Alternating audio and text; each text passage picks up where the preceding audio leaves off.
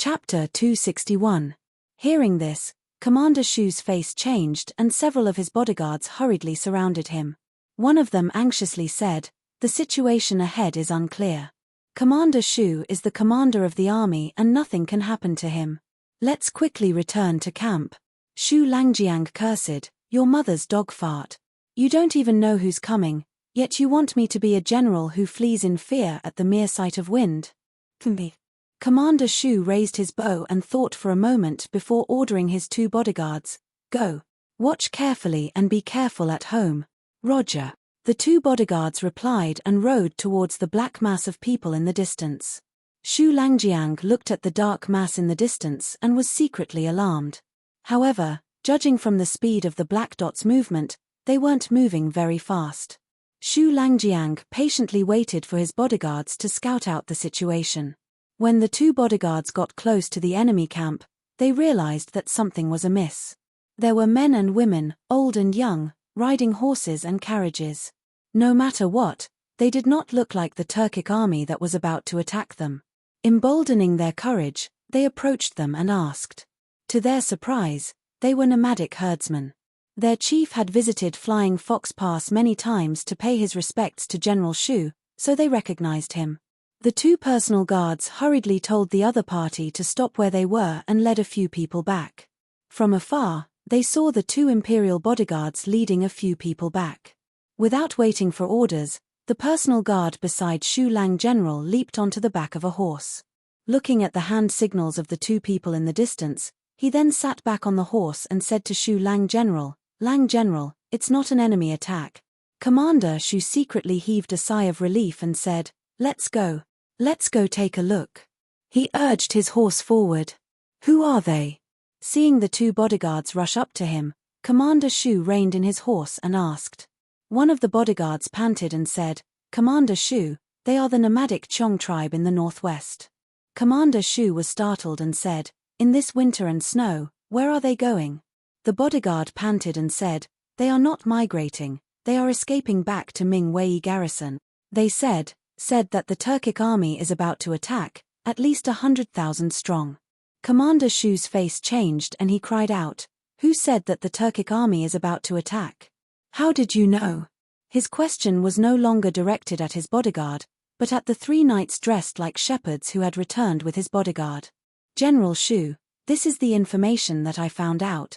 One of the three men stepped forward on his horse and answered in a clear voice.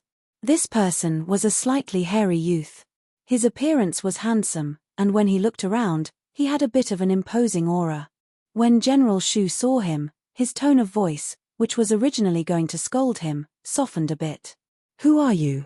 Yang Fan reached into his robes, and a few Flying Fox Mouth soldiers immediately raised their bows, narked their arrows, and aimed at him. Yang Fan slowed down and took out a fish talisman from his chest pocket. He held it up in the air to show that it was not a weapon. Then he threw it and shouted, "General Lang, please have a look." Shu Isheng caught the token in his hand and examined it carefully. He hesitantly said, "This seems to be the waist token of the Imperial Army."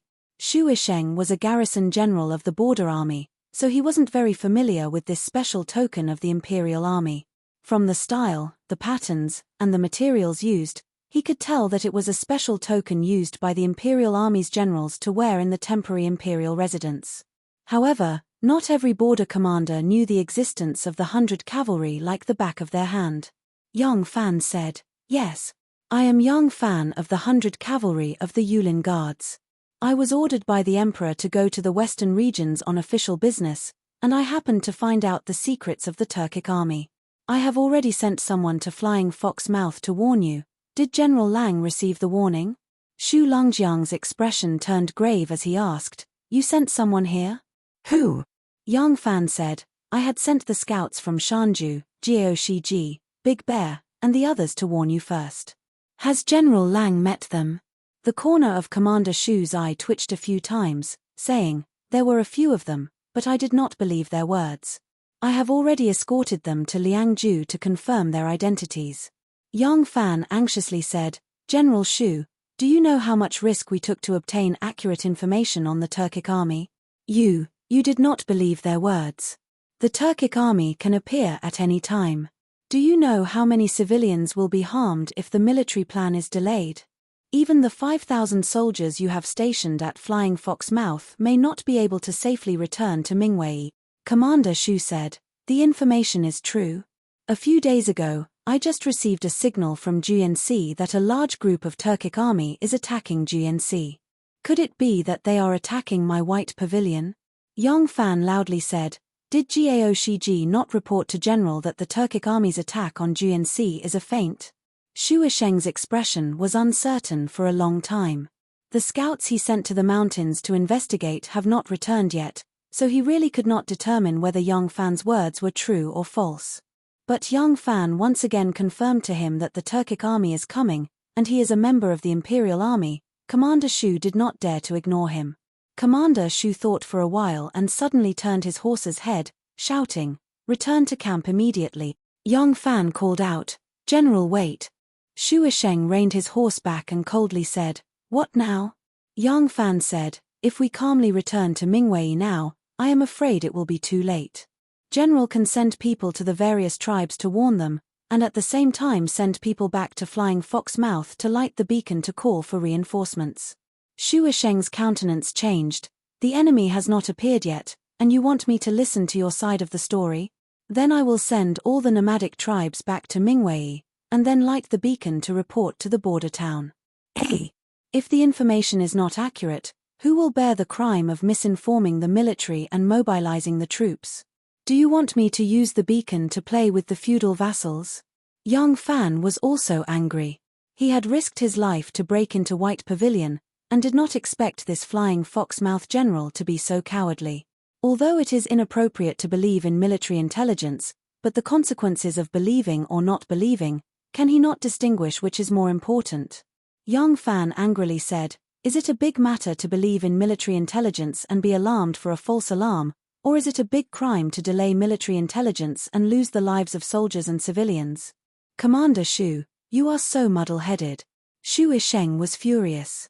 He circled his horse, his hand on the hilt of his sword, and sternly said, "I have been guarding the border for more than 10 years, my service is great. Since when is it up to you, a young man, to lecture me?" Tin Ano, who was accompanying Yang Fan, saw him pressing down on his sword, and could not help but reach out to hold the sword at his waist. As soon as she moved, the dozens of Flying Fox Mouth soldiers immediately grabbed their swords, drew their bows, and both sides were in a state of mutual hostility.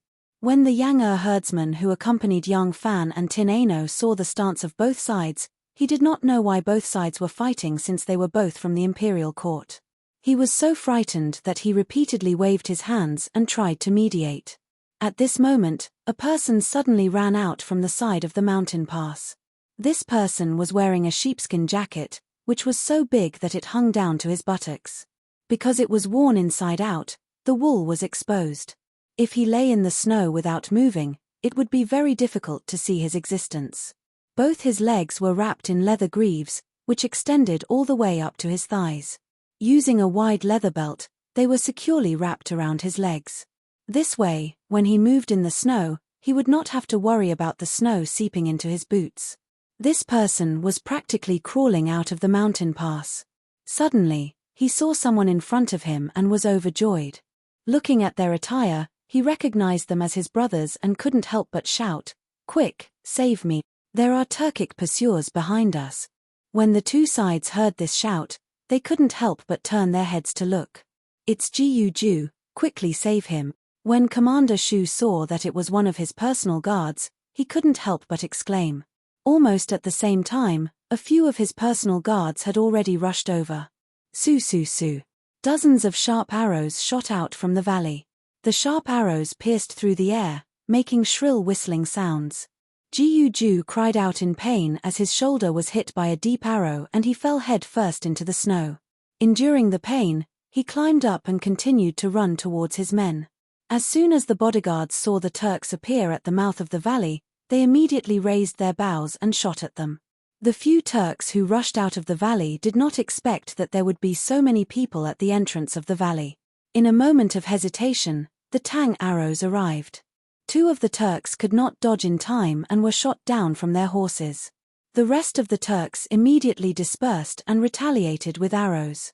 Both sides began to shoot at each other with the entrance of the valley as their base. What's going on? Where did these Turks come from? Shu Langjiang urged his horse forward and bent down to interrogate Jiu. Jiu had an arrow stuck in his shoulder. Enduring the intense pain, Jiu reported to Shu Langjiang, a large group of Turks has arrived. We just happened to run into the vanguard of the Turks. Our brothers are probably all dead. Commander Shu was shocked. How many Turks are there? Jiu said, when we were hiding in the valley, we saw a dense mass of people. Before we could estimate their numbers, we were discovered by the scouts they sent ahead of us. They chased us all the way, and only this subordinate managed to escape.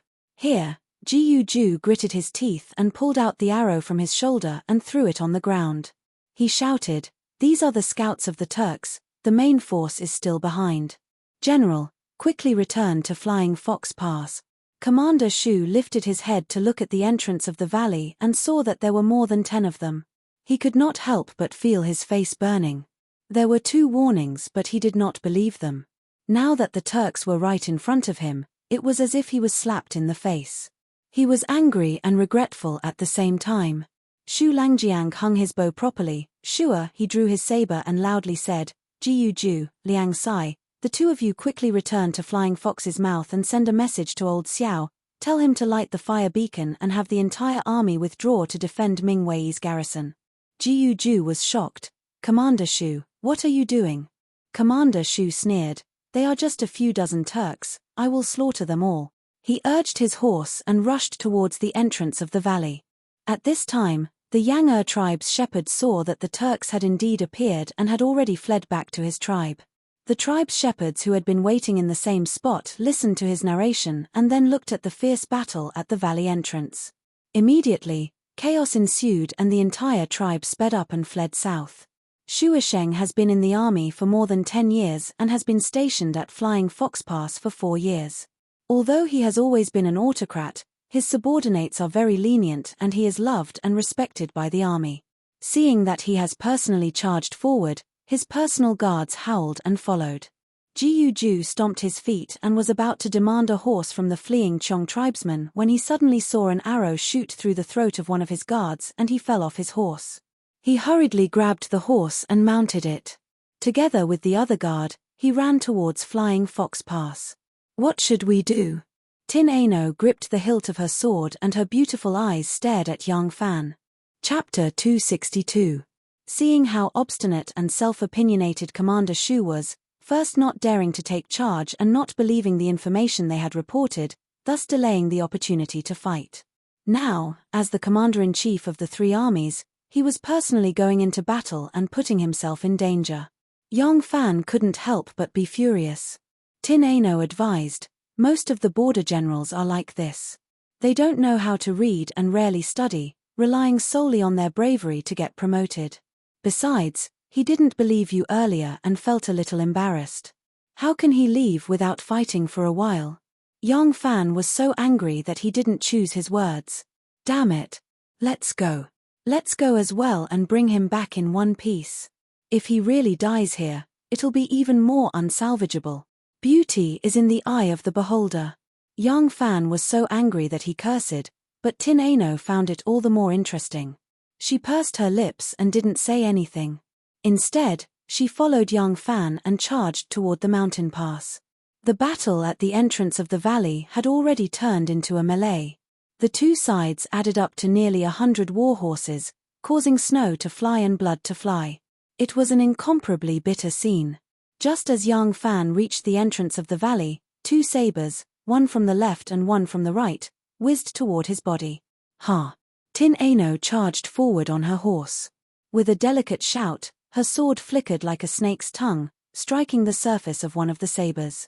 With a ding, the saber was knocked away and with a flip of her wrist, she chopped at the other person's wrist. At the same time, the steel saber in Yang Fan's hand knocked away the other saber. With a dang, the saber was jolted high into the air. Turning the saber back, he shouted at Tin Ano, "Bo." Tin Ano understood and lowered her head, the sword in her hand not stopping. The saber-wielding Turkic warrior couldn't pull back in time and 4 of his fingers were cut off. With a loud cry, the saber in his hand fell off his horse along with 4 broken fingers. At the same time, Yang Fan's saber whistled past the top of Tin Aino's head with a raging gale. The saber hacked at a spear that was stabbing at him from the side, cutting it open. The people at the entrance of the valley were already engaged in a fierce battle. Yang Fan had forced the surrounding enemies away and urged his horse to rush to Shu Longjiang's side. Tin Aino urged her horse to follow. Yang Fan wielded his saber fiercely, specializing in opening and closing, forcefully blocking the enemy's weapons. Tin Aino's sword was light and nimble, making use of the opportunities Yang Fan had created for her. She stabbed and slashed, injuring several Turkic scouts who were charging at her. Their coordination was perfect. Kill. Yang Fan used his saber to parry away a saber that had slashed at his head. Following the momentum of the saber in his hand rose up and then lowered down, like a hurricane, chopping down at the enemy's head. A Turkic soldier on the right hurriedly came to Yang Fan's rescue, thrusting his spear at Yang Fan's chest. Tin Aino's left hand shook and a string of silver light flew out. With a whoosh, the silver light wrapped around the spear shaft of the Turkic soldier. Reaching out to grab the spear, Tin Aino's body leapt off the horse's back and with a flick of the sword in his right hand, like an agile snake, it slid down the Turkic soldier's throat. Almost at the same time, Yang Fan's saber cleaved the enemy commander in 2 like a watermelon. The Turkic soldier to the side also abandoned his spear and clutched at his throat with both hands. Blood spurted out from between his fingers as he fell backward. Shu Longjiang, don't make the same mistake again. You are the commanding general of the army, how can you ensure? Dang, dang, dang. As Yang Fan spoke, the saber in his hand slashed like lightning, knocking away several weapons that were aimed at him and Shu Longjiang. He then continued, safely withdraw the 5,000 soldiers from Flying Fox Pass to Mingwei Garrison is your responsibility. Shu Longjiang's eyes were bloodshot. He waved the blood-stained saber in his hand and shouted, kill them all before leaving. With that, he raised the reins and fearlessly charged at the enemy again. Yang Fan clenched his teeth in hatred. Helpless, he could only follow this boorish man and continue charging forward. Wu tilde. The wind and snow at the entrance of the valley surged and the arrows pierced through the air, creating a whistling sound. At this moment, the whistling sound of the arrows was several times louder. The sound was strange and sharp. Hearing this, Shu Longjiang suddenly pulled on the reins of his horse and said in surprise, the whistling sound? The whistling sound began at the end of the Qin dynasty and the beginning of the Han dynasty. At that time, Mao Dun was the Xiongnu crown prince, but his father had a son with the woman he loved, so he wanted to depose him and send him to the Yuezhi kingdom as a hostage. As soon as Mao Dun arrived at the Yuezhi kingdom, his father launched an attack on the Yuezhi kingdom and tried to use the Yuezhi kingdom to kill his son. Fortunately, Mao Dun was alert and managed to escape by stealing a fast horse. After that, Mao Dun developed the whistling sound. This kind of arrow was made up of a spear blade and a spear collar. There was a ridge in the middle to prevent the arc from being dented. The cross-section of the spear collar was circular, and when it was shot, it would make a shrill sound. After that, Mao Dun trained his soldiers. Wherever the whistling sound pointed, his men had to shoot, and those who disobeyed would be killed. Mao Dun first shot his beloved horse, then shot his beloved wife, and trained his guards to shoot whenever they heard the whistling sound. They had no time to consider who the other party was. The last person he shot the whistling sound at was his father, and in the end, he became the Xiongnu Chanyu. After that, the whistling sound became a special kind of arrow in the army. It could be used as a warning, and also to intimidate the enemy. It could also be used to point out targets and give military orders in an army of thousands.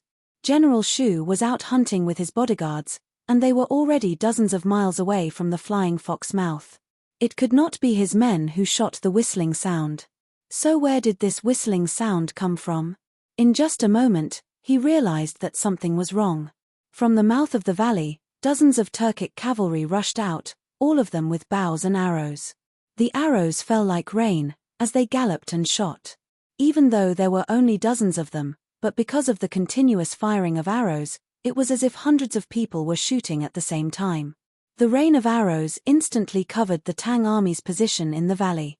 Especially the whistling sound just now, it was estimated that the bow used was at least 2 stones worth of strength. The arrow was strong and fast, and one flew right into the chest of a Tang soldier. The whistling sound stopped abruptly. The sharp arrow pierced through the Tang soldier's leather armor and robe, all the way to the feather, and the arrowhead was exposed from the back. Dang dang dang.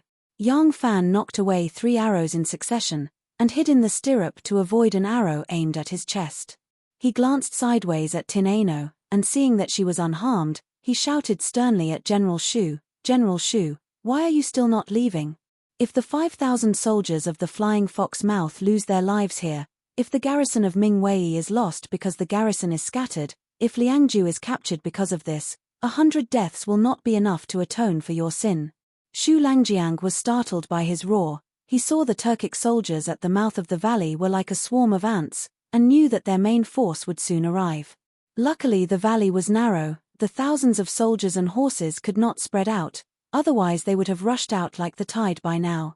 Shu Langjiang could only angrily turn his horse's head and roar, "Let's retreat."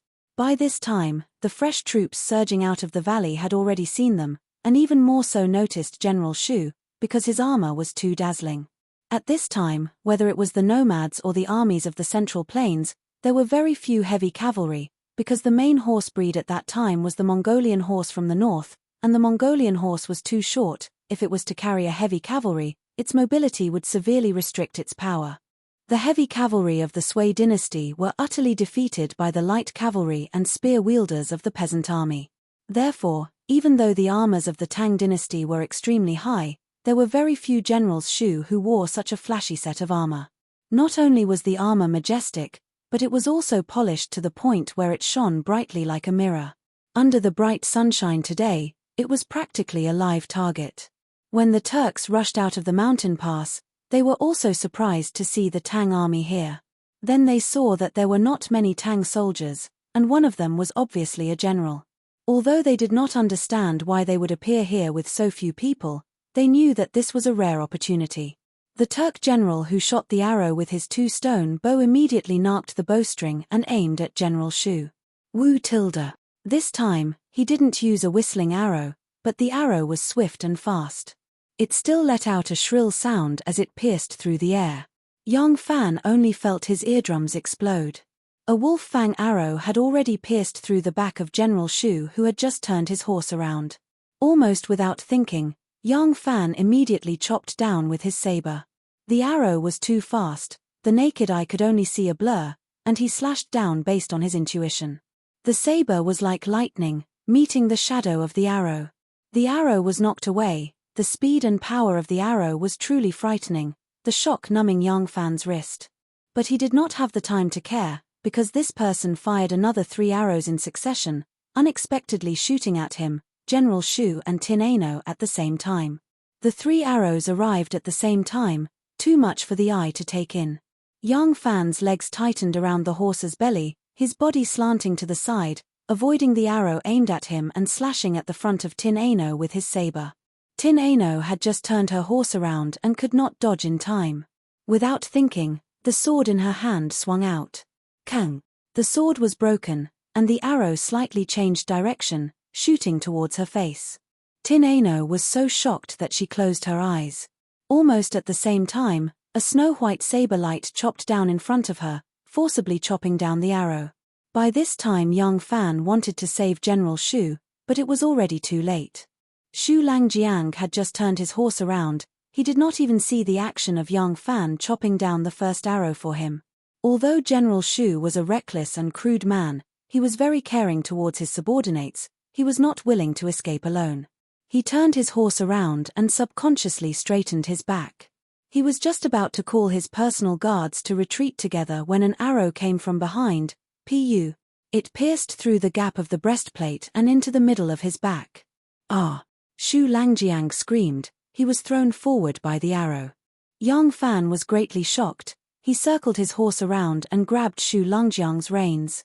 "I'll take you away," he shouted. Finished speaking, he fiercely slapped the horse's buttocks with the blade of his saber, urging the horse to leave. Tin Ano was only in charge of guarding his left and right. As soon as she saw him leaving, she did not hesitate, and the three of them and 3 horses ran away.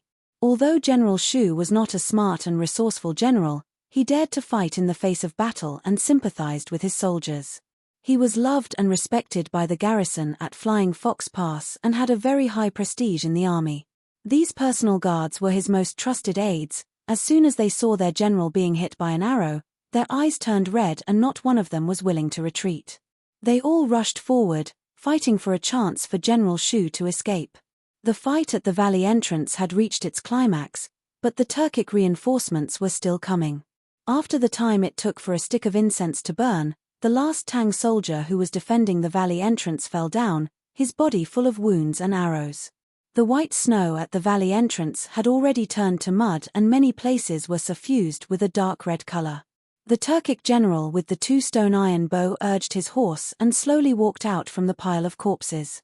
His eyes slowly swept past the corpses on the ground and looked at the 3 indistinct black dots in the distance.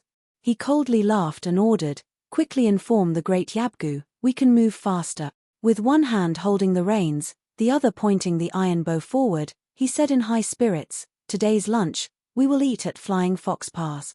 Chapter 263. Shu Langjiang. Shu Langjiang. Yang Fan pulled Shu Langjiang's horse and galloped several arrows away. Seeing that there was no danger for the time being, he turned his head to look at Shu Langjiang.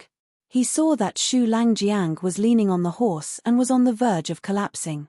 His face was deathly pale, and there was a faint trace of blood seeping out of his mouth. The arrow pierced through his heart and he is already heavily injured. How can he withstand such a jolt? Yang Fan may be in a hurry, but he knows that with some jolts, he may still have a chance to escape.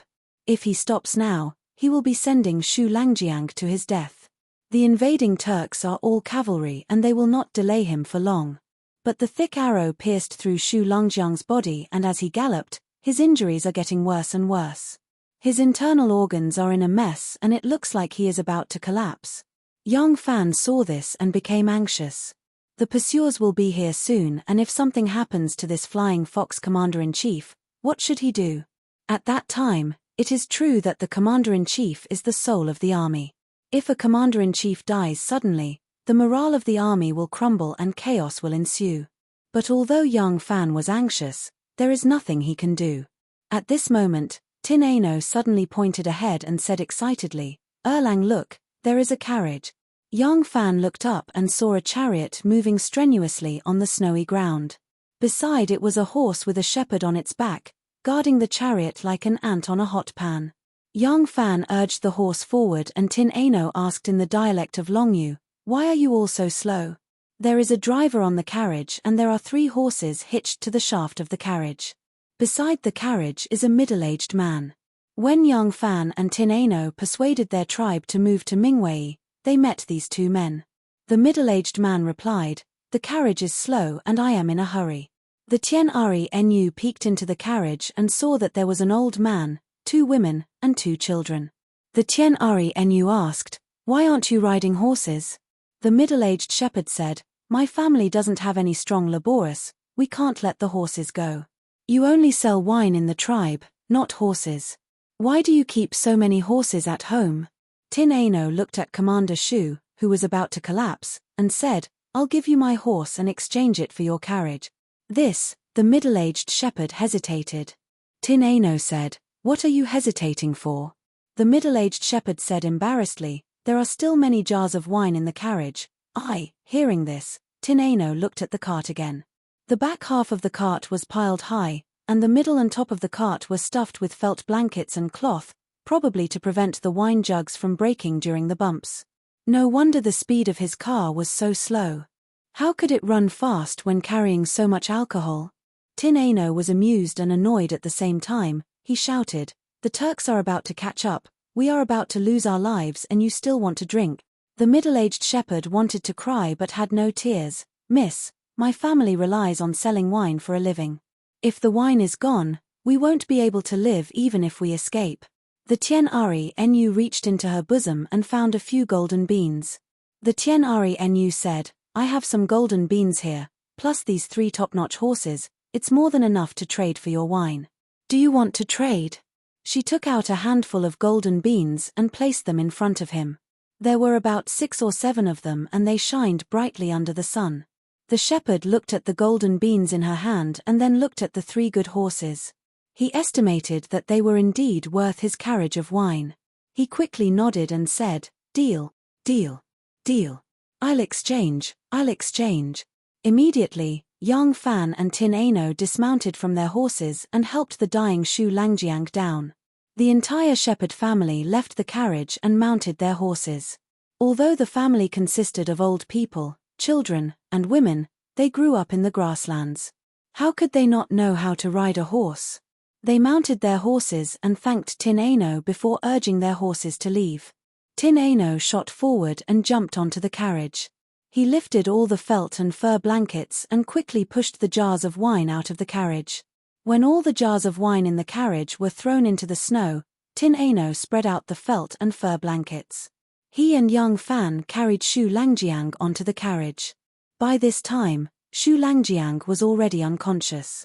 Tin Ano looked at the arrows deeply embedded in Shu Langjiang's body and worriedly said, "Erlang, I'm afraid he won't make it."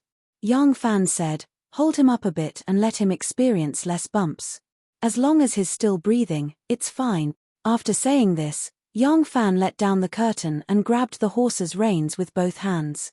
He shouted, "Go," and the carriage sped across the snowy plains. At this time, Flying Fox Pass was in a mess. The 3 armies hurriedly assembled. All the supplies that could be moved were loaded onto the carriages. Those that couldn't be moved were scattered and prepared to be burned. This Deputy General Xiao Ningfeng was more than capable of commanding. However, General Shu had always been a patriarch in Flying Fox's eyes. While it was true that he sympathized with his soldiers, he treated this place like his own stronghold, and no one could disobey him. Even this deputy general always followed his orders, so his prestige in the army was far lower than General Shu's. When he gathered his troops and prepared to leave, the brigade marshals and platoon leaders under him started to argue and quarrel. Some suggested that the supplies should leave first and the main group should hurry over to support Shu Langjiang. Some suggested that the entire army should retreat to Mingwei garrison. Some suggested that the troops should go to the snowy plains to fight the Turks' ambush. At this time, Deputy General Xiao could no longer control the situation. A bunch of generals and platoon commanders argued, causing Deputy General Xiao to have a headache. At this time, the Flaming Ear tribesmen ran down in a panic. Deputy General Xiao hurriedly grabbed a few shepherds and asked them about the situation. These shepherds took advantage of the battle at the entrance of the valley to escape. How would they know the exact situation there? When Deputy Commander Xiao asked, they all began to speak at once. Some said that Shu Langjiang and his men had displayed their invincible might, that the Turks had been utterly routed and that they had secured the entrance to the valley. Some said that the Turks had covered the sky and the earth, numbering in the hundreds of thousands. Shu Langjiang was finished and the Turks were about to arrive. They threw out a few sentences and ran for their lives. Hearing this, Xiao Ningfeng and the other generals and platoon commanders became more and more confused. There were a few brigade commanders and captains whose eyes were bloodshot.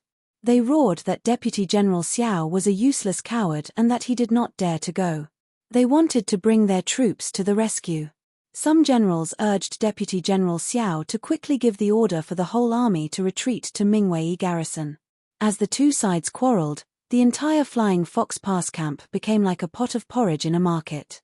At this time, Yang Fan hurriedly rushed over with his carriage. The garrison of Flying Fox Pass had already arrived at the foot of the hill. All kinds of carriages loaded with supplies were parked there in a disorderly manner. The generals and colonels with different opinions surrounded Xiao Ningfeng and argued endlessly. The soldiers, on the other hand, stood in the snow with their spears in their arms, not knowing what to do. From afar, Yang Fan could hear the curses and roars of the generals. He hurriedly slowed down the carriage. Lifting the curtain, he turned around and asked, "The 3 armies are in chaos. Can you wake him up and tell him to go next?" Yang Fan's voice trailed off. Tin Ano lightly shook his head at him and withdrew his hand from Shu Langjiang's neck. He said in a low voice, "He's dead." Yang Fan's heart sank. He had gone through so much trouble to rescue Xu Langjiang, but in the end, he was still dead. Yang Fan's anxiety and unease were not entirely because Xu Langjiang did not value the intelligence they had painstakingly sent over. It was also because he was the one who had confirmed that Bai Ting was the target. If the Turks had chosen Polygonum Spring in Hashi as the target, it would have also caused great harm to the people of Hashi. Although that would have put the imperial court in an even more difficult situation, and the Tubo might have interfered and taken the opportunity to direct the conflict between the princes and ministers to the Tang dynasty, he had chosen this place. He had chosen this place because it was convenient for reinforcements from the rear. In times of emergency, he could also transfer troops from the nearby border armies of Hashi and Shuorfang. However, Xu Langjiang's arrogance and conceit had hindered the military plan. If a single mistake had caused great harm to the people of Liangzhu, he would not be able to absolve himself from the blame. Yang Fan raised his head and looked at the top of the mountain. There were 3 beacon towers built on the top of the mountain. The weather today was very good, and the 3 beacon towers were burning with smoke. The smoke billowed into the sky, and although it was blown by the wind, it did not dissipate for a long time. With these beacons, at least the garrison in the direction of Mingwei could be prepared in advance. The nomadic tribes large and small outside of Mingwei were all familiar with this warning signal. As long as they weren't too stupid, they would immediately evacuate toward Mingwei. Of course, if they ran into someone who would rather sacrifice his life than his wealth, then there was really nothing they could do. The officers were still quarreling beside his ears when Yang Fan suddenly felt an inexplicable anger. He abruptly turned around and stood at the front of the carriage, shouting, "All of you, stop quarreling." The officers who were in the middle of quarreling were all startled. Judging from his attire, he seemed to be a nomad from the grasslands, but his Han accent was perfect. Yang Fan shouted, "The Turks have 2 armies, one from the Gobi Desert and the other from Mimochuan, are attacking Bai Ting. Right now, the right army from Mimochuan has already reached the mountain pass, and you all are still quarreling here. Why aren't you withdrawing to Mingwei immediately? When the enemy arrives, won't all of your infantry be buried here?" Fei, who was a garrison stationed here, and most of them were infantry. In reality, because the main responsibility of the garrison at the border was to defend, most of the soldiers in the army were infantry. When there was a need to leave the fortress to fight in the wild, they would deploy another army consisting mainly of cavalry. These soldiers who guarded the border all year round rarely had the chance to use horses, so they wouldn't keep a large number of horses in the barracks and waste the military's resources. Xiao Ningfeng was currently full of anger from the quarreling of his disobedient subordinates. Seeing an outsider shouting at him, he couldn't help but angrily say, "Who are you?" Yang Fan flashed his waist token and said loudly, "Imperial Guard Yang Fan of the Imperial Guard of the Yulin Forest. I was ordered by the Emperor to go west on official business.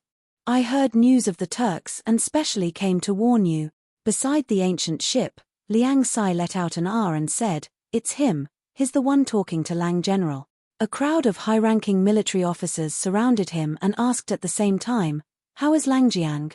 Is Xu Langjiang doing well?" Lang General Xu, Yang Fan hesitated for a moment. Just as he was about to make up his mind and tell them about Xu Ichi's death, Lang General Shu's angry voice suddenly came from the carriage, "I was originally doing very well, but now I'm about to die from anger because of you bastard." Chapter 264. General Lang, Brother Shu. When the generals heard the voice, they were surprised and happy. They quickly left Yang Fan and surrounded the carriage. Someone was about to get on the carriage to lift the curtain when another angry roar came from the carriage, "Don't King get on. I've been shot in the butt and can't move at all. Do you think I look good lying here? Ouch. It hurts so much. I still want to see people in the future. Get lost." When the generals heard that Xu Langjiang had been shot in the buttocks, they immediately roared with laughter. It was fine as long as he was still alive. The buttocks weren't vital points, and in the military, which man didn't get injured on the body? As long as his buttocks were injured, they wouldn't care. Xiao Ningfeng held back his laughter and said, "I'll get the doctor to treat General Xu." Xu Isheng snorted and said, "There's a barb on the arrow. We have to cut open the flesh to pull the arrow out." We don't have the time to do that now. Yang Fan turned around and stared at the curtain. He was so shocked that he almost jumped up. This was definitely Shu Isheng's voice. The tone, and the thickness of the voice were all real. But wasn't Shu Isheng dead? With Tin Ano's skills, how could he be wrong? Besides, even if he was alive, he couldn't be so full of energy. Could it be? Yang Fan suddenly thought of Tin Ano's godly ventriloquism. Shu Isheng said angrily in the carriage, I asked Jiu Ju and Liang Xia to come back and report the news.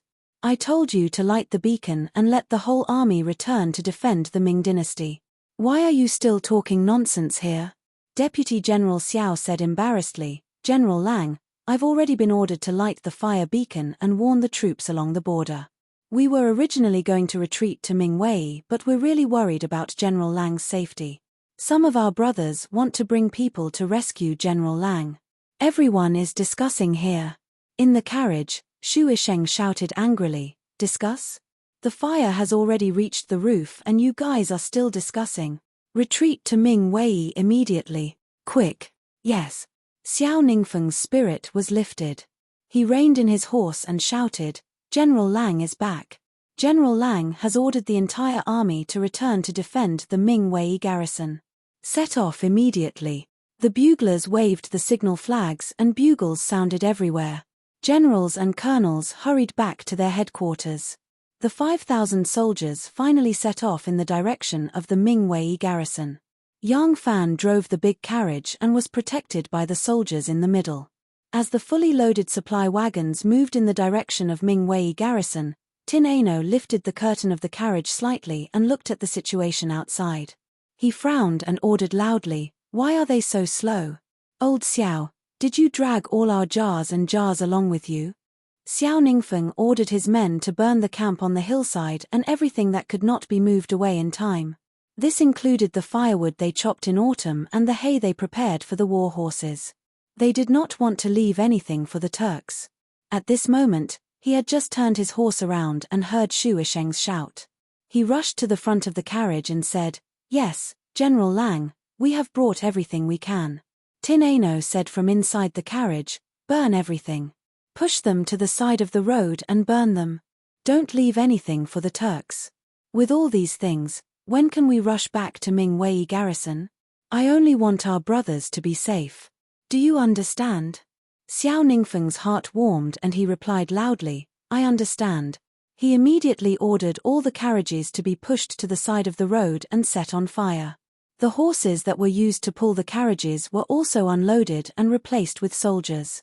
This way, the speed of the procession was indeed much faster.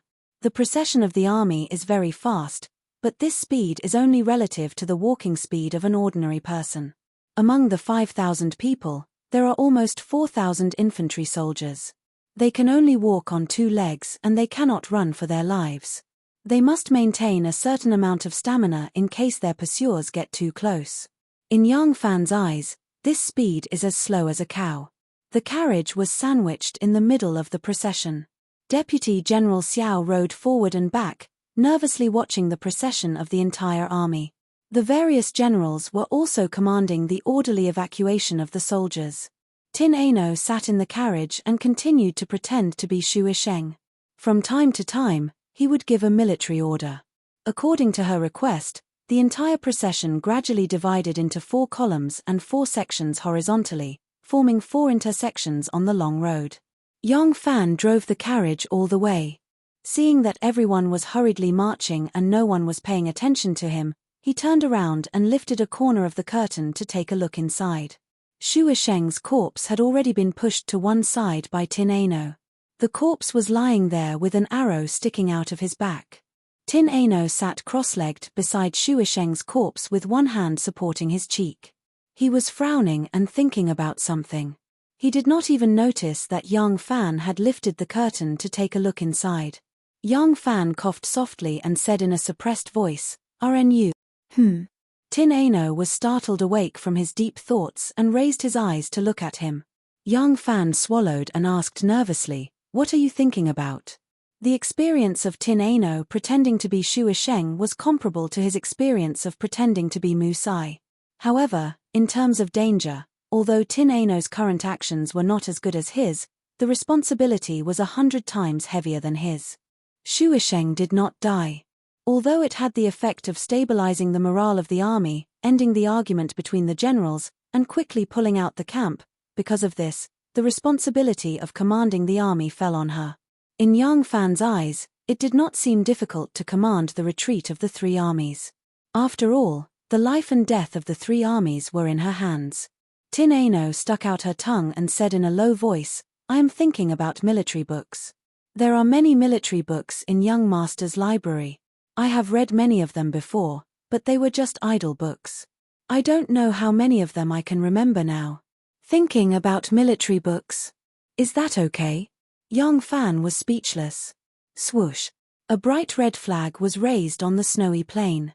Immediately, a knight carrying the flag urged his horse to gallop. There was only him, a horse, and a flag on the snowy plain. However, on the distant horizon behind him, there was a black line surging towards him like a surging tide. Not far in front of him, within the limits of his sight, was a knight on horseback, who, as soon as his banner was raised, hoisted his own, and galloped off at a gallop, just as he had done. In this endless snowy plain, visibility was very high. Everywhere was white. If there was even the slightest difference in color, it could be clearly seen from far away. The Tianrienu was thinking hard about the military books that she had read about marching and setting up formations, communication and scouting, engaging the enemy in battle, camping and resting, and all the other knowledge related to war. Whenever she thought of something useful, she would give out orders in Shuisheng's tone. Needless to say, of the military books she remembered, some of them were known to Shuisheng, while others were unknown to Shuisheng. While it wasn't as if there were no literate generals who had relied purely on the knowledge and experience they had accumulated on the battlefield, Shuisheng was clearly not one of them. Raising the flag as a signal was one of Tin Ano's methods of warning. The principle behind it was actually very simple. It was just like the fire beacon, but this one used flags as a signal. It was extremely fast and effective. When the first horseman noticed the Turks and flashed his banner, before he could even reach the position of the second horseman, the signal from the banner had already been sent to the army advancing south. By the time Tin Ano heard that the Turks had caught up, the Turks were still 30 li away, the Turkic cavalry had caught up. This was a force of 3,000 Turkic cavalry. After charging out of the valley, they had hurriedly gathered 3,000 cavalry. Not waiting for the rest of the cavalry to emerge from the col, they had impatiently pursued. They were well aware that even though the garrison of Flying Fox Pass had 5,000 soldiers, most of them were foot soldiers. As long as their formation loosened even the slightest bit, these 5,000 soldiers would become sheep to be slaughtered by their 3,000 cavalry. Moreover, their men were still gradually making their way out of the kernel. As long as they could catch up to the Tang army, reinforcements would soon arrive. Eating up this Tang army in a field battle was extremely useful. The entire garrison of White Pavilion only had 15,000 soldiers, but with the terrain and fortress, these 15,000 soldiers were enough to stop an attack from an army of 100,000. However, if they were to eat up these 5,000 Tang soldiers, it would be hard to say if the remaining Tang soldiers would be able to defend Mingwei citadel impenetrably. This wasn't as simple as adding and subtracting. If an arrow tower or a corner of a city required 10 people to defend, then if one lacked even one person, there was a chance that the enemy would be able to take advantage of it. Thus, after gathering only 3,000 soldiers, they impatiently chased down. No matter what, they had to bite down on this Tang army first. Lang General. The Turks have caught up. Xiao Ningfeng hurried to the side of the carriage and nervously reported. Tin Ano's heart skipped a beat. He tried to calm his breathing and asked in Shuisheng's gruff voice, "How much further?" Xiao Ningfeng replied, "From the flag, it's about 30 miles away." Tin Ano thought for a moment and ordered, "Everyone, continue to advance. Don't panic. Archers and crossbowmen, gather at the rear and flanks, at the outermost perimeter. The vanguard team is next, the battle team is next. The horse army is on standby at the left and center. All cavalrymen, dismount and walk to maintain their horses. Old and weak soldiers, gather at the front and leave the main force to quickly retreat to Mingwei citadel. Xiao Ningfeng would respond to whatever Tin Ano said. When Tin Ano was done with his instructions, Xiao Ningfeng hurriedly turned around to pass on the order. He thought to himself, Lang General's buttocks were shot today and he actually became enlightened. In the past, when I saw him commanding his brothers in battle, he didn't seem to be so methodical. As the Tianru sat in the carriage, he was thinking hard about the strategy that could be used in the military books based on the allocation, strength, and geographical situation of the army. At the same time, he had to be careful not to let his voice reveal the slightest bit of abnormality, in case Xiao Ningfeng noticed anything amiss. As soon as Xiao Ningfeng left, Tianru's shoulders slumped. She quietly crawled to the side of the sedan and called out pitifully, Erlang, I'm so scared. Although Tin Ano was the one commanding the army on behalf of Shuisheng, Yong Fan was even more nervous than her. He was afraid that she wouldn't be able to answer and expose her identity. Listening to her conversation with Xiao Ningfeng, Yong Fan's heart was in his throat. Hearing Tin Ano's words, Yong Fan quickly turned his head and comforted her, Be good, don't be afraid. Do it boldly. I don't think that Shu Langjiang will be any better at commanding than you. Tin Ano didn't hear anything except for the word good. This word good made Tin Ano's heart burst with joy. All the bones in her body turned soft. She sat back down dizzily and leaned against the wall of the carriage. She felt her heart beating extremely fast and her throat was a little choked. She felt like she was about to cry. What 100,000 Turkic soldiers? What returning to Mingwei Citadel? She didn't think about it anymore. The only thing that lingered in her mind was a happy sentence. He said I was very good. Chapter 265. General Lang, the pursuers are near. 20 li away. General Lang, the pursuers are near. 15 li away. General Lang, the pursuers are near. 10 li away. Stop. Rear formation to front formation. Stay where you are. Under Tin Ano's order, the Tang army that was marching quickly stopped. The entire army turned around and rested on the spot.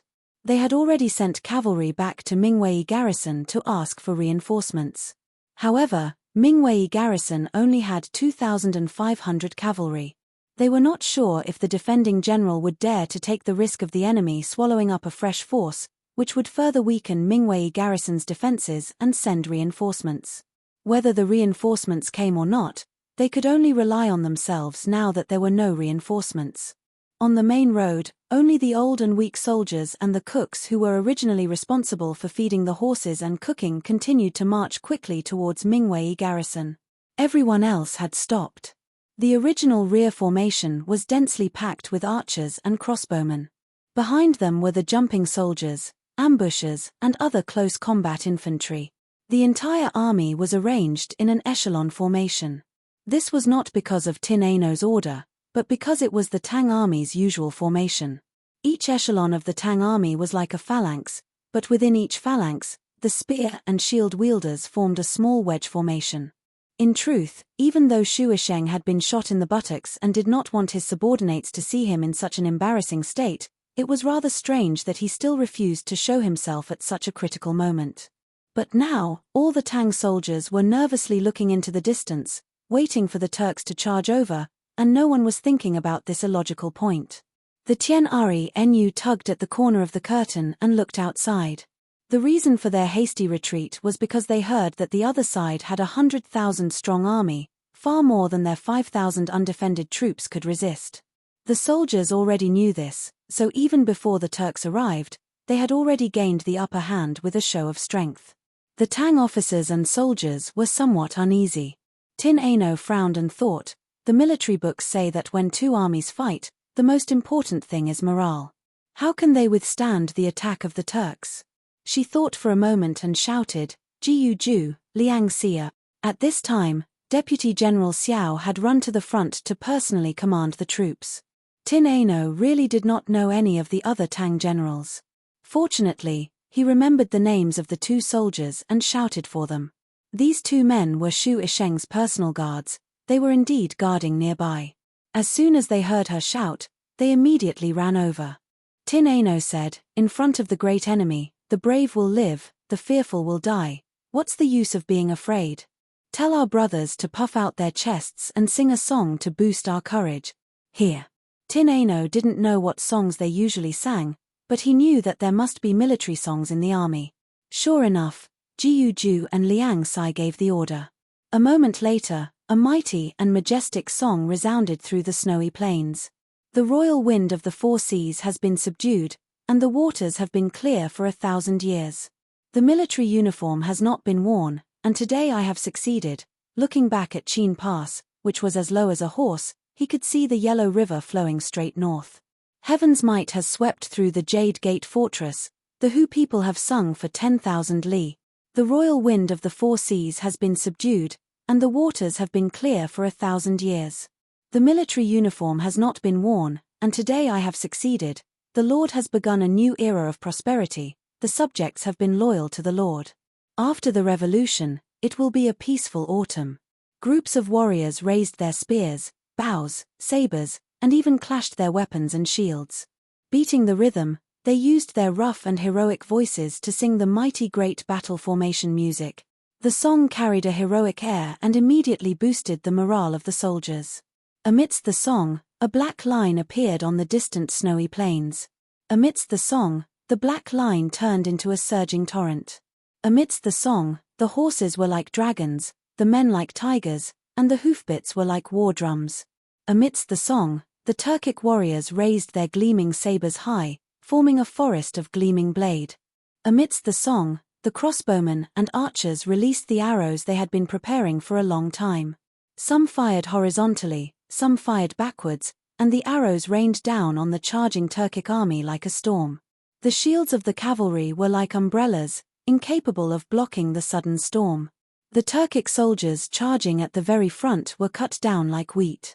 The ground was littered with corpses. The horses that had lost their owners no longer ran forward with all their might, blocking the path of the knights behind them, causing their charge to slow down slightly. The corners of Xiao Ningfeng's mouth curled up into a sinister smile. He waved his hand down fiercely and shouted, "Shoot again." With a wave of his banner, a second volley of arrows was fired. Once again, the Turkic army closed the distance between them, and at the same time, a large number of them were killed. The corpses and masterless warhorses caused the speed of their attacks to slow down. Their original speed was unstoppable, but at this moment, they no longer had the momentum that could intimidate one's courage to resist, and the originally sharp offensive formation had also begun to fall into disarray. The Turkic cavalry commander bellowed, and the charging Turkic cavalry suddenly split to the left and right, charging into the vast snowy plains. From the looks of it, they were going to form an arc to pincer the flanks of the Tang army, while the advancing Turkic cavalry continued to attack from the middle. Seeing this, Xiao Ningfeng could not help but reveal a proud smile. He ordered loudly. With a wave of the war flag, the Tang army on the left and right flanks expanded into an arc shape, protecting the two flanks of the army. They narked their arrows and waited for the next attack. Like two sharp scimitars, the two groups of Turkic cavalry ran diagonally away from the main road, following an arc to the snowy plains. If their original position was the starting point, the arc would end at the center of the retreating Tang army.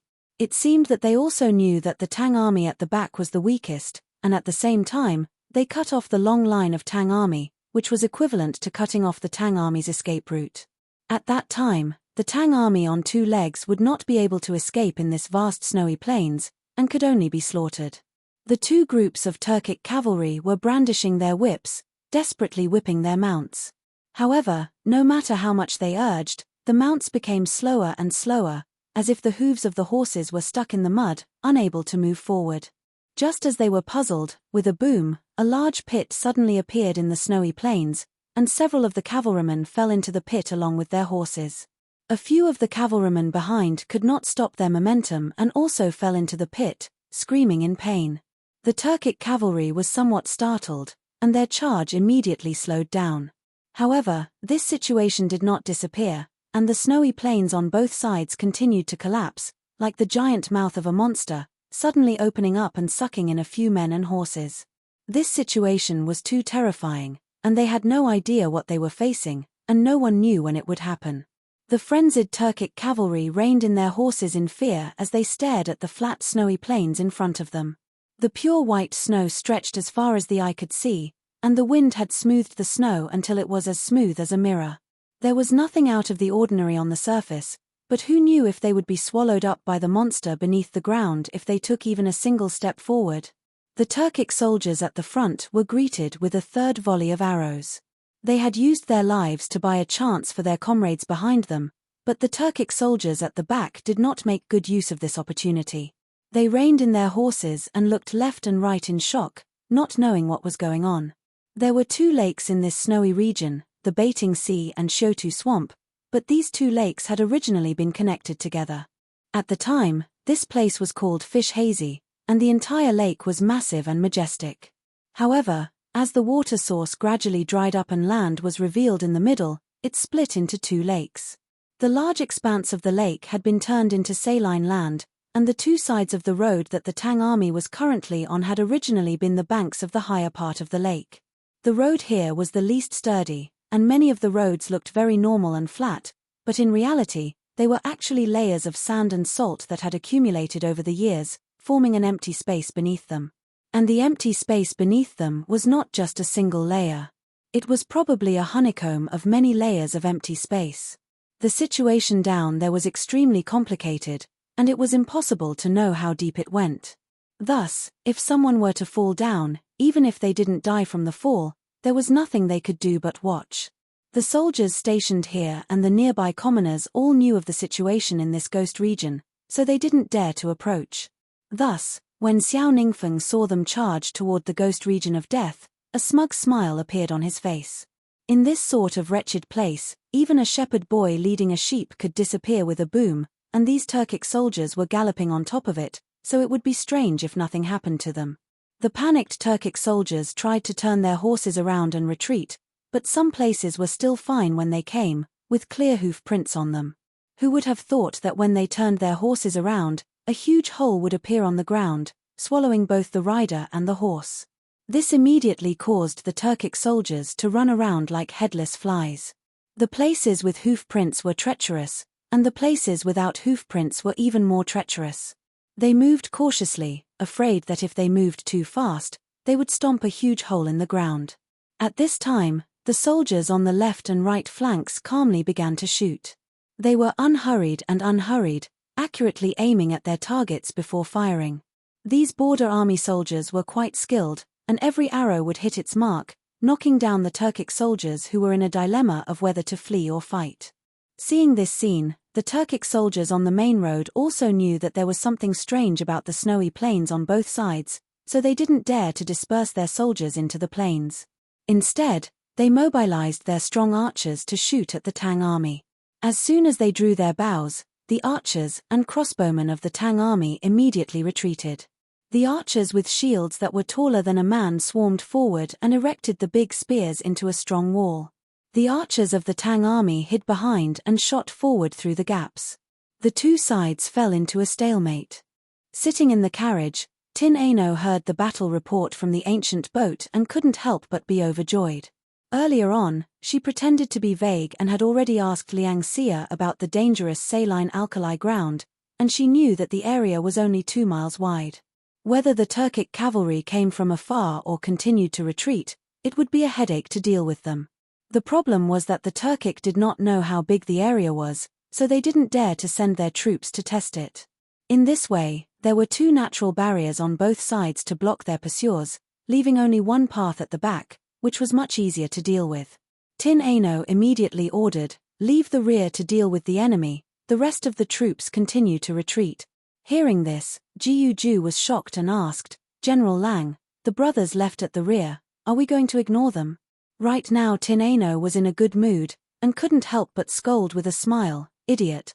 Retreat calmly, do not panic, retreat 100 steps, get into formation and wait for the enemy, then order the remaining troops to retreat 100 steps behind us, get into formation and wait for the enemy. The 2 teams will repeat this cycle and slowly retreat. Also, order the couriers to quickly go to Mingwei to get reinforcement." Chapter 266. Retreating in front of the enemy was the most difficult thing to do. It was a headache for any veteran general with rich battlefield experience. A retreat could easily turn into a rout. Once it turned into a rout, even if you had millions of troops, you would be suppressed by tens of thousands of people, like a pack of wolves rushing into a flock of sheep.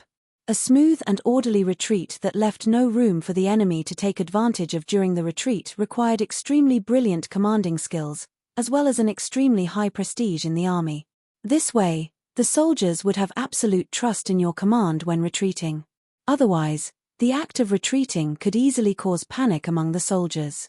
Even if you were faking your defeat, it could turn into a true rout. Tin Ano was very lucky. She was caught up by the enemy just when she retreated to 2 saline alkali swamps.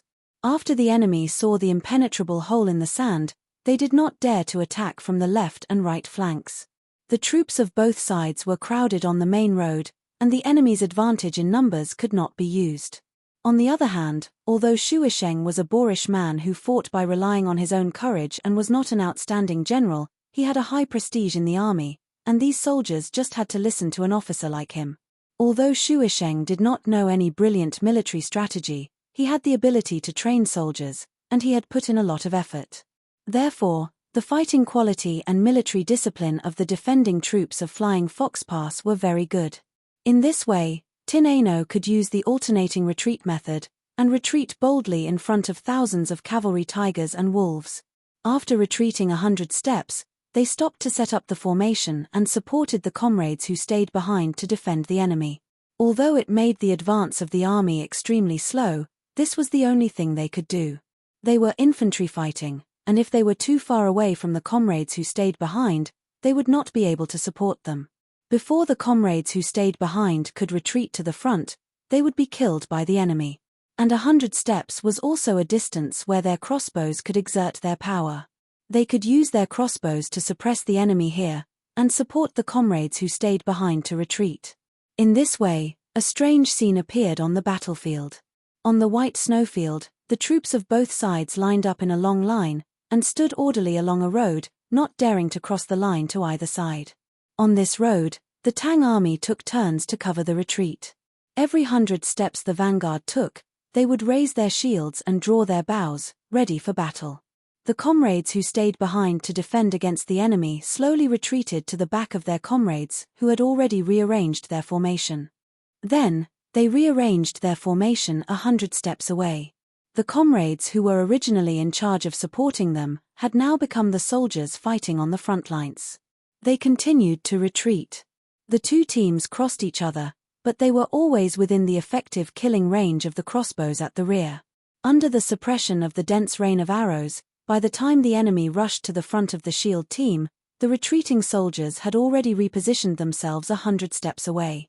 Along the way, with every rotation and attack, there would be corpses of soldiers from both sides on the road. Blood dyed the snow-white ground red. Looking from above, it looked like plum blossoms were embroidered on the white silk carpet. The old branches were still extending into the boundless distance, and the plum blossoms continued to decorate it. In this way, one side slowly retreated, and the other side slowly approached. It was like a vigilant hunter facing a pack of fierce wolves, retreating step by step in the confrontation. The situation was extremely dangerous, but before one side launched the final attack at all costs, it was relatively calm before the decisive battle. In the distance, a sentry troop galloped over. This troop came from behind the Turks who were like wolves, and they were the 2nd Turkic Cavalry Corps, with a total strength of more than 3,000 men. The commander-in-chief was a Dakijin under Mu En. After hearing the situation of the battle in front, this Dakijin could not restrain his anger, and almost beheaded his vanguard. The battle had actually turned out to be like this. If he just watched the Tang army safely retreat to the Ming Wei garrison, he would become the laughingstock of the entire grassland. This Dakijin ordered the cavalry to attack with all their might at all costs. Even if they had to use human lives, they had to pave a way out. At the same time, he ordered dozens of cavalry to separate to the left and right of the snowfield. He did not believe that there were potholes everywhere that could collapse at any time. Similarly, he intended to pave a way out even if he had to sacrifice human lives. At this time, the Ming army had already retreated another 10 miles, out of the saline alkali pothole area. The Turkic soldiers who stepped onto the snowfield with trepidation first cautiously probed, and then lightly galloped back and forth. When they found nothing out of the ordinary, their courage finally grew, and they rode back and forth on the snowfield. After circling a few rounds, they ran back and excitedly reported to the Dakijin. This Dakijin had already seen the scene of them playing around in the snow.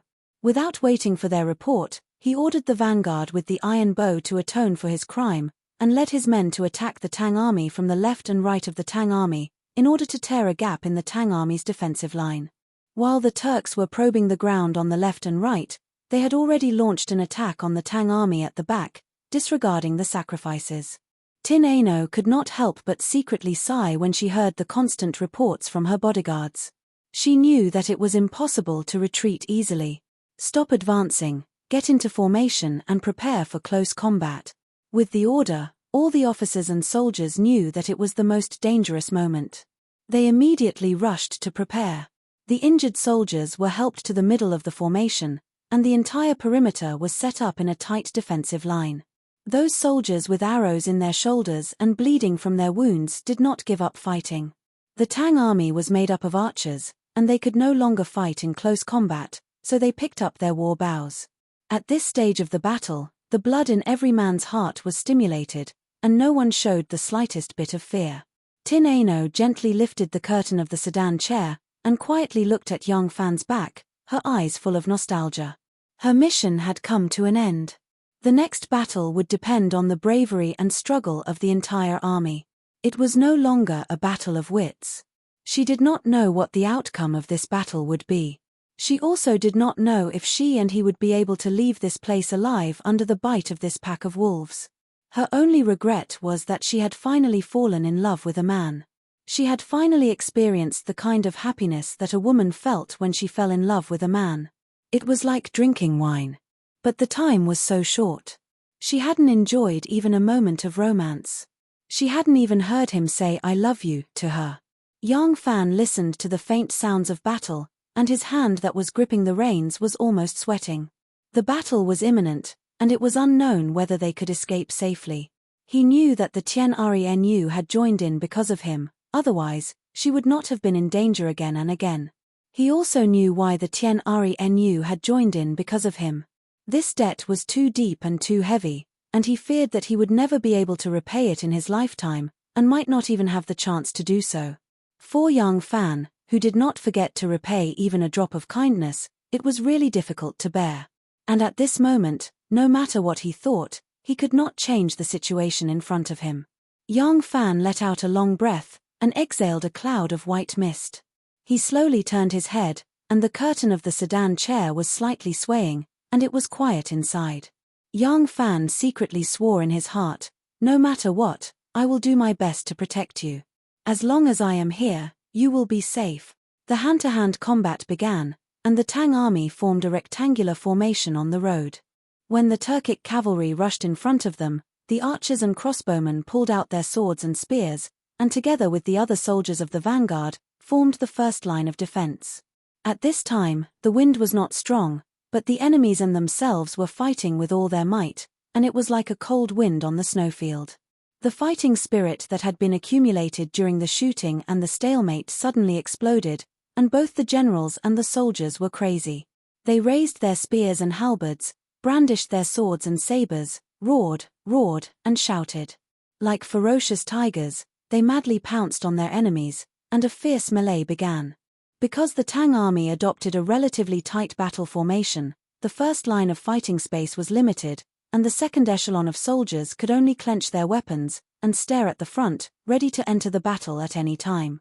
This kind of hand-to-hand combat was far more convenient than fighting on the ground, and the Turkic also dismounted, holding all kinds of weapons, and began to fight with the Tang army. Both sides fought with all their might, and the ground had been trampled into mud, and blood was constantly sprayed. It was also trampled by countless feet, and there was no time to freeze it. General Lang, the vanguard, suffered heavy casualties, and can't hold on any longer. Deputy General Xiao staggered to the front of the carriage with a broken arrow in his shoulder, and a bloody long saber in his hand. There was a moment of silence in the carriage, and then Xu Sheng's voice came out, "Vanguard, retreat and rest, battle team, advance." Xiao Ningfeng said loudly, "General Lang, Do you want our cavalry to push forward? Xu Sheng's deep voice came out from the carriage. It's not time yet. General Lang? There was no more sound in the carriage. Xiao Ningfeng stomped his feet, turned around, and shouted to the flag-bearer, Vanguard, retreat and rest, battle team, advance. At this time, Xiao Ningfeng was already suspicious of Xu Sheng's refusal to show up, but he was only suspicious of Xu Sheng's current condition, and still did not suspect that the person in the carriage was not their General Lang. At this time, the battle was urgent, and even if he had doubts in his heart, he did not have time to find out. The battle team, which was formed by jumping soldiers and ambushing soldiers, was already ready. At Xu Sheng's order, they immediately rushed forward and took over their comrades' positions. The exhausted vanguard soldiers quickly supported and dragged their injured comrades, and quickly retreated to stop the bleeding, bandage their wounds, and rest. The rotation of the troops caused the stalemate between the two sides to be like a tide crashing against a rock. The Turkic army was like the rising tide, taking advantage of the Tang army's withdrawal to take a step forward. However, they were immediately pushed back by the Tang army who had gained a firm foothold. The Turkic great Qi Jin rode on his horse, looking at the situation from afar. He saw that his men were wearing heavy leather robes and boots, and that their movements were getting slower and slower. Knowing that their physical strength was reaching its limit, he immediately ordered for another battle. Both sides exchanged for fresh troops, using fresh blood and lives to strengthen their positions. At this time, they could not take another step back, because a step back would mean total collapse, and collapse would mean total annihilation. Every soldier on the front line was using their lives to fight for survival, time, and opportunity for themselves and their comrade. But would this opportunity come? Chapter 267. The Turks were like a pack of wolves, surrounding the Tang army tightly. Both sides fought fiercely and corpses littered the ground. Deputy General Xiao carried his long saber and ran back to the carriage with heavy footsteps. His face was covered in sweat and blood. He angrily shouted into the carriage, General Lang, our brothers in the battle team have all died. Let the garrison troops go. No. The garrison cannot move. Let all the brothers in the vanguard charge forward. No matter what, we must hold the Turks here and not allow them to take another step forward. General Lang, do you hear me? Yes. Hold the Turks there and do not allow them to take another step forward. Deputy General Xiao roared, dragged his long saber and shouted, Brothers in the vanguard, charge with me. Then he rushed to the front. As the third echelon and the last reserve force, the garrison soldiers and more than 1,000 cavalrymen stared at this side, hoping that General Lang would give the order for them to rush up and replace their brothers. However, the carriage just sat there quietly and did not move at all. Tin Ano could not let them go up. It was easy to stack all these people here. Everyone could have a good fight. Killing one was worth it, killing two was worth it. However, her goal was to bring these people back to Ming Wei garrison. If they could fight one-on-one here, with the help of Ming Wei garrison's sturdy fortress, they would be able to fight 1-on-10. This was also the reason why they tried so hard to preserve this force. Therefore, this reserve force must not be used. If the reinforcements could arrive in time, then this reserve force, which was full of energy, would bear the heavy responsibility of covering the retreat of the entire army.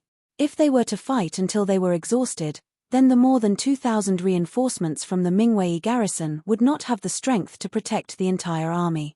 Now what Tin Ano was most worried about was how the Mingwei garrison would choose. If the reinforcements did not come, then the entire army would be buried here.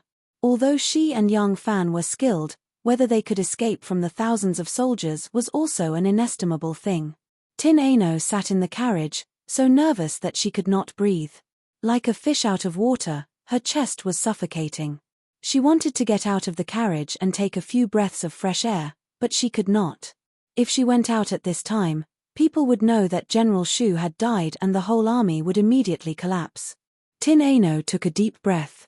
That nervous breath was heard by Yang Fan, who was sitting outside the carriage. He was still sitting on the shaft of the carriage, but one hand gently reached into the carriage from under the curtain. Tin Ano was like a drowning person who saw a helping hand and grabbed his hand. His big hand was a little cold, but it was steady and strong.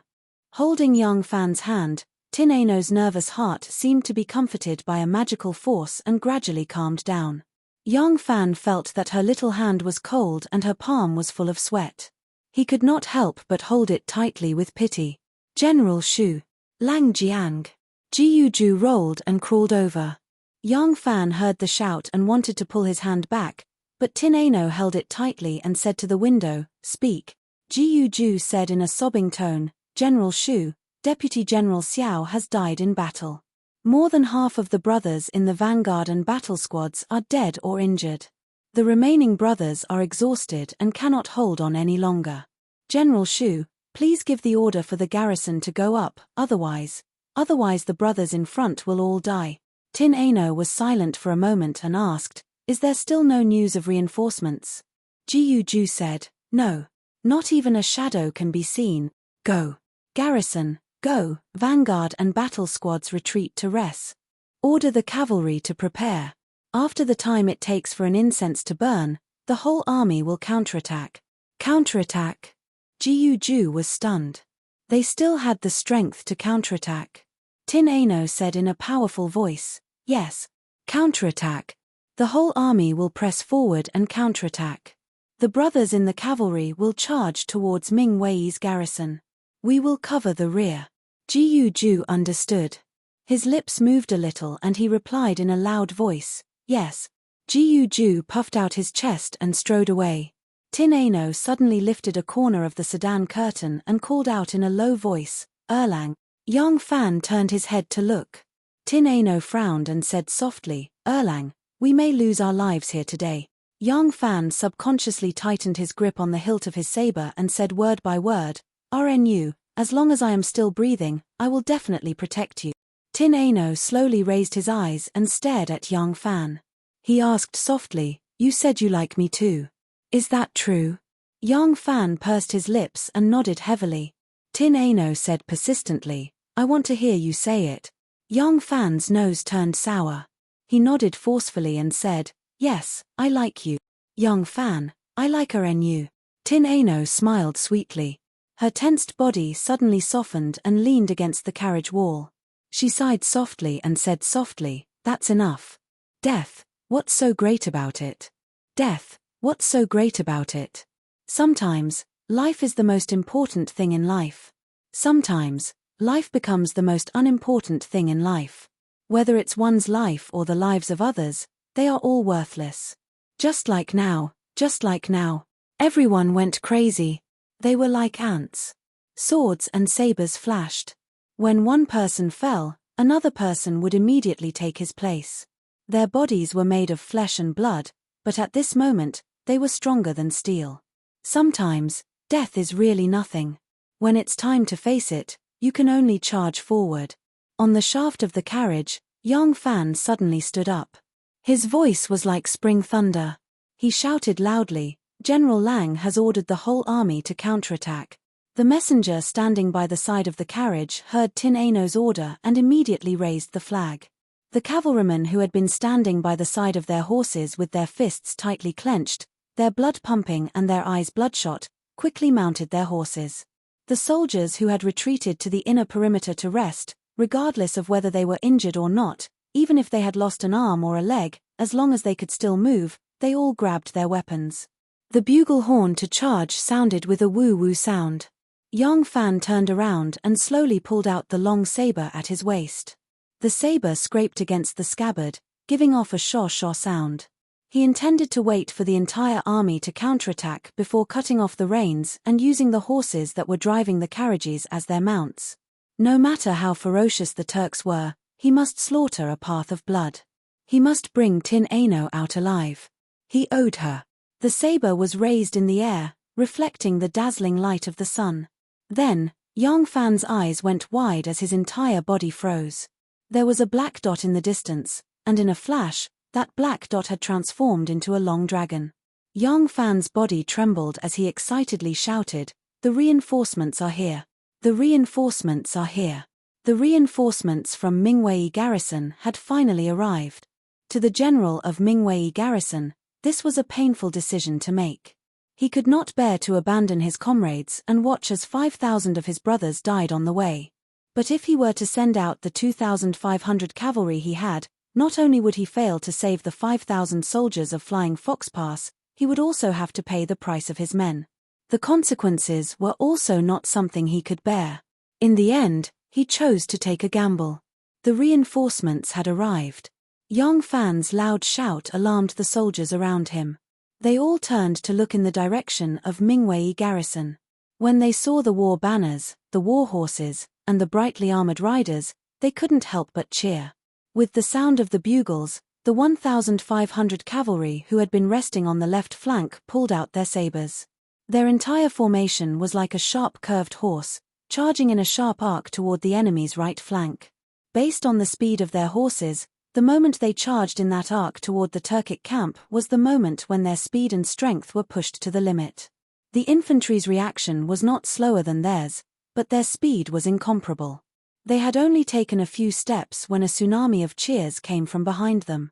The soldiers who were ready to charge forward with the determination to die turned around in surprise and immediately found that their reinforcements had arrived. In the carriage, Tin Ano almost jumped out of the carriage when she heard that the reinforcements had arrived. She calmed herself and used Shu Isheng's voice to call out, "Guzhou, Liang Xia." Liang Xia replied, "General, please give your orders." Tin Ano said, "Raise the banner. Let the reinforcements attack the enemy's left flank from the right. All infantry, prepare to retreat." "Yes." Liang Xia acknowledged and waved the banner again. When the Mingwei garrison saw the banner, they were still 100 steps away from them when they charged into the wilderness, bypassing them and charging toward the left flank of the Turk. The sound of hooves thundered like thunder.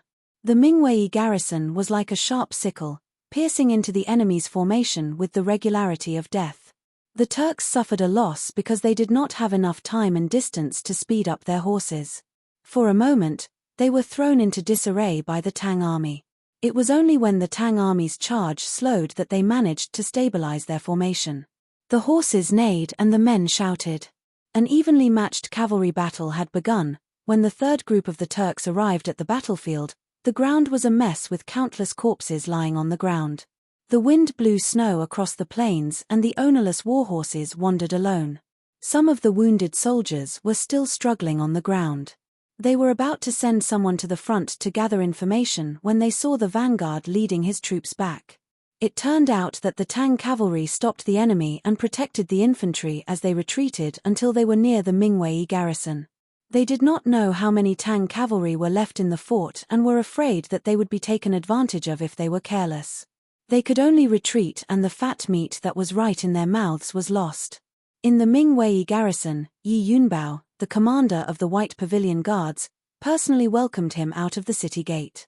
The soldiers of the Flying Fox Guards were wearing broken armor covered in blood and holding shields that were covered in scars. They supported each other as they walked toward the city gate. Even though they were exhausted and covered in wounds, all the soldiers were filled with joy after surviving a disaster. Yang Fan's carriage was protected by the soldiers as it walked toward the city gate. Yang Fan drove the carriage with a bitter expression. Tin Ano gave him a difficult problem. You can't say that she took over Shu Isheng's command for this retreat. If he did not say it was her, how could he explain it? Could it be that the frozen Shu Isheng had been shot in the back? But if he did not agree, how could he resist her coquettish tone?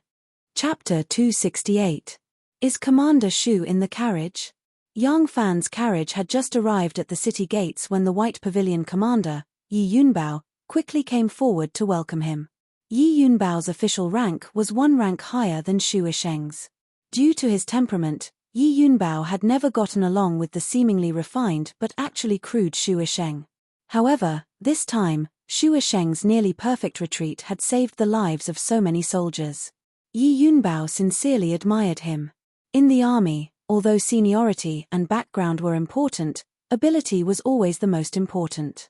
Shu Isheng had displayed his ability, so even though Yi Yunbao was a high-ranking official and a fourth-rank commander of the middle court, he did not hesitate to condescend and respectfully welcome him at the city gates. Yang Fan pulled on the reins of his horse and hesitantly stopped. All around, the soldiers who had returned with him all gazed fervently at the carriage, waiting for their commander to appear. Cheers had already rushed to their throats. Is Commander Shu in the carriage? Yi Yunbao frowned slightly when he saw that there was no response from the carriage. He was somewhat displeased. Yang Fan took a deep breath and jumped off the carriage. He cupped his fists and said, "This lowly subordinate is Yang Fan of the Yulin Guard's 100 Cavalry Guard. Greetings to Commander Yi." Oh. Yi Yunbao knew of the 100 Cavalry Guards and a strange light flashed in his eyes. However, he was most concerned about Shuisheng and had no time for pleasantries. He only asked, "Is Commander Shu in the carriage?" Yang Fan replied, "Yes, Commander Shu is in the carriage." However, Commander Shu happened to encounter the Turkic army while hunting and immediately led his bodyguards to meet the enemy.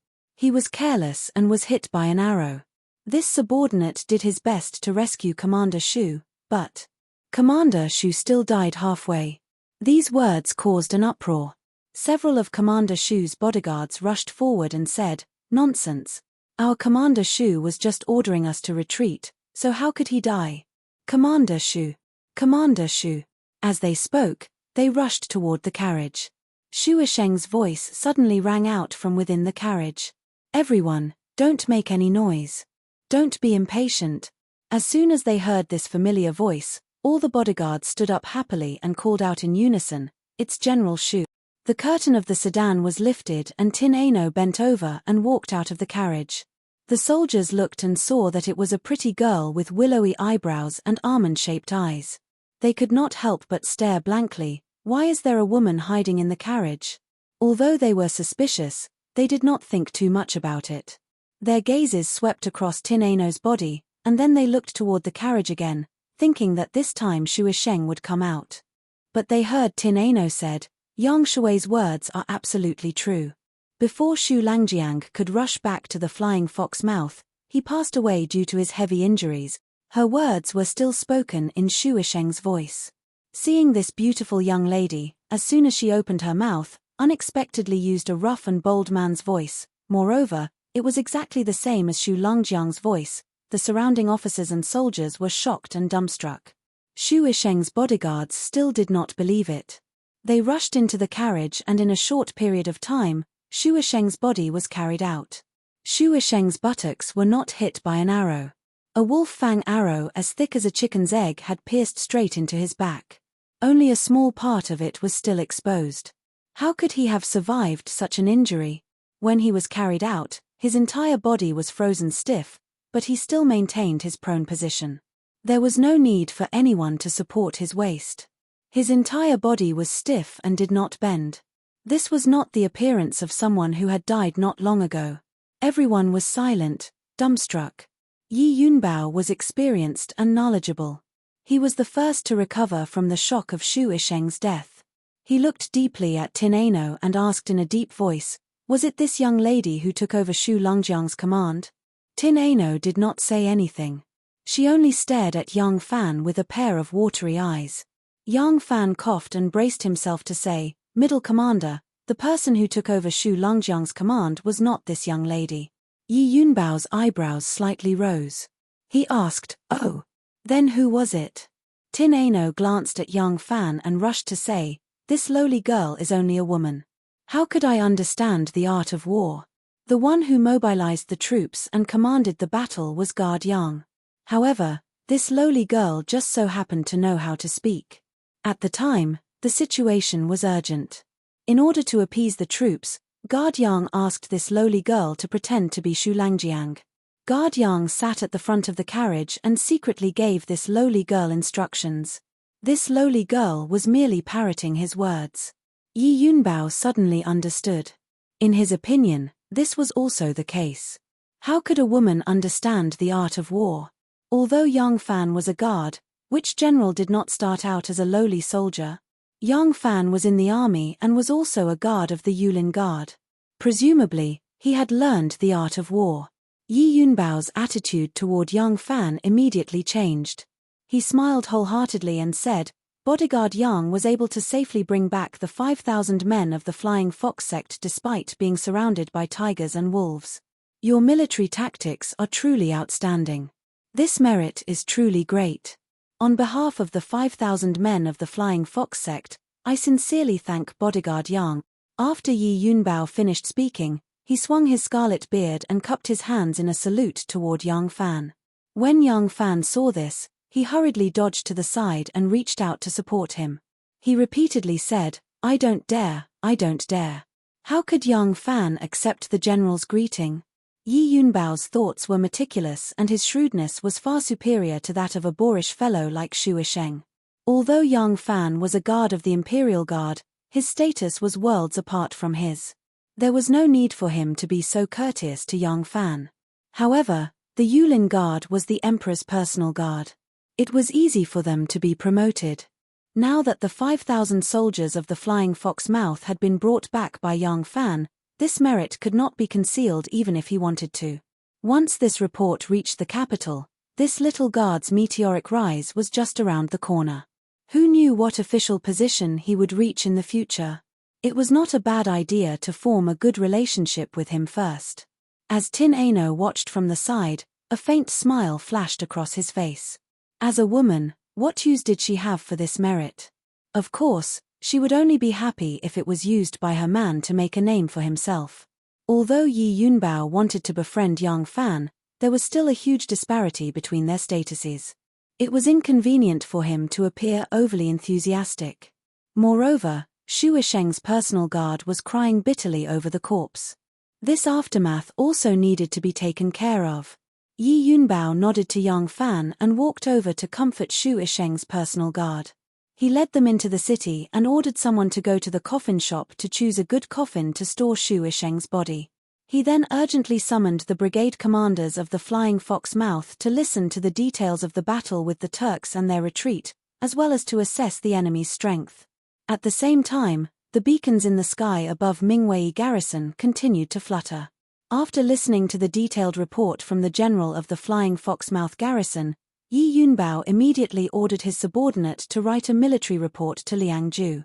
He then immediately went to the city to arrange the defense and inspected the three armies, preparing to receive the first wave of attack from the Turkic army. Because Yang Fan was one of the 100 horsemen of the Featherwood Guard, his status was special, so he and Tin Ano were temporarily placed in the courier station of Mingwei garrison. The courier station here rarely had the opportunity to receive the ministers of the court. At most, the garrison commander of Liangju would temporarily stay here when he went on his 4 routine patrols every year. Normally, this place was only used by the relay soldiers and as a place to store rations. For this reason, the courier station area was very simple, and the architecture was like that of a barracks.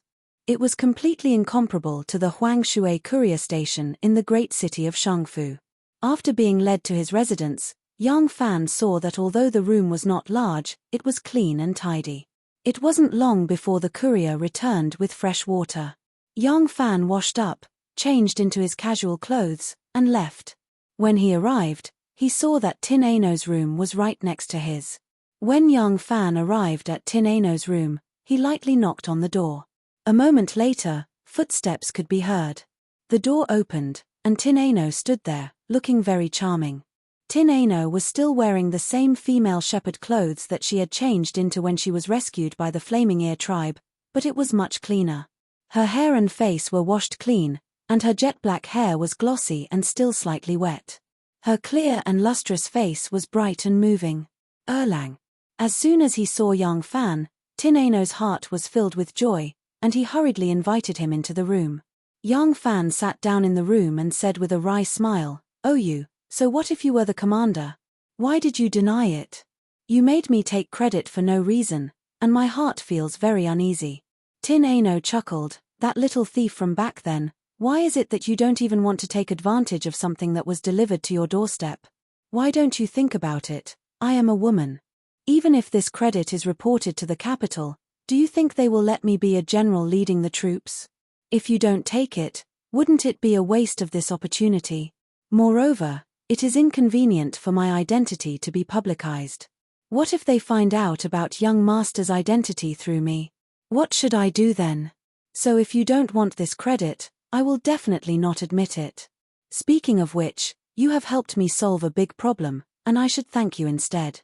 Yang Fan touched his nose and laughed dryly. "I think everyone is willing to get involved in this kind of trouble."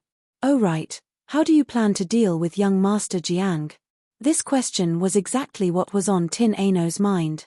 Tin Ano was worried about this matter. She was not worried about Shun Mu secretly developing his forces in Longyu. She followed Shun Mu alone, and as long as she said that she did not find anything, how would young master find out that she was lying? What she was worried about was how she could be together with Yang Fan. Originally, her identity was not up to her to decide, and she could not choose the man she liked. Moreover, Yang Fan was obviously tied to Shun Mu, and Shun Mu's actions were too big. Although she promised Yang Fan that she would cover up for them, young master would find out sooner or later.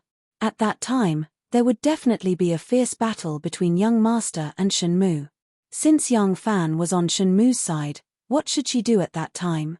Today in the carriage, at the critical moment of life and death, she heard Yang Fan admit that he liked her.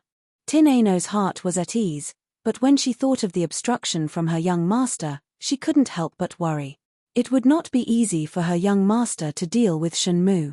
If the two of them were to fight, it would be a battle of wits and schemes. The clan would not allow them to use their clan's power to kill each other. Shun Mu, the hidden sect patriarch, was not to be underestimated. Her young master would not dare to use assassination methods to deal with him as it would violate the clan's taboo. However, it was different for Yang Fan. This time, she had given a great merit to Yang Fan, and after Yang Fan returned to the capital, he would definitely be promoted to a brigade marshal or even a higher official position. However, such a status was just like an ant in her young master's eyes. Her young master couldn't even be bothered to deal with him. As long as he gave the order, Yang Fan would die an inexplicable and untraceable death. A person who even dared to assassinate the current dynasty's Empress Wu, why would he care about a small character like Yang Fan? After washing up, Tin Ano sat down in her room and pondered for a moment. She made up her mind that before settling the matter with her young master, she must not tell Yang Fan about this matter. She must not invite a fatal disaster for Yang Fan. She had to settle this matter properly before getting together with Yang Fan. Chapter 269. Tin Ano hesitated for a moment before revealing a relaxed smile, saying, "Since I have already promised you, are you afraid that I will go back on my word?" Yang Fan replied, "Of course not. I am only worried that if you conceal anything from young Master Jiang, he will not harm you, right?" Tin Ano's heart warmed. Shaking his head, he said, "You can rest assured. Although young master has always been suspicious, he has always trusted me greatly. In this trip to the western regions to pursue Shun Mu, I was the only one sent. In front of young master, I will not reveal anything." Yang Fan sighed in relief and said, "That is good. RNU, this is truly hard on you." Hearing this, Tin Ano glared at him reproachfully. Just as she was about to speak, there was a light knock on the door. Someone outside called out, "Miss, is Imperial Guard Yang here?" Yang Fan gestured to Tin Ano and stood up to open the door. A border soldier dressed in martial attire was standing outside the door, holding a spear in his hand. Beside him was the courier from the relay station. Upon seeing Yang Fan, the soldier said, "Imperial Guard Yang, the palace commander invites you for a moment." Yang Fan already knew that once this palace commander was free, he would definitely want to see him. After all, he was the one who brought the news of the Turks' attack and there were some details that he needed to inquire about. Yang Fan turned to Tin Ano and said, "RNU, I will be back soon." Tin Ano gently nodded her head and watched Yang Fan depart. She immediately stood up and sweetly said to the courier who was also about to turn and leave, "Uncle, is there any place where I can boil some hot water?" Which girl did not want to dress up prettily in front of her sweetheart? However, the first time Tianari Nu met Yang Fan, she was dressed in black and was lying in a ditch covered in blood. This time, she was dressed as a man and crossed the desert with him in the snow and wind. She wore a thick leather robe and was covered in yellow sand and dust. She wanted to take advantage of this rare opportunity to dress herself up nicely and cleanly. Yang Fan followed the soldier out of the relay station but did not go to the palace commander's residence. Instead, he went directly to Qianmen Street. Upon reaching Qianmen Street and seeing the tall city gates, Yang Fan guessed that palace commander Yi must be arranging the defenses. Yang Fan followed the soldier to the side of the city gate. Following the military path up the city gate tower, he saw many soldiers busily moving boxes of arrows, barrels of kerosene, big crossbows, wolf teeth up the city wall, or installing and wiping them. Yang Fan saw Yi Yunbao at the battlement in front of the gate tower.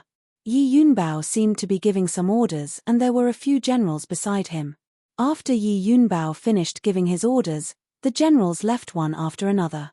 Yi Yunbao turned his head and saw Yang Fan, so he walked over. Yang Fan hurriedly stood still and cupped his fists. "Palace Commander." Yi Yunbao waved his hand and said, "No need to stand on ceremony. I have already asked Flying Fox Pass Garrison General, and the information you sent is very important. Although Shu Isheng was too cautious and did not believe it, your contribution cannot be buried. At the same time, you thought of a way to impersonate Shu Isheng and replace him in commanding the garrison at Flying Fox Pass to return safely. This is a great contribution. I have already reported this matter to Liangju, and I believe it will be reported to Luoyang soon." Yang Fan bowed and said, "Many thanks to Palace Commander." Yi Yunbao smiled and said, "I already know that 100 cavalry of the Featherwood Guard have gone to the western regions on official business. Just now, I specially ordered people to investigate the official letters related to you. It seems that you have been missing for a long time. Your captain, Huang Shuchang, even asked the Shanju government to send letters to various places to investigate your whereabouts." Yang Fan said, "Yes, I was originally going to the Hushi region to gather information, but I accidentally ran into the Turks and heard that they intend to attack White Pavilion, so I came here." Yi Yunbao said, Tomorrow I will send someone to escort you to the Liangju government and take the road to Luojing from there. What do you think?" Yang Fan said, "Thank you for your trouble, General Yi. But where are my companions now?" Yi Yunbao said, "When the official letters came, they were still at the Huangshui. I do not know where they are now." Yang Fan said, "Since that's the case, I will go to Liangju first. Once I have news of them, I will make my move." Yang Fan had once said to Huang Shuchang and the others, "If there is merit, I will not take it for myself. If I return to Luoyang now and leave Huang Shuchang and the others at the Huangshui, what would that mean? Even if I wanted to share the merit with them, it would be impossible, so I have this plan." Yi Yunbao indifferently said, "You can make your own arrangements for your journey. This general will send someone to escort you safely to Liangju." After Yang Fan expressed his thanks, Yi Yunbao said, "Although Shu Langjiang did not believe the news of the Turks' attack and wasted an opportunity to make early preparations, the information you obtained isn't completely useless. I want to know how many soldiers the Turks have sent this time, who their commander is, which tribes are participating, and what is the relationship between them. Do you understand these things?" Yang Fan replied, "This lowly one knows a thing or two. I will report it all to General." Yang Fan told Yi Yunbao what he had learned about the two armies, the three commanders, and the strength of the major tribes involved. He especially described the conflict between the Ashina tribe and the Ashina tribe in great detail. Yi Yunbao listened attentively, unwilling to miss a single detail. At this time, Mu Yen and Mu Sai's forces had already set up camp at Flying Fox Pass. Their yurts spread out for 10 li. Mu Yen and Mu Sai had around 50,000 men, and besides these people, they also had tens of thousands of cattle and sheep, which were their rations. At the same time, they had circled around the edge of the desert, taking a detour from the Mikochuan River. This way, they could resupply themselves with fodder from the tribes garrisoned there. Thus, they did not move very quickly. They could not march in a straight line through the desert to Flying Fox Pass. The cattle, sheep, and horses could not withstand the extreme cold of the desert at night. Moreover, they could not bring the fodder and drinking water needed by the tens of thousands of livestock. If they had come from the desert, all the cattle, sheep, and horses would have died in 10 days. The camp, fodder, and firewood at Flying Fox Pass had all been burned down by the Tang army. However, Mu Yen and Mu Sai still chose this place as their encampment because the terrain was suitable for setting up camp. Although this place was a little far from the Mingwei garrison, they could not immediately surround it because they still lacked siege weapons. Flying Fox Pass was on 2 hillsides, and not far from it was a forest. They could use the local materials to build a large number of scaling ladders, nest carts, catapults, trench bridges, battering rams, and other siege weapons. At the same time, they could wait for the other army led by Zhu Tu to arrive. Zhu Tu's journey to the Gobi Desert was further than theirs. Moreover, he needed to send light cavalries to feign an attack on Juyanhai, so he would arrive later than them. By the time Zhu Tu arrived, the Mun kingdom would have produced a large number of siege weapons. Mu Yan and Zhu Tu's plan was rather efficient. Since Yang Fan wanted to tell Yi Yunbao the news, he had to mention what he had done in Shuiyantuo city. The information he mentioned was very detailed and important because he had once impersonated Mu Sai and heard Mu Yan's instructions. These secrets were not easily understood by outsiders. Yi Yunbao was a very steady and vigilant general. Not only did he have to analyze the value of the information Yang Fan mentioned, but he also had to analyze the authenticity of Yang Fan's information. It was not that he doubted Yang Fan's identity. If Yang Fan was a fake, he would not need to protect so many flying Fox Pass soldiers and strengthen the Mingwei garrison's defense. He only needed to lead the few remaining soldiers and escape back. Besides, if the Turks wanted to work together, sending 1 or 2 people in would be useless. Yi Yunbao was worried about whether the information Yang Fan had gathered was reliable. If that was the case, Yang Fan would have no choice but to tell him that he had impersonated Mu Sai. Yi Yunbao was already amazed when he heard that Yang Fan looked the same as Ashina Mu Sai, the son of Silent Kui. When he heard the thrilling story, he was even more amazed. This time, he believed Yang Fan's information without a doubt. Yi Yunbao praised, "Amazing, truly amazing. You are young, brave, and intelligent. Today, when you led the Flying Fox Pass soldiers to retreat, you also displayed brilliant military tactics. Such a talented young man will have a limitless future." Yang Fan felt guilty and repeatedly said that he did not dare. Yi Yunbao saw that he was humble and polite and had a good impression of him. He could not help but praise him, saying, "This information is very important. The flames of war have been lit. I believe that Liang Ju will soon send reinforcements. When the time comes, I will have a good discussion with the commander of the reinforcements to see how we can make use of the information you have provided." Yang Fan looked at the tense situation on the walls and worriedly asked, "The Turkic army of 100,000 is surging over. Can this garrison of Ming Wei be defended?" Yi Yunbao calmly said, "In this world, there has never been an impregnable fortress that cannot be breached. Whether the garrison of Ming Wei can be defended or not depends on the strength of both sides, the strength of the commander, the use of tactics by the commander, whether reinforcements can arrive in time, and luck." He held on to the battlement and looked out at the vast snowy plains outside the city. There were many messy horse tracks and hoofprints on the snowy plains. Because the sun was setting in the west and twilight was deep, the originally bright and beautiful snow had become dim. The places that had been trampled on seemed to have withered into mud. Yi Yunbao pointed at the bottom of the city and said to Yang Fan, "Ever since this garrison was built during the reign of Emperor Taizong, it has been attacked 5 times and successfully defended 7 times. Whether it can be defended this time, we'll know in a few days." Yi Yunbao's manner of speaking had always been very calm, and his expression and demeanor were both dignified and gentle. Only these 2 cold chuckles at this moment had some of the coldness and sternness of a great general of the border. Yang Fan frowned. Have they never counterattacked? Yi Yunbao took a deep breath and then exhaled a cloud of white mist. Shaking his head, he said, "The Turks are vicious, but they are not reckless. There is no lack of intelligent and scheming people among their leaders. Moreover, their soldiers are all cavalry. They come like arrows and leave like a broken bowstring. They can fight and leave as they please. Chase? That's too difficult." Yang Fan frowned and looked out at the vast plains. "Are we really going to have to passively take a beating?" Chapter 270. When Yang Fan left the gate tower, he did not ask Yi Zhonglang to send him off. He had already memorized the route he had taken. Yi Yunbao busied himself on the walls. From the looks of it, he would be spending the night there. Who knew when the Turks would arrive? No one had swept the snow on the streets, but there was a lot of ash and dirt on it, so even though the snow was very firm, it did not feel slippery. Yang Fan slowly walked down the street. He had arrived in a hurry and did not pay attention to his surroundings. Only now did he realize that the new year seemed to have just ended in this small city.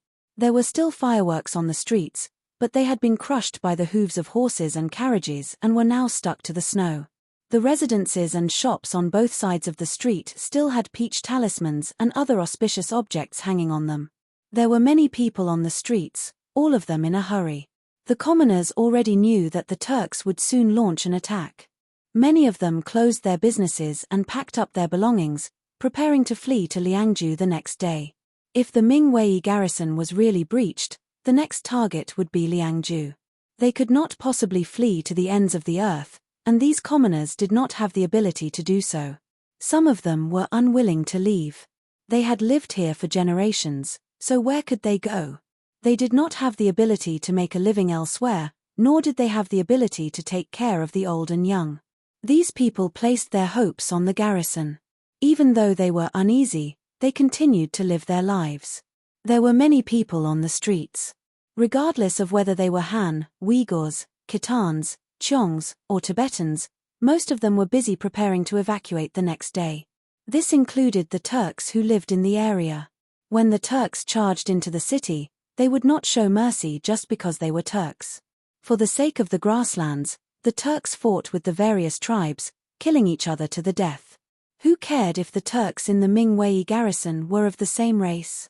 Everything was for their own survival. They had no concept of race in their hearts. At the intersection, Yang Fan saw a small eatery. It was still open for business, and the steaming cauldrons brought a hint of peace and tranquility to the chaotic scene. The snack bar sold hu bing, pasta, and other snacks. There were also some people who were hungry after a busy day eating there. Yang Fan stopped and looked at the shopkeeper. He was a man in his early 50s, his hair graying and his face bitter. Even though business was knocking on his door, his forced smile could not conceal the worry on his face. The Turks were about to reach the walls, so who could remain indifferent? The entire city was oppressive, and this atmosphere had unknowingly affected Yang Fan, causing his footsteps to become increasingly heavy. When Yang Fan returned to his place, Tin Ano immediately ran over and greeted him happily. Hi. Tin Ano had already taken a bath. Just as she had hoped, she looked fragrant and clean. There was no rouge or makeup on her face. Because she had just taken a shower, there was a natural blush on her cheeks. There was no lipstick on her lips, so her youthful and tender lips were naturally tender and moist. She was still wearing that woman's nomadic robe, but she had tidied it up very cleanly. The lapels were also neat and the belt was tightly fastened, showing off her slender waist as much as possible. She had her hands behind her back as she looked at Yang Fan with a smile. Her jade-like skin was soft and smooth, and her thin and clear skin was both attractive and lovely. Because he was preoccupied, Yang Fan did not notice Tin Ano's beautiful face. He only warmly smiled at her and asked, I am back. Have you eaten? Not receiving praise from her sweetheart, not even the slightest bit of surprise, Tin Ano's shoulders immediately slumped. Like a child who was waiting for praise but did not get it, she slightly pouted and said unhappily, not yet. The food is here. I wanted to wait for you to come back to eat together, but it's already cold. I will get the courier to heat it up. Yang Fan said, I will go find it. Right, let's go to Liangju tomorrow. Oh, Tin Ano responded listlessly. Yang Fan stood at the entrance of the courtyard and shouted a few times, but no one answered. Tin Ano suddenly remembered something and said to him, Oh, I remember now. The courier has been called to the warehouse in the west. I heard that they are going to distribute military rations to the 4 cities. Yang Fan said, Oh, then let's go out to eat. Do you want to wear more clothes? Tin Ano pouted and said, I am not cold. Yang Fan smiled and said, Then let's go. The place Yang Fan took her to was the snack bar he had seen at the intersection. When Tin Ano was led to the front of the shop, her eyes slightly curved when she saw the steaming hot soup pot. In the soup pot, the noodles that looked like little fish were flipping up and down in the boiling water, swimming happily, and the thick fragrance of the noodles assailed her nostrils. Tin Ano couldn't help but think of the day she was saved by Yang Fan, the bowl of pasta soup that she had belittled to be worthless, the toothbrush that had lost its hair, and that sunny morning. Tin Ano's heart warmed. She secretly glanced at Yang Fan and thought contentedly, although this guy has eyes but can't see and can't bear to praise me, but his mind is still quite meticulous. When Yang Fan and Tin Ano walked into the shop, there was only one customer left. That person didn't order anything other than a bowl of pasta soup. Probably because the Turks were about to arrive and the soldiers were in a panic, that person didn't have the mood to stay outside for long. In the time it took Yang Fan and Tin Ano to order a few dishes and snacks, that person had already finished his bowl of pasta and left in a hurry. Of course, the food that Tin Ano ordered included pasta. This thing was filled with too many beautiful and sweet memories of hers. Who would have thought that the unscrupulous thief who climbed the wall to steal would become the most adorable lover in her heart today? As Tin Ano ate a mouthful of pasta, she glanced at Yang Fan. Thinking back to the memories of the two of them together, that bowl of pasta was even sweeter than honey. Yang Fan picked up a mouthful of braised lamb face and looked at Tin Ano, saying, "Why are you only eating noodles? There are so many dishes, you should eat some as well. Is your stomach still not recovered?" Not at all. With a smile, Tin Ano automatically took Yang Fan's words as her sweetheart's thoughtfulness towards her. She sweetly said, "This soup is clear and fresh, the texture is chewy and fragrant, I like it." As she spoke, her smiling eyes glanced at Yang Fan. It was unknown if she also felt that this pretty gentleman in front of her. The soup is clear and fresh, the texture is chewy and fragrant, the texture is chewy and fragrant. Seeing that there were no more customers, the shopkeeper also returned to the shop. Just as he sat down at an empty table, a smile appeared on his tired face when he heard Tin Ano's words. He happily said, "Miss, you really know your stuff. This old man is not good at anything else, but when it comes to making noodles, not to mention in the Ming dynasty, no one in Liang province can compare." Tin Ano pursed her lips into a smile and said to him, "Yes, shopkeeper's words are not an exaggeration. This little girl is also good at cooking, but it is very difficult for me to make noodles with such a good texture. It's just that your seasoning is a bit lacking, and the taste of the side dishes is also average." The shopkeeper awkwardly laughed and said, "Who said it wasn't so? This old man is indeed not good at cooking. If not for this, I would not be reduced to this state." Hearing this, Yang Fan couldn't help but ask, "Old man, the Turkic army is approaching and everyone is busy preparing to escape to Liang province. Since old man is from Liang province, it should be easier for you to settle down there. But why do I see that you don't seem to have any intention of leaving?" The shopkeeper sighed, "My old wife is ill and this old man's legs are weak. I only have one daughter at home and she has long been married off. What are we going to do? Let's just hope that the imperial army can defend the Ming dynasty. If the Turks really enter the city, at my age, if I die, then so be it. This old man does not have the face to return to Liang province." Yang Fan and Tin Ano looked at each other. They knew that this old man must have a sad story on his mind, so the two obediently did not ask any more questions. The old man seemed to be very talkative, or perhaps he did not have much hope for the imperial army to defend the Ming dynasty and felt that his death was imminent, so he wanted to pour his heart out to someone. Without waiting for the two to ask, he continued, "Back then, my brother and I opened a restaurant in Liang province. I was good at making noodles and he was good at grilling. Our business was very prosperous. My brother was not my biological brother, but our two families had been friends since our ancestors. This old man doesn't know when it started, but since my grandfather's generation, our two families have been as close as one family. Our restaurant's business was very good, few people in Liang province could compete with us. Whenever it was time to eat, customers would line up in front of our restaurant, but the restaurants next to it would be empty." Seeing that the shopkeeper had said it himself, Tin Ano couldn't help but ask, "If that's the case, why did old man move here and just open a small snack shop?" The shopkeeper smiled mournfully and said, "I was schemed against." He was silent for a moment, then faintly said, "The food of the other restaurants couldn't compare to mine no matter how well they cooked. We were forced to close down, so how could we not hate them? They just wanted to punish us. Our two families lived next to each other. There was a big stone roller in front of our door. Our ancestors pooled money to buy it and used it to roll rice and wheat in autumn. Later, our business grew bigger and bigger, so we didn't grow our own food anymore. That stone roller had no use, so we just left it there. In any case, it was so heavy that we weren't afraid of people stealing it. Later on, a Hu merchant came. It was probably the first time he had seen such a rare toy, so he insisted on buying it at a high price. He offered 10 hangs. That broken toy wasn't even worth a hangs.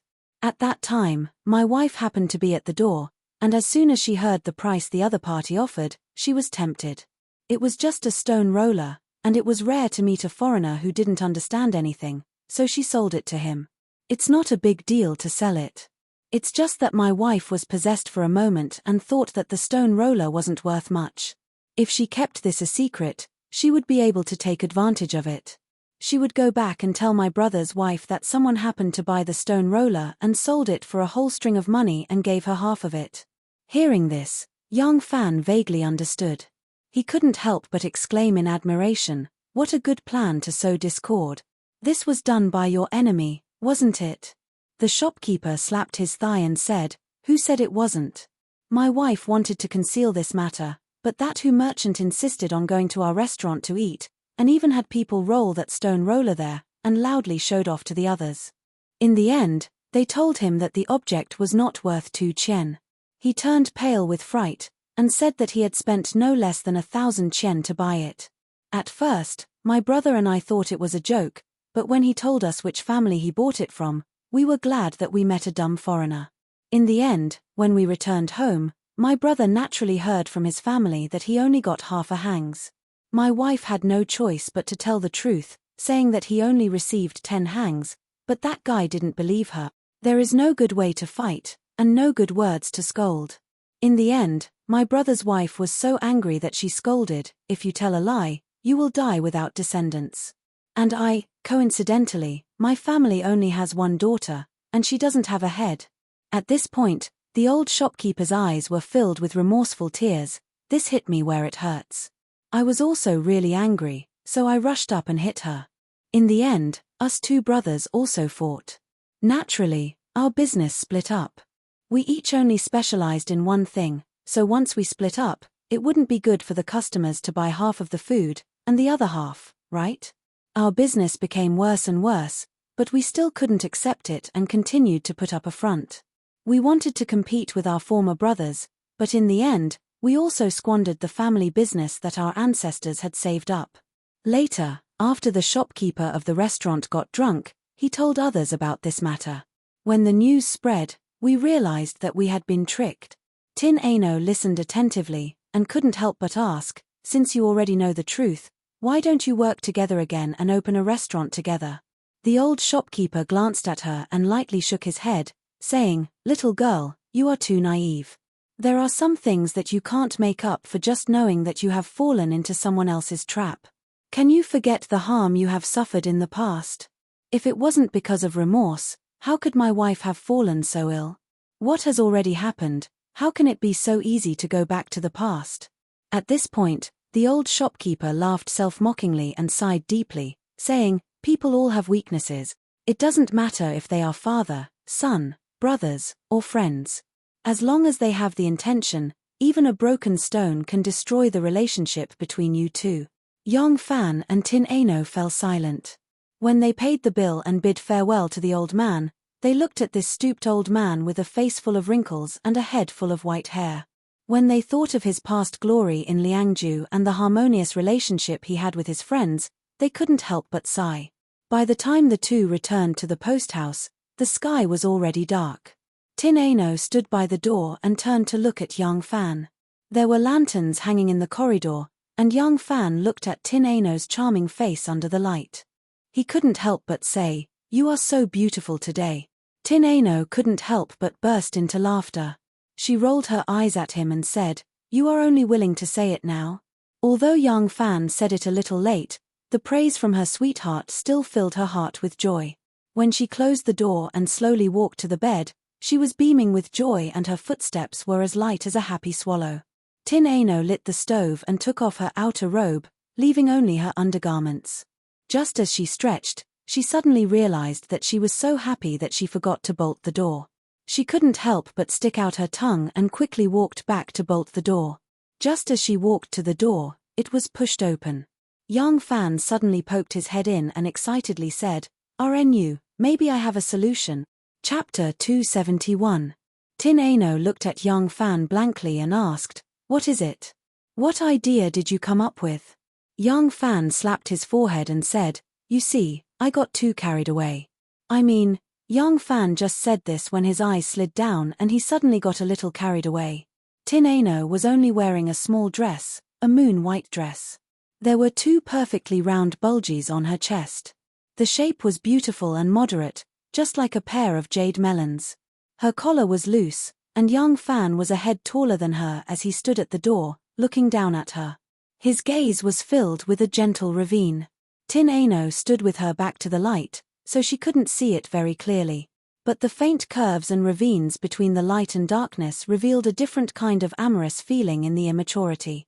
Yang Fan couldn't help but be moved. Tin Ano didn't notice that her appearance was exposed at the moment. She still asked in a daze, "What is it?" Yang Fan's throat made a swallowing motion and he stuttered, Tin Ano suddenly reacted. When she looked down and saw her appearance, she quickly turned around in embarrassment and tightened her collar. Yang Fan held the door and still stood there in a daze. Tin Ano's cheeks were hot. She stamped her feet in embarrassment and said, "Get out." Oh. Yang Fan hurriedly retreated and closed the door with a bang. When the door was closed, he saw the beautiful figure of a young girl standing with her back to him. Her loose pants accentuated her round figure that was like the bright moon.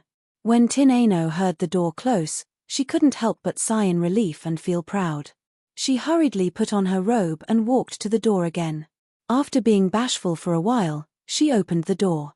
Yang Fan was still standing at the door.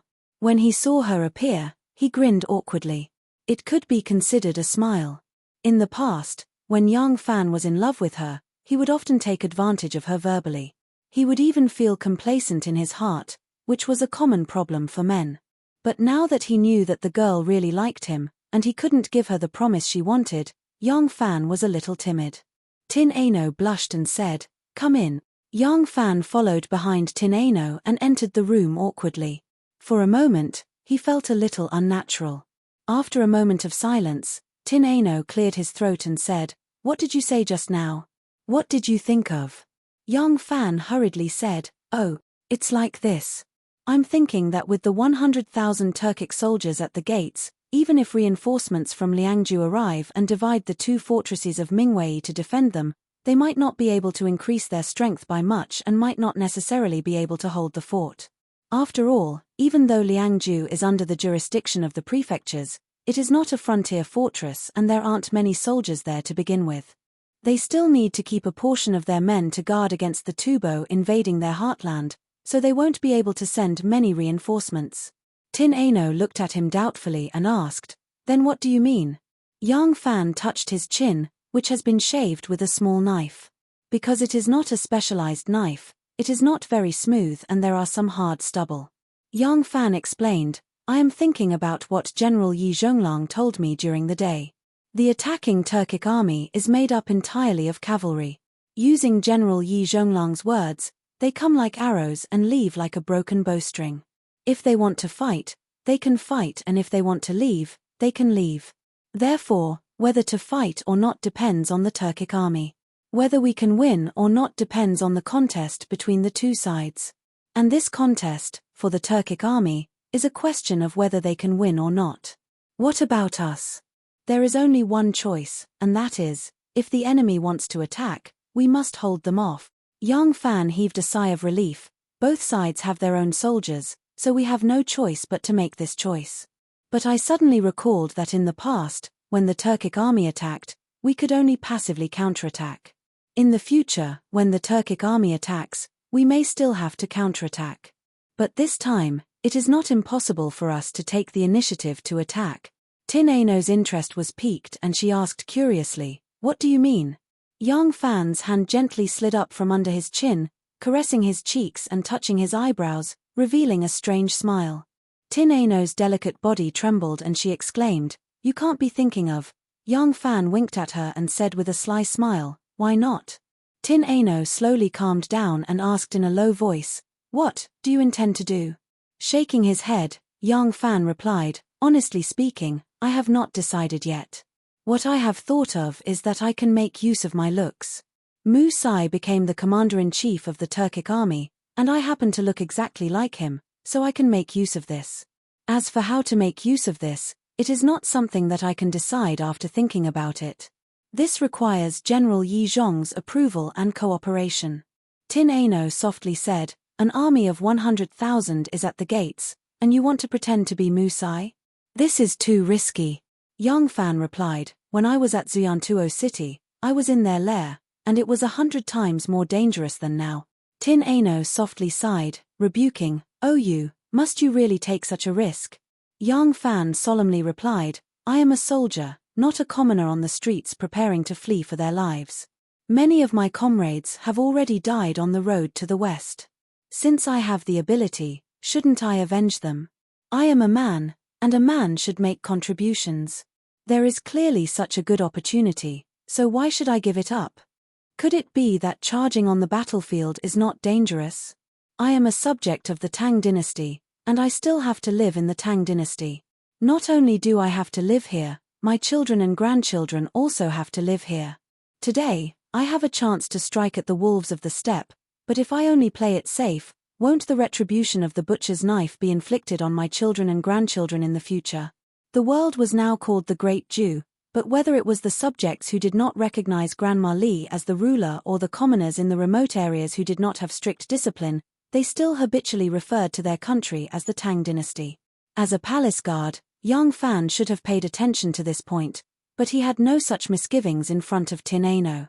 When Tin Ano heard him mention children and grandchildren, he very sensitively thought of himself.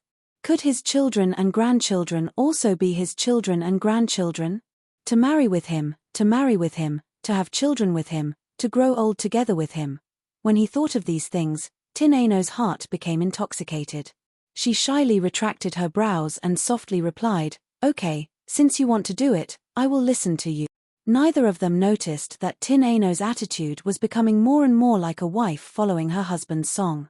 The next morning, Yi Yunbao sent 4 soldiers to the courier station to find Yang Fan to escort him and Tin Ano to Liangju, but Yang Fan went with them to the top of the city walls. Yi Yunbao was busy on the top of the city walls. In a place like this, one could not lower his voice.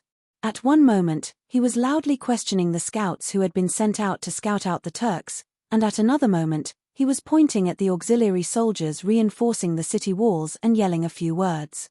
Several generals and deputy generals were following behind him, running around in circles under his orders. Why haven't you left yet?" Yi Yunbao turned his head to look at Yang Fan and couldn't help but ask in surprise. Yang Fan cupped his fists and said, "Palace Commander, this one suddenly thought of a plan last night that might be of some help in our counterattack against the Turkic army." "Oh, what plan did you think of?"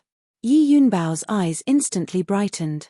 He had already asked the commanding general of Flying Fox about the entire retreat process and was filled with admiration for Yang Fan's ability to have someone replace Xu Sheng in commanding the army with a ventriloquist to stabilize the morale of the army.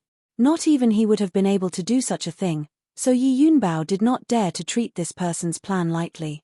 Yi Yunbao was rather thirsty after yelling for so long, so he invited Yang Fan into the tower. After drinking some water, he sat down and said to Yang Fan, "There's no need for so many rules. Sit down and talk. What plan do you have?"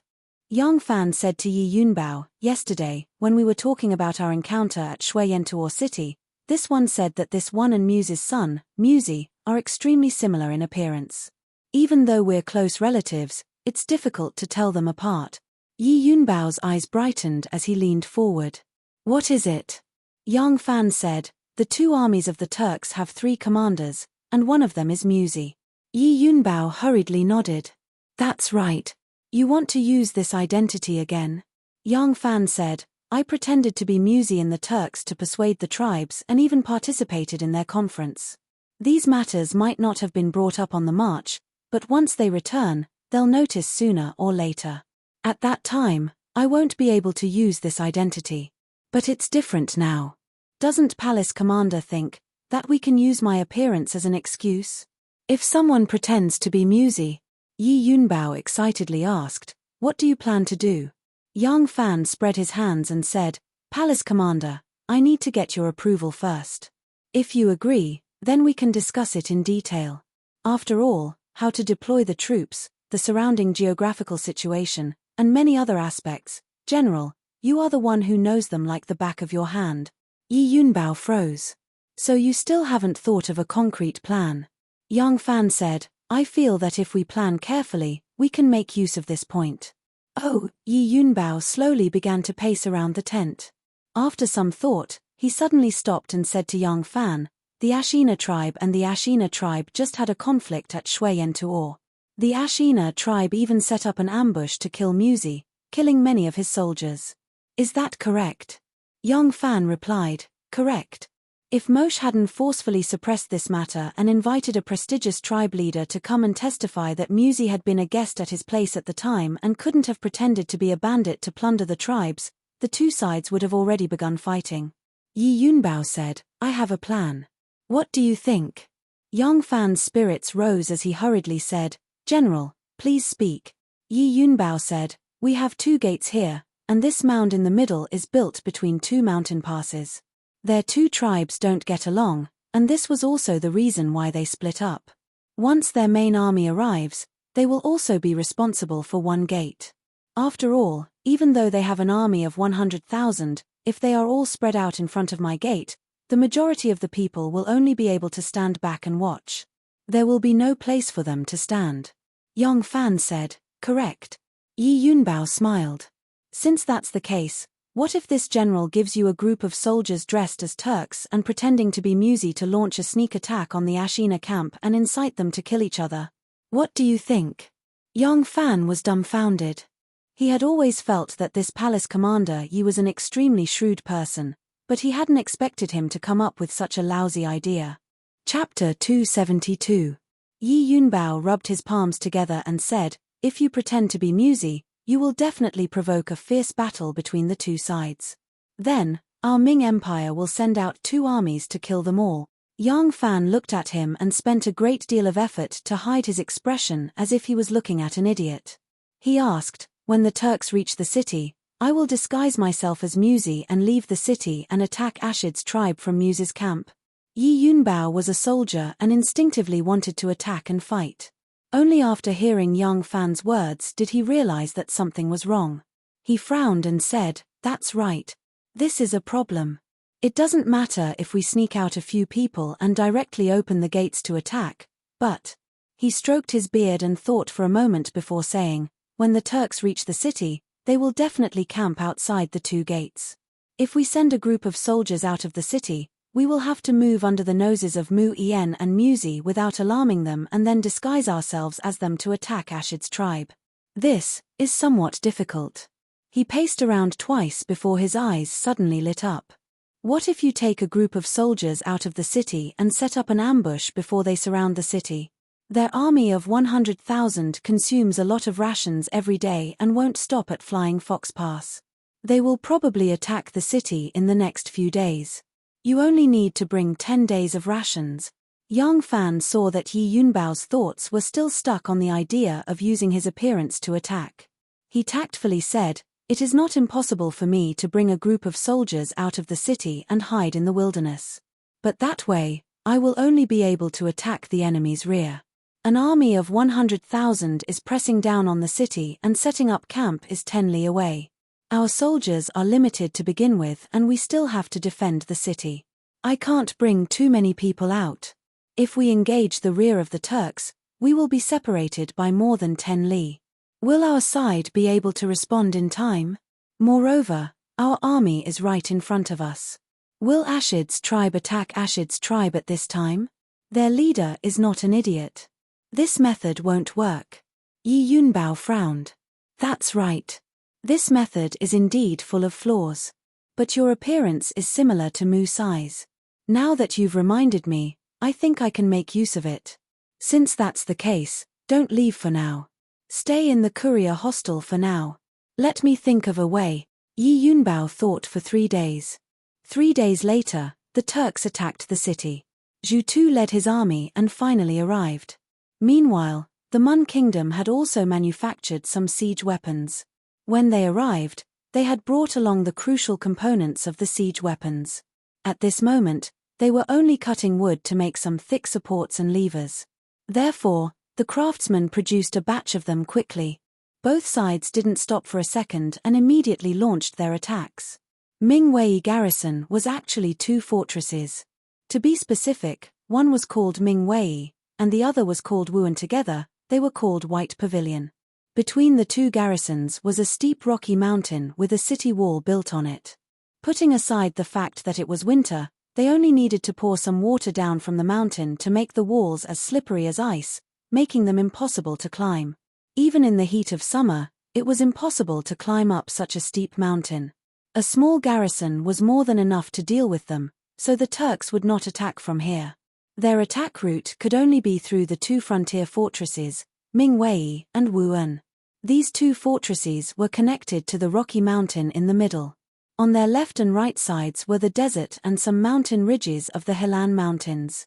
If they wanted to enter Longyu and directly take Liangzhu, they had to pass through these two fortresses. The two small cities of the Tang army relied on the fortifications of the fortresses and mountains to fortify their defenses. They relied on the danger to defend themselves and acted as horns to each other. Huge stones were used to block the city gate. Many backup weapons were piled up on the side of the horse track. Rolling logs and stones were scattered all over the city wall. The disc fort, the arrow tower, and the city gate were all heavily guarded. It looked impregnable. Below the city walls, the Turkic army stretched for 10 miles. Looking down from the city walls, they were so densely packed that one could not see the end of them. Yurts, groups of cavalry galloping back and forth, fluttering flags, and a forest of spears and halberds emitted a vast killing aura towards the top of the city walls. What was especially frightening were the huge stone catapults, moving arrow towers and battering rams. This type of catapult was purely pulled by manpower. It required more than 200 people to use it. But the Turks used war horses to replace manpower. A few dozen war horses were enough to make one catapult work. When the Tang army fought against Goguryeo, they also used this type of catapult and caused great damage to the simple and crude Goguryeo stronghold. This type of catapult first appeared in the Warring States period.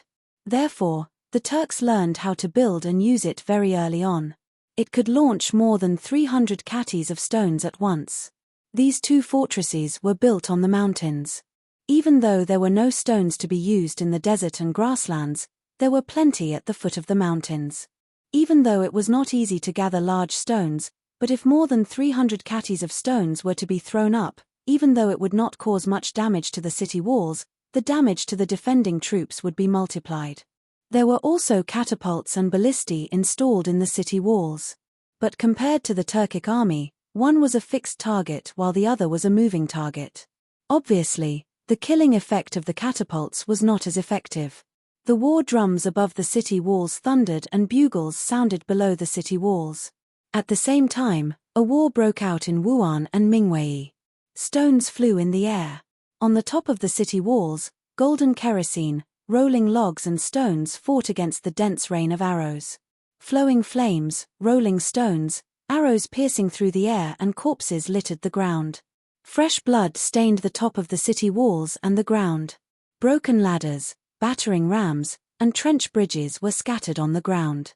Yang Fan and Tin Ano stood in the watchtower and frowned as they looked at everything in front of them.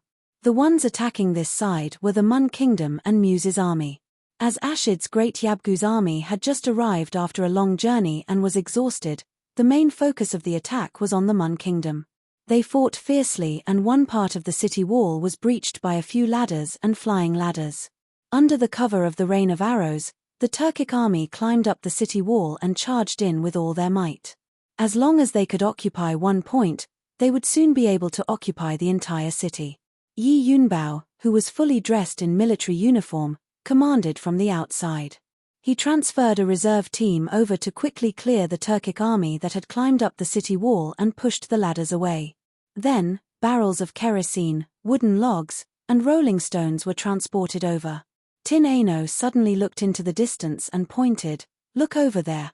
Yang Fan looked over and saw a watchtower erected in the middle of the Turkic camp.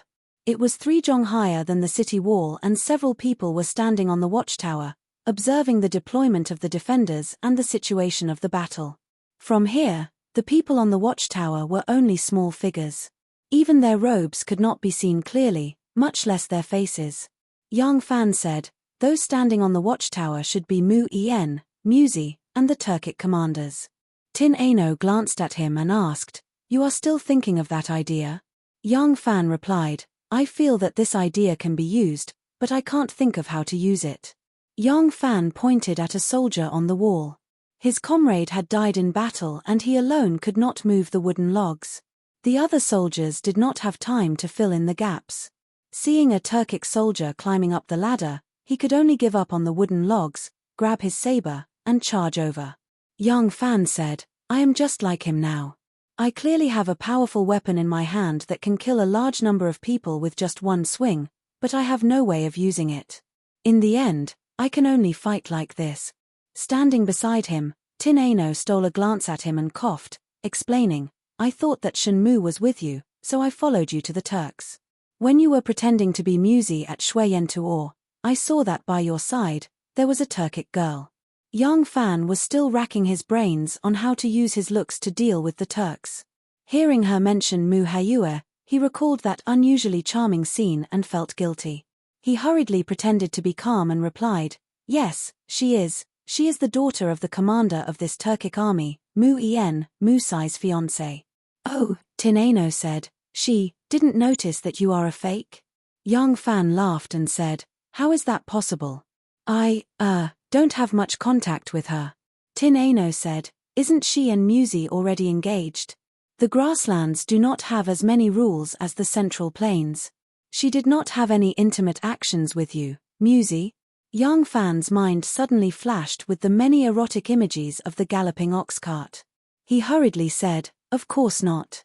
Miss Hayue is different from other grassland girls. Her father is the chief of the Mwaha tribe. She married Musi clearly so that her father Mu En and Musi's father Moshe could form an alliance. It was for this reason that they were engaged. Tin Ano waited for a moment, but he did not continue. She could not help but ask, is it because of this reason? After she finished asking, she still did not receive an answer from Yang Fan. She could not help but turn her head to look at him. She saw that Yang Fan was staring at the battlefield in front of him without saying a word.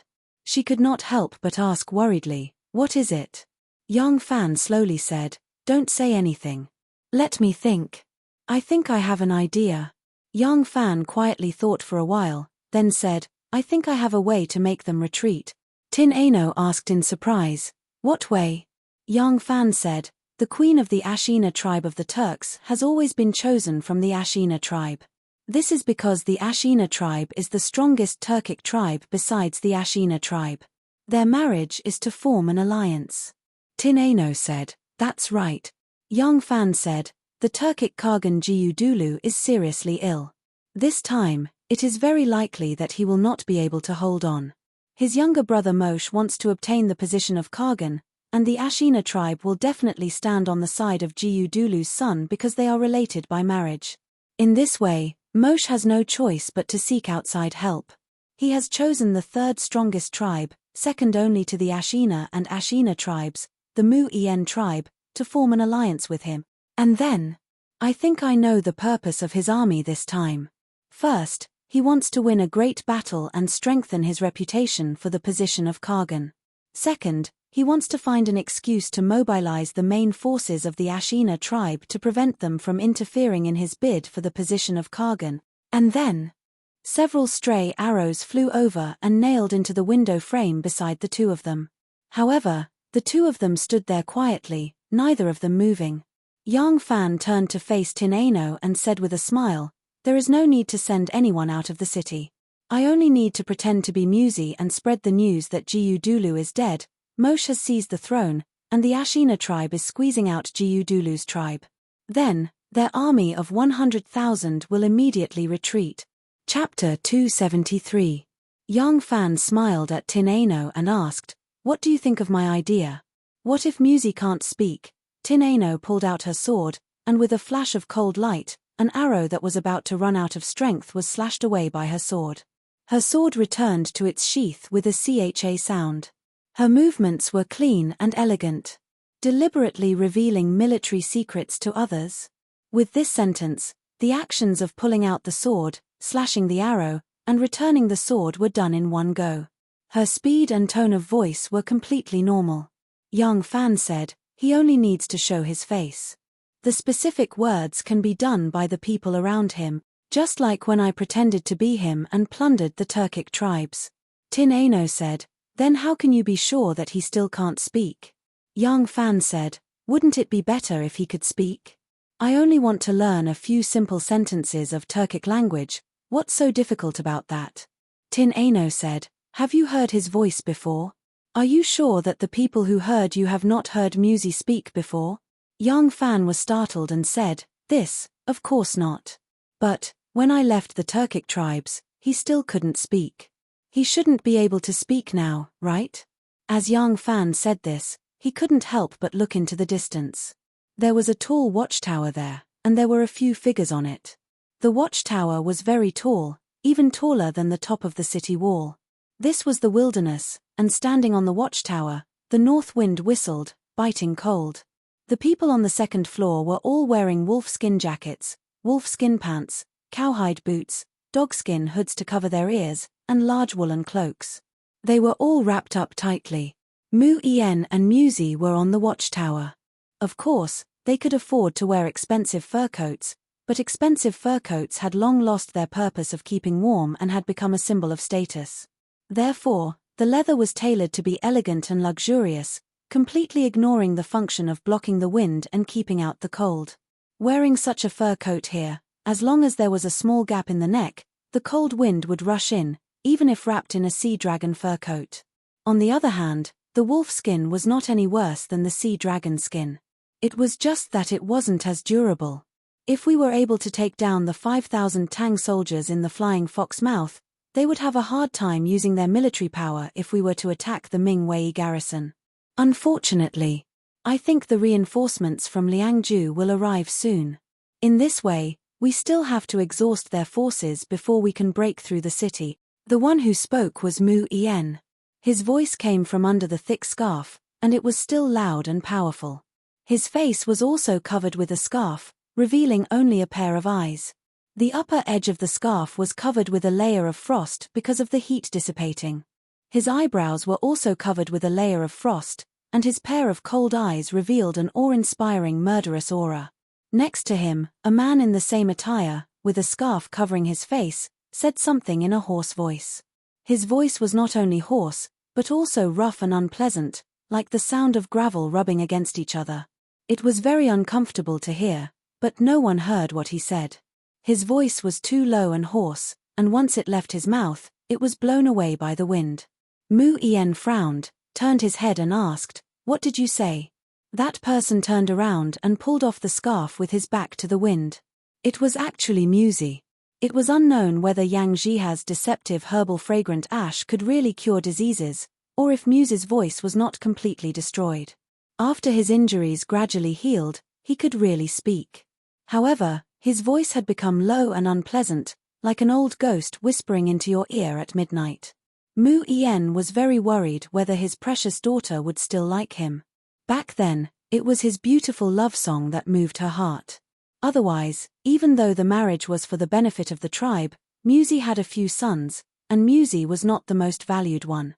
Why would he choose Musi as his son-in-law? Musi said in a low and hoarse voice, "We have enough troops to not give them time to breathe. Everyone, take turns to fight, day and night. We must attack as soon as possible." The wind was very strong, and Musi's ghostly voice was really too low and hoarse. Even though Mu Ien listened carefully, some of his words were still muffled. However, he had already understood Musi's meaning. Jiu Dulu's illness was too serious. It was completely unpredictable whether or not he could last through this winter. If Jiu Dulu had already passed away, and they had not returned with a full load from the Han people's territory, then this operation would not only be unable to play the role of strengthening Musi's prestige, it would not even be able to play the role of icing on the cake. It would completely lose the meaning of sending troops. Mu Yen nodded in understanding. Tonight, your troops will be the first to attack the city. Muzi nodded forcefully. He looked at the top of Mingwei's city wall with a fiery gaze. He could speak, but it was even more uncomfortable than when he could not speak. This ghostly voice, if not necessary, he did not want to speak at all. He hated the Ashid tribe, hated Zhu Tu and Xiao Miu to death. He was even more worried that he would lose his originally unfavored position among the brothers because of this. Therefore, he desired a great victory more than ever. He stared at the top of the city wall, wishing that he could climb up and plant his battle flag on the top of the city wall. However, he did not expect that there was a person standing on top of the city wall, plotting against him. The fierce battle on the city wall had entered a white-hot state. On some of the crevasses, the soldiers were already engaged in a melee with the enemy. Below the city wall, scaling ladders had been placed on top of the city wall, and the Turkic soldiers were climbing up like ants. Kerosene, rolling logs, and boulders were madly smashing down, each one smashing down like dumplings. Those scaling ladders had also been knocked down by the battering poles or ignited by the burning oil. Only 1/10 of them remained standing firmly at the edge of the city wall. But even if there was only one person climbing the city wall, it was still a very tense matter. They had to be suppressed immediately. A dam of 1,000 li could collapse with an ant's nest.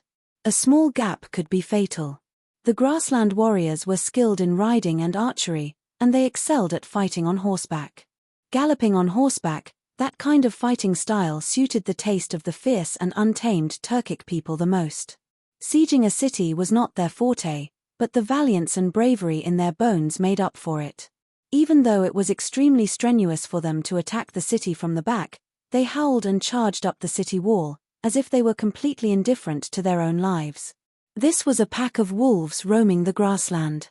However, the Tang soldiers who had gone through professional training were no longer farmers carrying hoes. Especially these professional soldiers who were stationed at the border and dealt with the enemy all year round, their valiance and bravery were not inferior to their enemies. Fierce attacks, fierce battles, heads were cut off, blood was splattered, and the soldiers on both sides were fighting with their lives on the line. "Commander, the reinforcements have arrived." Yi Yunbao was commanding at the top of the city wall when a bodyguard suddenly ran over excitedly to report. Yi Yunbao roared, "Tell them to send reinforcements immediately when they're here." "Damn it, the house is on fire, do I still have to go and greet them personally?" The bodyguard mumbled, "Supervisor Liu has come personally." Yi Yunbao did not even turn his head. He pointed to a platoon and said, "Where's the gold juice? Go and collect some more from each household. That stuff can't be easily healed if it burns on the body." "What? Who's here?" The bodyguard said, "Commander, the governor of the Haiyuan Road, General Liu Shida, has personally arrived with his troops." "Ah." Yi Yunbao turned his head. His movement was too violent and his neck cracked. He exclaimed in shock, "General Liu is here? Lin Zhongbao, come here." Lin Zhongbao, the left commander of the Mingwei garrison, ran over with a bloody saber in hand. He was the left commander of the Mingwei garrison and Yi Yunbao's deputy. The two had always been close and were like brothers. Because their names had the word leopard in them, they were known as the two leopards of Mingwei. Yi Yunbao said, "General Liu is here. I'll go and greet him. You take command here and don't make any mistakes. Otherwise, General Liu will think that we're useless." Lin Zhongbao loudly said, "Don't worry and go. Leave this place to me." Yi Yunbao spat a few times and cursed, "Where am I going? What a disheartening thing to say." Saying this, he hurriedly led a few of his bodyguards down the city wall. This time, Liu Shida had personally led reinforcements to the Mingwei garrison. As the commander-in-chief of Longyu, Liu Shida had originally been stationed in Shanju. After the Turkic spies escaped, they had taken important military intelligence with them, so Liu Shida was not worried that the Turks would seize the opportunity to attack the strategic pass on the border and might even succeed. The few fortresses are more than 1,000 miles away from each other. The entire Longyu and Hushi regions have been oppressed by the Turks and Tubo into a narrow strip of land. It is impossible for him to choose a perfect location to command and take care of all the fortresses. However, he is truly worried and he needs to make a decision. In truth, no matter where the Turks chose to attack, there would always be advantages and disadvantages. Lu Shida had no way of knowing which place the Turks would choose, so he could only choose the most important place. In the end, he chose the White Pavilion. Liachuan was too far away from Shanju, beyond Lu Shida's reach. If the Turks could really break through the pass, by the time he arrived with his army, everything that could be looted would have been stolen and everyone that could be killed would have already been killed. Among the remaining forts, he was not too worried about Dunko. Dunko was relatively more dangerous and it was close to the center of the Tang dynasty, making it convenient for reinforcements. Moreover, it was the territory of the Shuorfang border army and he did not have the authority to interfere even if he wanted to. The remaining two places were Juyanghai and Baiting. The Longyu region was a narrow strip sandwiched between the Turks and Tubo. It was shaped like a gourd and Gan province and Liangju were the two concave parts of the gourd. Moreover, Liangju was the mouth of the gourd. If it was lost, the Turks could use it to attack the central plains from the east and the entire Longyu region of Hushi would be in danger of falling. This was the most important place in the western regions, so he wanted to personally guard Liangju. After Lu Shida sent off Qiu Shunji and Wang Xiajie who came from the west to investigate the military, he immediately set off for Liangju. He had just arrived at Liangju when the signal from Mingwei reached there. Thus, Lu Shida decided to personally lead 10,000 reinforcements to Mingwei. Yang Fan saw the scene of Yi Yunbao hurriedly walking down the city gate tower. Lin Zhongbao stood at the top of the city wall and loudly cheered for the soldiers, saying that the reinforcements had arrived. He also heard that General Lu had personally come to Mingwei garrison. He didn't expect that Shun Mu would actually come as well. Chapter 274. The battle came to an end in the evening and the Turkic army retreated like flowing water. Very soon, smoke rose from the yurts in the distance. Below the city walls were corpses lying in a pool of blood. The smoke that drifted into the wilderness with the wind was for survival, and the corpses were also for survival. The soldiers on the city walls tiredly cleaned up the mess and replenished their defensive weapons. They carried the corpses of their fallen comrades down and helped their injured brothers down to bandage their wounds. It was a busy scene after a battle. Yang Fan said to the Tian'Renu, "Let's go back. General Yi Zhong is busy receiving the reinforcements, he won't have time to see me. I'll go back and think about the plan, I'll tell him tomorrow." The Tian'Renu gently nodded. As soon as the two of them walked out of the gate tower, a guard hurriedly walked toward them. As soon as the guard saw Yang Fan, he stood still and said, "Guard Yang, the commander of the palace guards invites you over." Yang Fan turned his head to look at Tin Ano. Tin Ano nodded and said gently, "I will wait for you at the post house." Yang Fan followed the guard and left, all the way to the palace of the commander of the Mingwei garrison. This was not a very spacious house, and the entrance was heavily guarded. Soldiers armed with swords and spears guarded the entrance and patrolled the surroundings. Under the guidance of the guard, Yang Fan stepped through the gate and walked along the straight path paved with square stones into the main hall. Under the screen with a tiger's might, there was a table and two chairs. On the right was a fat old man in his 60s. He was wearing a military uniform but it was impossible to tell his rank. On the left was Lieutenant General Yi Yunbao, who was talking to him. Yang Fan gave his name and Yi Yunbao introduced, "Yang Fan, this is our Haiyuan Roads Commissioner and Chief of Army, General Lu.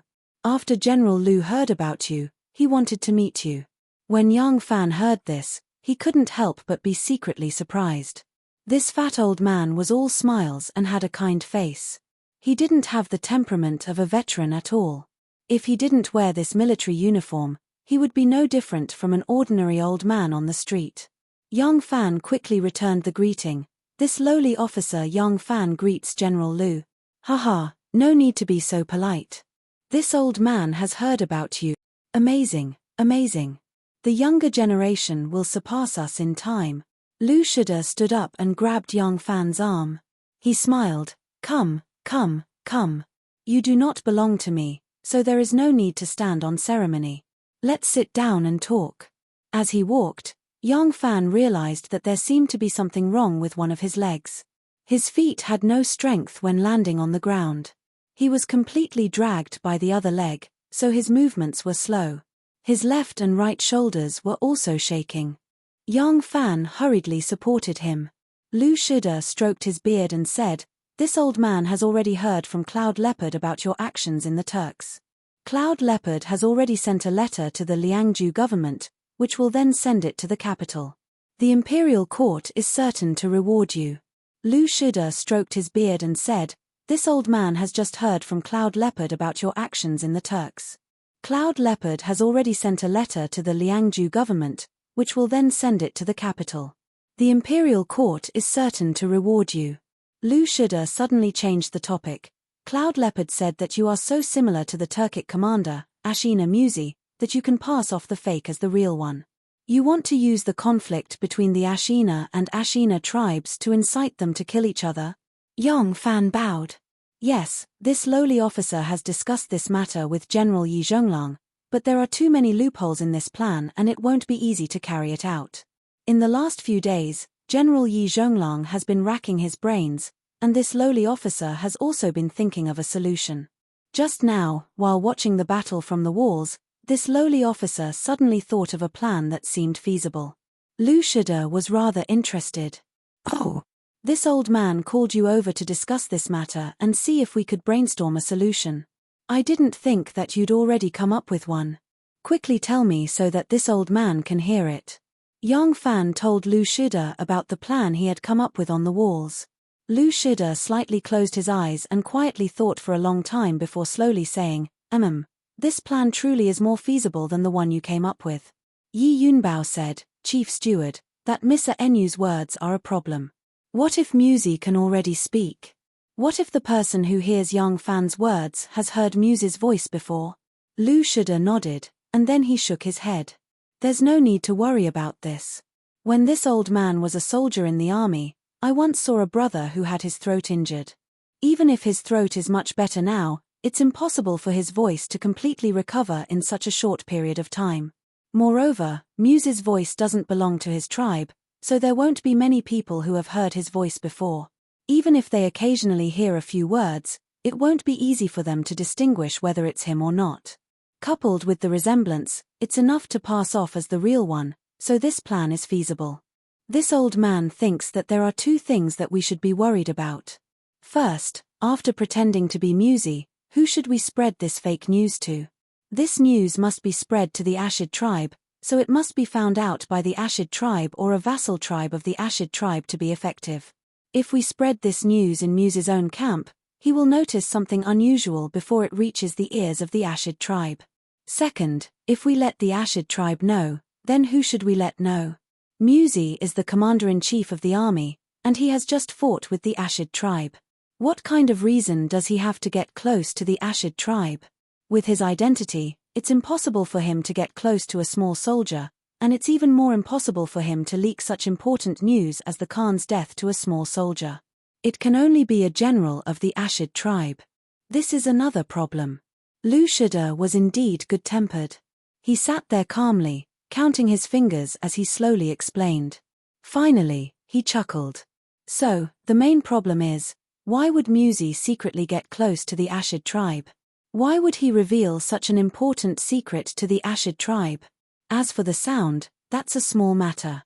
With Yang Fan's ability to adapt to the situation in Zuyantuo, he should be able to deal with it with ease." Lu Shida's words instantly enlightened Yang Fan and Yi Yunbao. The three discussed for a long time, but they still could not find a flawless and convincing plan. Lu Shida smiled. "All right, this is a good plan, but since we haven't thought it through, we should first use our fists to fiercely beat down the Turks. It's not like we can only rely on schemes to deal with invading enemies without courage. We can slowly think of a plan. Now that we've thought of a way to use this handsome face, how can we not think of a way to carry out this plan? Yang Fan, go back to the inn and rest. Think about the 2 points I just mentioned. If we work together, we'll definitely be able to come up with a flawless plan." Yang Fan hurriedly stood up and said, "Yes. Since this is the case, this lowly officer will take his leave." Lu Shida said, That's right, your brothers in the cavalry are all very concerned about you. They heard that when you came back, you would definitely pass through this place. They came with this old man this time and are waiting for you at the inn. Quickly go back and see them. Don't let them wait too long. Yang Fan was elated and hurriedly said, yes, this lowly officer will take his leave. After Yang Fan left, Yi Yunbao said to Lu Shida, Great Director seems to be placing a great deal of importance on this plan. Lu Shida stood up and slowly walked to the wall. In front of the commander's hall was a painting of a tiger descending a mountain, and on the two white walls were maps of mountains and rivers. These were maps that the Longyu army had drawn based on the intelligence gathered by their scouts over the years. They were purely for military use, and as they were constantly improved, they were even more detailed than the official maps. Yi Yunbao saw Lu Shida stand up and hurriedly walked over to the map. Lu Shida stared at the map for a long time, then said to Yi Yunbao, I truly haven't thought of a plan yet, but do you know why this old man isn't in a hurry? Yi Yunbao respectfully said, Great Director, please enlighten me. Lu Shida said, since we have such a good plan, will it be enough to make the Turks retreat without a fight? Yi Yunbao was surprised. Great Director is saying, but we only have 5,000 men here, including the cavalry that Great Director brought. Against 100,000 cavalry, it seems. Lu Shida laughed and shook his head, no, not here. As he spoke, he stretched out his thick and chubby finger and tapped on a spot on the map. With a snap, he fixed it on a spot. He was pointing at Juyensi. This old fellow, famed for his ability to wipe his face clean, had a harmless expression on his face as he said with a smile, the Turks wish to attack White Pavilion, so they first pretended to attack Juyanhai. Why don't we send our soldiers from Juyanhai, and while they are retreating, we can utterly defeat them. We can come and go as we please. It's not that easy. Yi Yunbao moved forward and carefully looked at the geography on the map, muttering, Juyensi. Lu Shida explained, it's impossible for them to cross the desert. It doesn't matter if they come or go. There are only two ways. One is to go through the Gobi Desert in front of Juyensi, where they can replenish their water source and some fodder. The other way is to go through Mimo River, where there are some small tribes that can also provide them with supplies. When they came, they split into two groups, but when they retreat, they will definitely choose the path in front of Juyensi. Yi Jibao thought for a moment, then said, because they retreated because Khan Jiudulu is dead and Moku has usurped the throne, Jiudulu's son refuses to accept it, and the tribes of the steppe are fighting openly and covertly. It's very likely that a civil war has already broken out. Lu Shida said, that's right. This is the fastest way to return to the Khagan's court. If they go through Mimo River, they will have to make a big detour through the Turkic steppe. Thus, not only will they choose this path, they will also abandon all their excess cattle and sheep, only bringing with them 10 to 20 days' worth of rations, and return as quickly as possible to determine what has happened. Lu Shida put his hands behind his back and smiled like a heavenly official was giving him a blessing. Juyensi has rivers and lakes with abundant water sources and lush pasture. It is an extremely important breeding ground for the imperial court, so not only are there many soldiers stationed there are also many horses. After the Turks feigned an attack on Juyensi, the reinforcements sent to Juyensi have not yet returned and are still stationed there. The two armies of the Turks are on guard against each other. They can't eat or sleep well, and they are exhausted from rushing back. When they reach Juyensi, if countless cavalry suddenly swarm out from the gorge, Yi Yunbao's blood boiled as he heard this. He punched the map and laughed, damn it, I'm not the defending general of Juyensi. Such a great contribution is truly enviable. Chapter 275. When Yang Fan walked out of the palace commander's residence, he saw a carriage quietly parked at the entrance of the yamen. Yang Fan paid it no mind and was just about to walk in the direction of the inn when a person suddenly appeared beside the carriage and called out, Erlang. Yang Fan turned his head and couldn't help but call out in pleasant surprise, Brother Yang, it's you. Why are you here? Weren't you sent to Liang? Before he could finish the word Ju, Yang Zhihe had already rushed over and tightly embraced him, laughing heartily. Erlang is indeed fine. The heavens help the worthy. A friendship that had gone through life and death together was often born from experiences of life and death. The fact that Yang Fan had returned to save people outside Xiantuo City and covered their retreat alone had made this simple-minded man regard Yang Fan as his brother. "I'm also very happy that Erlang is fine." A gentle and refined voice came from the side. Yang Fan turned his head and saw Shen Mu standing to the side, dressed in a plain blue cotton robe and wearing a gratified and happy smile. "Brother Shen," Yang Fan happily called out. Yang Zhihe heavily patted his back twice and released him. Yang Fan turned to Shen Mu and then to Yang Zhihe, asking, "Why have you come?" Yang Zhihe replied, "We went through untold hardships to reach Flying Fox's mouth. Unfortunately, no matter how hard we tried, that muddle-headed garrison general wasn't willing to believe our news. He even suspected that we were Turkic spies and wanted to take us to Liang province to verify our identities. When we arrived at Liang province, the chief steward of the Huyuan army, Lu Shida, also arrived. He even brought with him people from his army who recognized Gaosha Chicken and Big Bear. Only then were we freed. After I escaped, I immediately went to the Huang River to see Young Master. Young Master heard that your whereabouts were unknown and insisted on coming here to wait for an answer." Listening to this, Yang Fan's heart was moved. He was a person who attached great importance to kinship and friendship. He was alone in the Central Plains, yet he was able to regard Ma Qiao and Mion Pian as his own brothers and sisters, not without this reason. Now that Shen Mu, as the hidden sect matriarch of a prestigious aristocratic family, had personally come to such a dangerous place, it was enough to prove his affection for her. After Shen Mu and Yang Fan parted ways at the oasis, he returned to Huangshui and coaxed Miss Chichi back to Chang'an. Shen Mu himself did not leave. The situation in the western region was unpredictable. His foundation was here, so how could he leave? He had to stay here to guard against any mishaps. If the western regions were occupied by the Tu Ju, he wouldn't lose his position as the hidden sect patriarch, but he would lose the ability to fight against the Xian clan and would once again become a hired thug under young Master Jiang. He had poured too much blood, sweat, and tears into the western regions. How could he not attach importance to it? Little Flying Arrow, Zhong Yi, had returned to the Hashi region along his original route. That route was rather far from the Huangshui, so Shen Mu still did not know of his news. However, Yang Zhihe had returned with Gaosha Chicken and Big Bear. After they were sent to Liangju, Lu Shida also happened to arrive.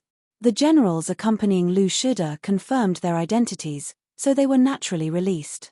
Gaosha Chicken and Big Bear stayed with Lu Shida while Yang Zhihe quickly rode to Huangshui to report to Shen Mu. After hearing his story, Shen Mu immediately set off for Liangju. This was Shen Mu's uniqueness. Why were so many people willing to be used by him? Was it just because he could provide everything one needed, help one achieve one's dreams, and pave the way for one's future? Although Yang Fan was one of his targets and did not have much value, Shen Mu still cared about his life and death. He wanted to know if Yang Fan was dead or alive. Although it was unknown if Yang Fan was dead or alive, as long as he was alive, Bai Ting should be his only choice. So Shen Mu also came. Huangshui and Shanju were not far apart. When Shen Mu arrived in Liangju, Lu Shida had already decided to personally attack Bai Ting. Shen Mu simply went to see Lu Shida. Shen Mu knew Lu Shida. How could he not be acquainted with the feudal officials of the western regions when he managed the western regions? He was the one who told Lu Shida about the idea of running inns like the Shanju Courier House and the Huangshui Courier House, so that the two sides could earn quite a bit of money for the garrison. The two sides had long been friends. Lu Shida did not know Shen Mu's exact identity, but he knew that Shen Mu had many businesses in the northwest and had close relationships with many of the wealthy merchants there. He was a very powerful and mysterious merchant. The great clans and wealthy merchants of the northwest all had considerable hidden influence in the area, and they even had their own private armies. These great clans and wealthy merchants, including the tribal chiefs who had defected to the Tang dynasty and settled in the western regions, were all officials of the western regions with no official status. Not only were they extremely powerful, they even had the power to enforce the law in the areas under their jurisdiction. Whether it was a civil or criminal case, the common people would habitually ask them to preside over justice and have them maintain law and order rather than seek help from the authorities. The government could only restrain these prestigious and powerful local tyrants and not suppress them. Only by doing so would they be able to gain their cooperation and support. Naturally, Lu Shida treated him with respect. The reason Shun Mu gave Lu Shida was that he had many businesses in the Baiting area. If the Turks attacked, he would suffer massive losses. Thus, he needed to hurry over and see what was going on. If necessary, he might even provide some assistance to the soldiers. Lu Shida naturally agreed and treated him with great courtesy. Walking to Yang Fan's side, Shun Mu grasped his hand and shook it vigorously, lamenting, "Erlang's journey to the Turkic Khaganate has been fraught with danger and it has been tough on you. I truly believed that you were doomed. I didn't think that Erlang would be able to pass through the desert and return safely. One who survives a great calamity is bound to have good fortune later on. Come, get on the carriage. Let's return to the inn first. Your brother has already prepared a banquet to help you calm your nerves." As Yang Fan followed him to the carriage, he asked, "How did Brother Shun know how I returned?" "Ah, you're also staying at the inn. Could it be that you've already met Lady Nu?" Shun Mu gave him a mysterious glance and smiled. "I truly did meet Lady Nu. I truly didn't expect that the two of you would end up together. The affairs of the world are truly hard to predict. However, the news of you crossing the desert to White Pavilion, impersonating someone else and commanding the Flying Fox Pass army to return safely did not come from Lady Nu's mouth. It was Yi Yunbao who told me." Yang Fan was even more baffled. Just as he was about to ask again, Yang Jihe explained on his behalf. "My young master has a wide network in the western regions. He is friends with many of the generals in the army." Upon hearing that the matter involved someone else's privacy, Yang Fan immediately shut his mouth. The two of them boarded the carriage and the carriage headed for the inn.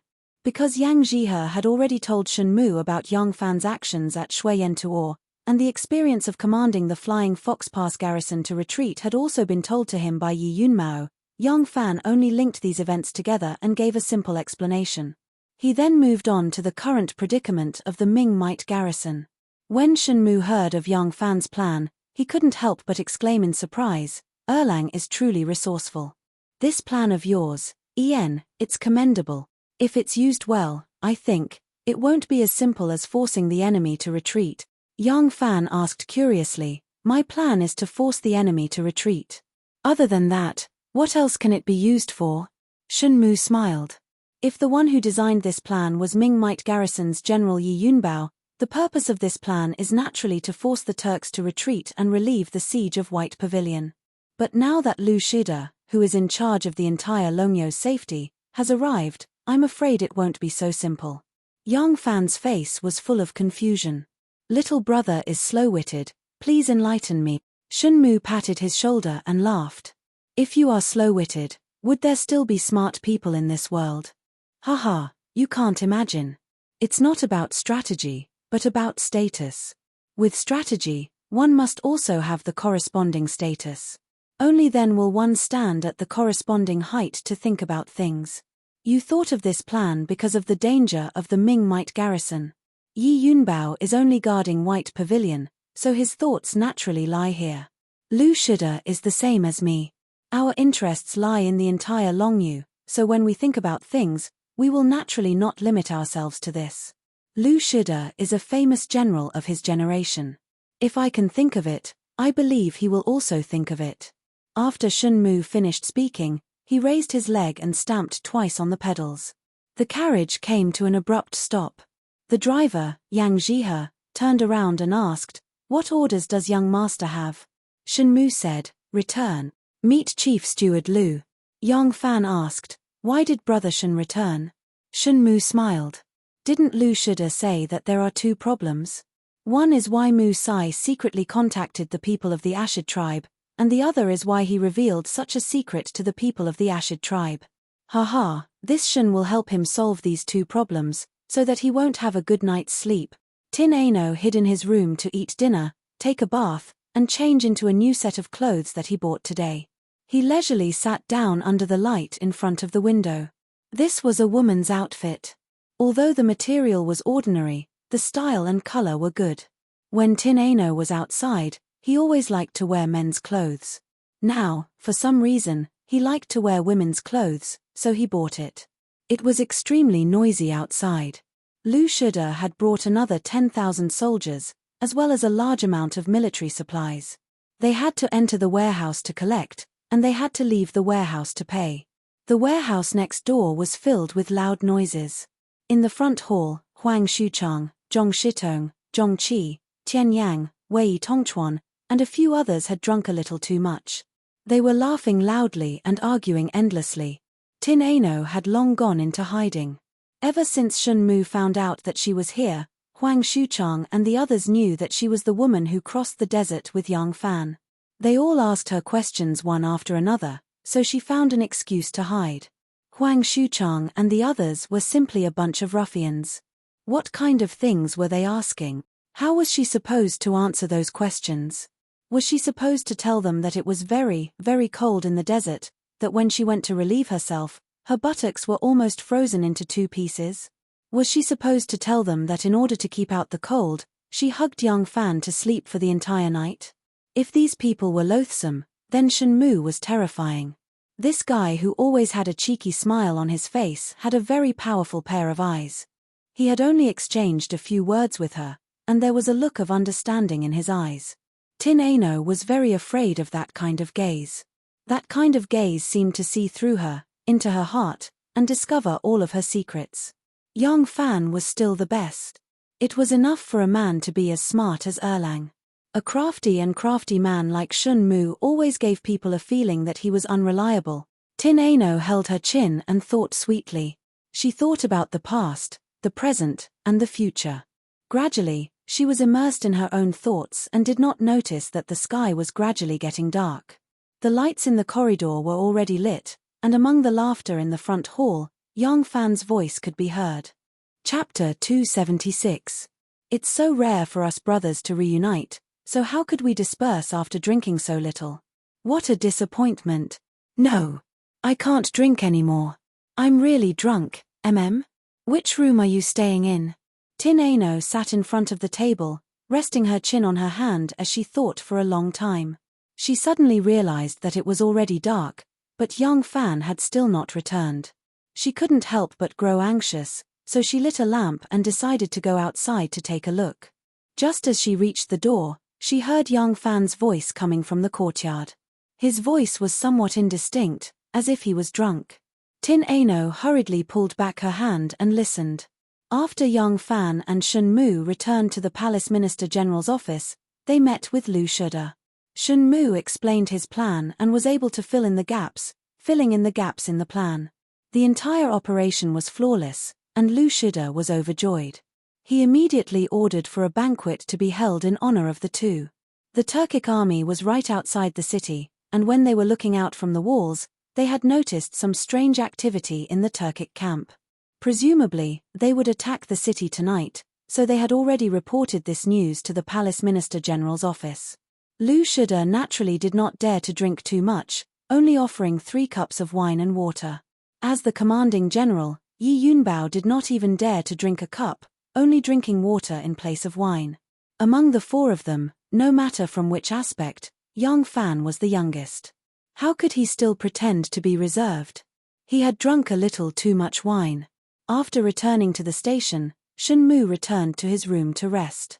Yang Fan had originally planned to discuss the plan with Tin Ano, but when he entered the reception hall, he saw a group of brothers from the 100 Cavalry drinking to their heart's content. These people were soldiers, and although they were not responsible for defending the city, they knew that this was not the time to drink too much, so they had restrained themselves at the start. But once one was stained with alcohol, one could no longer control it. Moreover, they had put aside their worries and were extremely happy. They had been recuperating at the Huangshui, waiting for Yang Fan's news. From autumn to winter, from yellow leaves falling to the ground to heavy snow, they still hadn't seen Yang Fan return. They were almost certain that Yang Fan had died. However, they were not satisfied with the fact that Yang Fan's body was nowhere to be found, so they rushed to Shanju to urge the Heiyuan army to search for him. From time to time, they would go to the Yamen to ask for information, as if they were determined to rely on the Heiyuan army. This gave Meng Digang, who was in charge of this matter, a headache. Gaoshi Chicken and Big Bear brought news of young Fan. Meng Digang felt like he had received a treasure. He hurriedly sent this news to these masters from the capital. As a result, Huang Shuchang and the others followed him to Mingwei garrison. Only when they arrived did they learn that young Fan had safely returned. With their worries at ease, they were naturally particularly happy. Before young Fan had returned, they had been drinking one cup after another and had gotten a little drunk. Now that the main character, young Fan, had returned, they were even more in high spirits. They drank as they talked, and many toasts were made. Young Fan wanted to drink after surviving a calamity, he wanted to drink after making a great contribution, he wanted to drink after being promoted, he wanted to drink after being thanked by the crowd, and he wanted to drink after listening to him recount his strange and thrilling experiences in the Turkic Khaganate. How could young Fan resist? By the time he insisted on drinking, he was already dead drunk. The ones supporting young Fan were Zhong Shitong and Tian Yang. The two of them had drunk no less than young Fan. The three of them had their arms around each other's shoulders as they staggered into the courtyard. Zhong Shitong looked around and asked, "Erlang, which room are you staying in?" Young Fan pointed at his room and then drifted over to Tin Ano's room. He mumbled, "You guys, go back and drink. I look for Miss Anu. I still have something to discuss." As young Fan spoke, he walked towards Tin Ano's room. Hearing the footsteps from inside, Tin Ano hurriedly tidied up her hair. Just as there was a knock on the door, she opened the door. Young Fan lost his balance and fell into the room. Tin Ano hurriedly went to support him and felt his hand sink. It seems like he really drank too much. Zhong Shitong and Tian Yang stood at the door with their arms around each other's shoulders. With one look, they saw that this Tin Ano was different from the afternoon. Her hair was made up like an unmarried woman from the Central Plains. Her brows were slender and long, her eyes as charming as a fox's. Her nose was like a jade and her lips were like cherry blossoms. She was pretty and lovely. She probably dressed herself up for the night. The two of them were dazed by her beauty, but soon after, they giggled and said, "Miss Anu, Erlang is a little drunk. We'll leave him to you." Ha ha ha. Finishing their conversation, the two of them staggered away with their arms around each other's shoulders. Their giggles carried a hint of ambiguity. Tin Ano's face was slightly hot. Supporting young Fan with one arm, she closed the door and placed him on the side of the table to sit down. She softly said, "Why did you drink so much?" Young Fan was so sleepy that his eyelids were fighting. He wanted to lie down on the table and sleep. Forcing himself to speak, he said, No choice I drank at Zhonglang's. Jiang Fu. Come back, and still drink. Let's not talk about this. Let me tell you, my method has already been decided. But this matter. I still need your help. Tin Ano poured him a cup of hot water and said in a bad mood, "Look at you, you're drunk. Drink some water first and talk slowly." Young Fan picked up the cup and gulped it down. Tin Ano let out a soft "ya" and said in annoyance, "It's still hot." At this time, young Fan really couldn't feel how hot the water was. After drinking, he put down the cup, wiped his mouth and began to explain to her. Although his voice was muffled, Tin Ano could understand. Listening to young Fan's words, she raised her eyebrows and said sweetly, "I thought it was something serious. You're so drunk and you still want to tell me. What's so difficult about it? I'll help you." RNU. Although young Fan was drunk, his heart was sober. He knew that Tin Ano was willing to take the risk and help him. It was all because of him. After drinking, young Fan's emotions were stirred. He grabbed onto Tin Ano's soft hand, causing Tin Ano to jump in shock. She stammered, What are you doing?" Young Fan opened his mouth but didn't know what to say. In the end, he only said in a heavy tone, "RNU, thank you." These few words, young Fan said it very clearly. He was already drunk.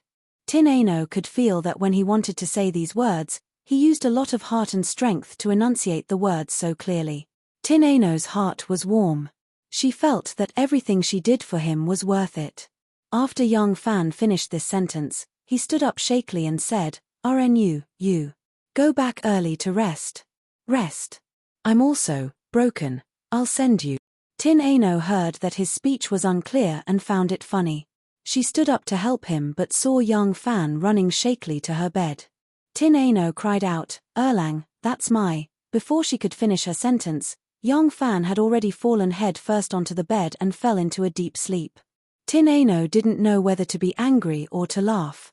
She stood there looking at young Fan, who was sleeping like a dead pig. She lightly stamped her feet and first went to the charcoal stove to get a pot of boiling water before walking to the wall. There was a low wooden frame by the wall with a basin on it. Tin Ano had already filled half a basin with cold water and now she added some hot water. After drying the towel, she returned to the bed and forcefully turned young Fan over. She carefully wiped his face.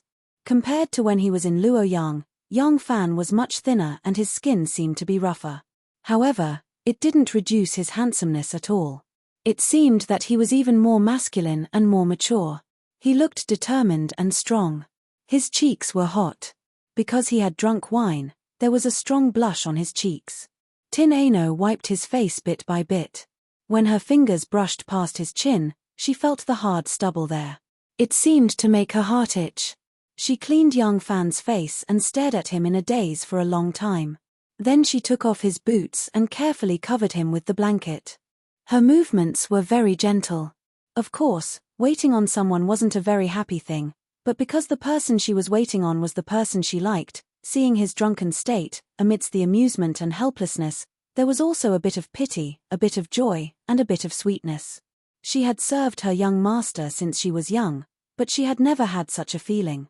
Tin Ano knew that it wouldn't be easy to get past her young master, but she had never told young Fan. It wasn't for any other reason but because her young master's strength was too great. It wasn't something that young Fan could fight against. If she told him, with his personality, he definitely wouldn't let her handle it alone. However, if he interfered and angered her young master, it would be self-defeating. Tin Ano didn't want to tell him about this. Although she was only a maid, she had been raised by her young master. She knew that her young master had never simply treated her as a maid. Her young master had always been indifferent to others, but he treated her like a daughter. If she was a bit more tactful, she might be able to resolve this problem peacefully. As for young Fan, she didn't have anything to worry about. Ever since her young master ordered her to pay attention to young Fan, she had personally or sent people to investigate young Fan. She knew that young Fan only had a close relationship with one person in Luoyang, Pastor. That Lady Pastor, whom he viewed as his own sister, was now married to Ma Qiao. He didn't have any other close relationships with the opposite sex. Therefore, as long as she solved the difficulties on her young master's side, she could be with him forever. Thinking of this, Tin Ano smiled sweetly. She gently caressed young Fan's cheek with her soft little hand, and then gently rubbed his chin with the back of her delicate palm. Feeling the hard taste of the man, she smiled sweetly and got up to blow out the light for him. It was dawn. Some people who got up early were fetching water in the courtyard to wash up. Suddenly, a scream came from Tin Ano's room. Then, young Fan rushed out with messy clothes. He was barefooted, and his face was pale. He shouted as if he was possessed, "Why am I in Anu's room? Why am I in Anu's room?" Everyone in the courtyard looked at him in surprise. Some were holding loofah kernels in their hands, some were holding willow twigs, and some were holding toothbrushes that had been ground until they were half bald. Their mouths were full of foam, and a very strange expression gradually emerged on their faces. At this time, the door that should be young Fan's room opened with a squeak. Tin Ano walked out slowly. She glanced at young Fan and said loudly to him with a red face, "Who asked you to be so drunk last night? I changed rooms with you." She said this to young Fan, but the tone and tone were clearly explaining to everyone. However, everyone was confused. He drank too much. Why did he want to switch rooms? Young Fan asked this question for everyone in a daze. Did I drink too much? Why did I change rooms if I drank too much? Tin Ano couldn't bear it anymore and shouted loudly, "Because you refused to leave my room. You lay on the bed and didn't move. Where do you want me to sleep?" Oh! The onlookers suddenly realized and looked at young Fan with ambiguous eyes. Young Fan couldn't stand it anymore. and Tineno also found that the more they explained, the more they made things worse. The two doors were closed one after another, and the couple retreated in embarrassment. Chapter 277. Under Musai's command, the Turks attacked Mingwei garrison for an entire night. Their battle cries echoed throughout the night and could be heard clearly even from deep within the city. At daybreak, the Turks retreated and both sides rested for a short while. Smoke rose once more and many people were no longer able to enjoy their breakfast for the day. Some parts of the city wall were damaged, and a few of the crenellations on the wall were almost flattened by stones. The soldiers were pouring water over them again and again, and a layer of water and grass was spread over them. Soon, a thick ice wall was built. Unless it was hit by a large stone weighing hundreds of kilograms, it would be impossible to destroy it. Musai's men carried the injured soldiers and retreated like a receding tide, preparing to take over his tribe and enjoy their breakfast. At this moment, the Turkic soldiers on guard suddenly saw several people being lowered from a rattan basket tied to the top of the Mingwei garrison's walls. The Turkic soldiers immediately reported this news and soon, a Helan military officer came out to welcome them. At the same time, a similar scene was playing out in Wuhan garrison. There were 7 people coming down from the city walls. There were flag bearers, trumpeters, messengers, interpreters, and guards. When they came down from the city walls, they waved a white flag. In the laws of war, a white flag was not a sign of surrender but a temporary ceasefire. The flag bearer waved the white flag and walked in front, followed by a few people. On the opposite side, the Helan led a dozen armed warriors to welcome them. The man, who was obviously the emissary, was wearing a round-collared robe and a scarf on his head. He had a moustache and was smiling like a merchant. As soon as he saw Helan walking over, he immediately stopped and cupped his hands in salute. A thin interpreter with a mustache said, "Our great Jew's Zhonglong general has sent an emissary here to discuss important matters with Mu Yen's Great Yi Protector and Musai's Great Yi Protector. Please introduce them." The Helan official was dressed in leather armor and had a large saber hanging from his waist. His face was dark red and his eyes were sharp, exuding a valiant aura. He coldly looked at the sleek merchant emissary, then looked at the frail translator, curled his lips in disdain, and said, "Follow me." Helan led them into the main camp. Just as they were about to reach the central camp, the squires lined up on both sides of the central camp suddenly drew their sabers at the same time. Chong, chong, chong. A series of ear-piercing noises were heard as the long sabers formed a saber formation. The round, merchant-dressed emissary waved at them with a smile and calmly walked into the saber array. The Helan official turned around and saw his calm demeanor. He was secretly impressed. Looking at his slick demeanor, he didn't expect him to have some guts. Musai was also in the big tent. He had just returned from commanding the siege for a whole night. He wanted to give Mu Yen some instructions before going to rest, but he heard that the Tang had sent an envoy, so he stayed behind. Tang emissaries, sign up. Helan entered the tent to report and came out after a while. He stood at the side of the tent and shouted loudly. His eyes were filled with disdain and arrogance. The Tang emissary dusted his robe and said loudly, "I'm Jing Yang. I've been sent by General Mingwei to seek an audience with Mu Yen's protector Yi and special attendant Musai." As he spoke, he strode into the tent. The only person accompanying him was the skinny translator. The rest of the people were left outside the tent. Apart from the flags and bugle horns, all the weapons they carried were taken away. As it was morning, the leaders of the tribes had just woken up and had not reported to Mu Yen. At this moment, there were only Mu Yen, Musai, his son-in-law, and some guards in the tent. Musai was tall and slender. He was wearing a wolf-skin robe with a high collar and long sleeves, which made him look even more ferocious. Although Mu Yen was an old man in his 50s, he stood as straight as a spear. He wore riding boots and tightened his belt, which made him look burly and valiant. He didn't look old at all. "What does Yi Yunbao want to say to me by sending you here?" Mu Yen spoke in Turkic language. The frail translator repeated it to Jing Yang in Chinese. Jing Yang smiled and bowed to him, saying, "This must be Mu Yen's protector Yi. Ha ha ha, I'm a merchant from Longyu, not a government official." This time, The Turks have invaded our territory and the two countries are locked in a fierce battle. We merchants of the western regions are very uneasy, so we persuaded General Yi Zhonglang to send someone to request an audience with Great Yi Protector General. Our two sides can discuss this matter and decide that it is best not to fight this battle if possible. Mu Yen listened to the frail translator's translation and frowned. You're not government officials? Then what do you want to talk about? Jing Yang said with a smile, everyone here is a hero of the grassland. You live in yurts, drink horse milk, live by water and grass, shoot eagles under the blue sky and white clouds, herd sheep and sing. Longyu is not a good place for you to live. Why must both sides fight each other and kill so many people? I was elected by the merchants of the western region to represent them to negotiate peace with Great Yi Yunbao. As long as you agree to withdraw your troops, we are willing to offer some money and women to make up for your losses. Isn't it good for everyone to live in harmony? Mu Yen was furious when he heard the translator's reply, presumptuous. Are you guys toying with this old man? I've mobilized 100,000 troops to conquer the city and conquer the land. He's just a Ming Wei garrison general. How dare he send a small merchant like you to try to bribe us with some money and ask us to withdraw? What a joke.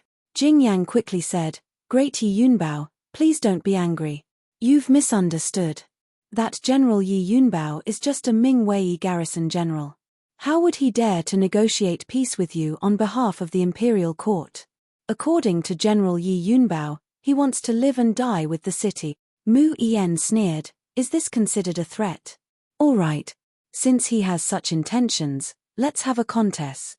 Jing Yang hurriedly said, Great Yi Protector, the garrison of Mingwei is indeed not a lot, but now another 20,000 troops and horses have been transferred from Liangju. Relying on the danger to defend, it will not be easy for you to attack, right? Moreover, not only is the Liangju garrison general recruiting troops, the imperial court has already sent reinforcements and they're on the way. What was the point of two armies fighting to the death? Isn't it for benefits? Hehe, I might have been too direct with my words, but I'm a merchant. Merchants only care about profits, and they only care about profits. Although this is a war between two countries, it's still a struggle for profits. You're no different from us merchants. Jing Yang talked incessantly while the interpreter translated every sentence. Hearing this, Mu Sai couldn't help but feel a little moved. To be honest, the pasture in Hashi Longyu was not as plentiful as the Turkic grasslands. They attacked Hashi Longyu for wealth, but their long-term goal was to use it as a stepping stone to covet the colorful world of the Central Plains. Now that Jiu Gulu was gravely ill, it was impossible for them to take the Central Plains at this time. With the current strength of the Tang Empire, they could not do this. Therefore, the purpose of this expedition was to win and plunder. They had attacked Longyu in the past but did not manage to gain a foothold. In fact, the main purpose of these grassland tribes was to seek wealth most of the time. Unless the Central Plains weakened and there was a possibility of occupying it, they would not have the determination to start a war with the purpose of occupying it. Thinking of this, Mu Sai coughed and gave Mu Yen a look. Mu Yen saw his expression and softened his tone. He asked Jing Yang, how much compensation are you willing to pay to make up for the losses of this Great Yi Protector General? Jing Yang was overjoyed and quickly said a number. It was about the amount of gold, silver, iron, silk, porcelain, cattle, sheep, and cloth. If this number was used on a family or even a tribe, it would be extremely shocking. But for the Turkic army of 100,000, there was not much left for everyone. Mu Yen was enraged and shouted, preposterous. Are you trying to appease this Great Yi Protector General? There is no sincerity at all. You want this Great Yi Protector General to retreat with such a small amount of wealth? Jing Yang's face was full of bitterness. He said, Great Yi Protector, this much wealth was pooled together by the merchants of the western regions. If Great Yi Protector General agrees, it will be a fruitful return. If you don't agree, you may not be able to take down the Ming Wei garrison. If you can't take it down, won't you get nothing? Hehe, I heard that Khan Gulu is seriously ill. At this time, your country will not have the heart to prolong the war. If we continue to fight, there is no benefit for both sides. Instead of fighting to the point where both sides are injured, why not take a step back? Quit while you're ahead, and stop here. Is Special Agent Musai here? Why not discuss this with Special Agent Musai? A Musai. Musi took a step forward, and his ghostly, hoarse voice startled Jing Yang and the translator. Seeing this, Musi felt a sense of bitterness and irritation in his heart, but he had to endure the voice that even he himself could not endure. He continued to express his opinion. If you want us to retreat, that's fine, but you have to show enough sincerity. If you pay 4 times the amount you mentioned just now, we will retreat immediately. Otherwise, when the city is breached and the army enters, you will have nothing. When Jing Yang heard this, he immediately poured out his grievances. Musai sneered and interrupted him. Forget it. You merchants are the most cunning. Do you want to lose money to avoid disaster or lose both? Think about it yourself. After a round of discussion, there was no result. Jing Yang could only smile bitterly. To tell you the truth, we originally estimated that we would need twice as much as this. Now, such a large amount, I really can't make the decision alone. I hope Great Yi Protector General and Special Agent can give me a few days to discuss with everyone. Mu Yen sneered. Sure. You can go back and discuss, but we will continue to attack the city. If you don't come to a conclusion before we enter the city, then you don't need to discuss anymore. Mu Yen and Mu Sai laughed at the same time. One's voice was loud and the other low and hoarse. When mixed together, it was like using a handful of sand to grind a cymbal. It was as unpleasant as it could be. Jing Yang led his people and left dejectedly. The Ming Wei garrison saw their messengers coming and quickly put down the hanging baskets. There were only 2 hanging baskets, so they had to go up separately. Jing Yang stepped into the hanging basket and turned his head to the translator who had entered the other hanging basket. Musai is indeed able to speak. Can you hear his voice clearly? The translator grinned at him. He was obviously a skinny man with a dark face, but he had the mischievous charm of a girl. Yes, the clothes, the voice, the tone, everything is clear. His voice was exactly the same as Musai's. The rope on top of the city wall swayed, and a snowflake fell down and hit Jing Yang's neck. Hearing this ghost-like weeping sound, Jing Yang couldn't help but shiver. Chapter 278. After another day of fierce fighting, Lu Bugu returned to his tent, took off his heavy leather armor, and threw it on the edge of the bed. He sat down on the blanket and let out a long sigh. His personal guard brought in food, a plate of steaming hot chunks of mutton, still dripping with blood, and dried vegetables stewed with blood sausage. There was also a stack of biscuits and a pot of steamed horse milk wine. Lu Bugu took a knife from his waist and began to cut the juicy mutton, a hint of worry on his brow. He was the chief of the Kitten tribe, the strongest of the Kitten tribes, with more than 10,000 young warriors under his command. When he had submitted to the Turks, both the Ashina and Ashid tribes had tried to recruit him. Later on, because the Ashid tribe had offered him even greater conditions, such as a large and fertile steppe, Lu Bugu had sworn his loyalty to Zhu Tu. Lu Bugu was worried because his tribe had been the main attacker today and had suffered far too many casualties. Lu Bugu had just returned from inspecting the camp and inspecting the losses.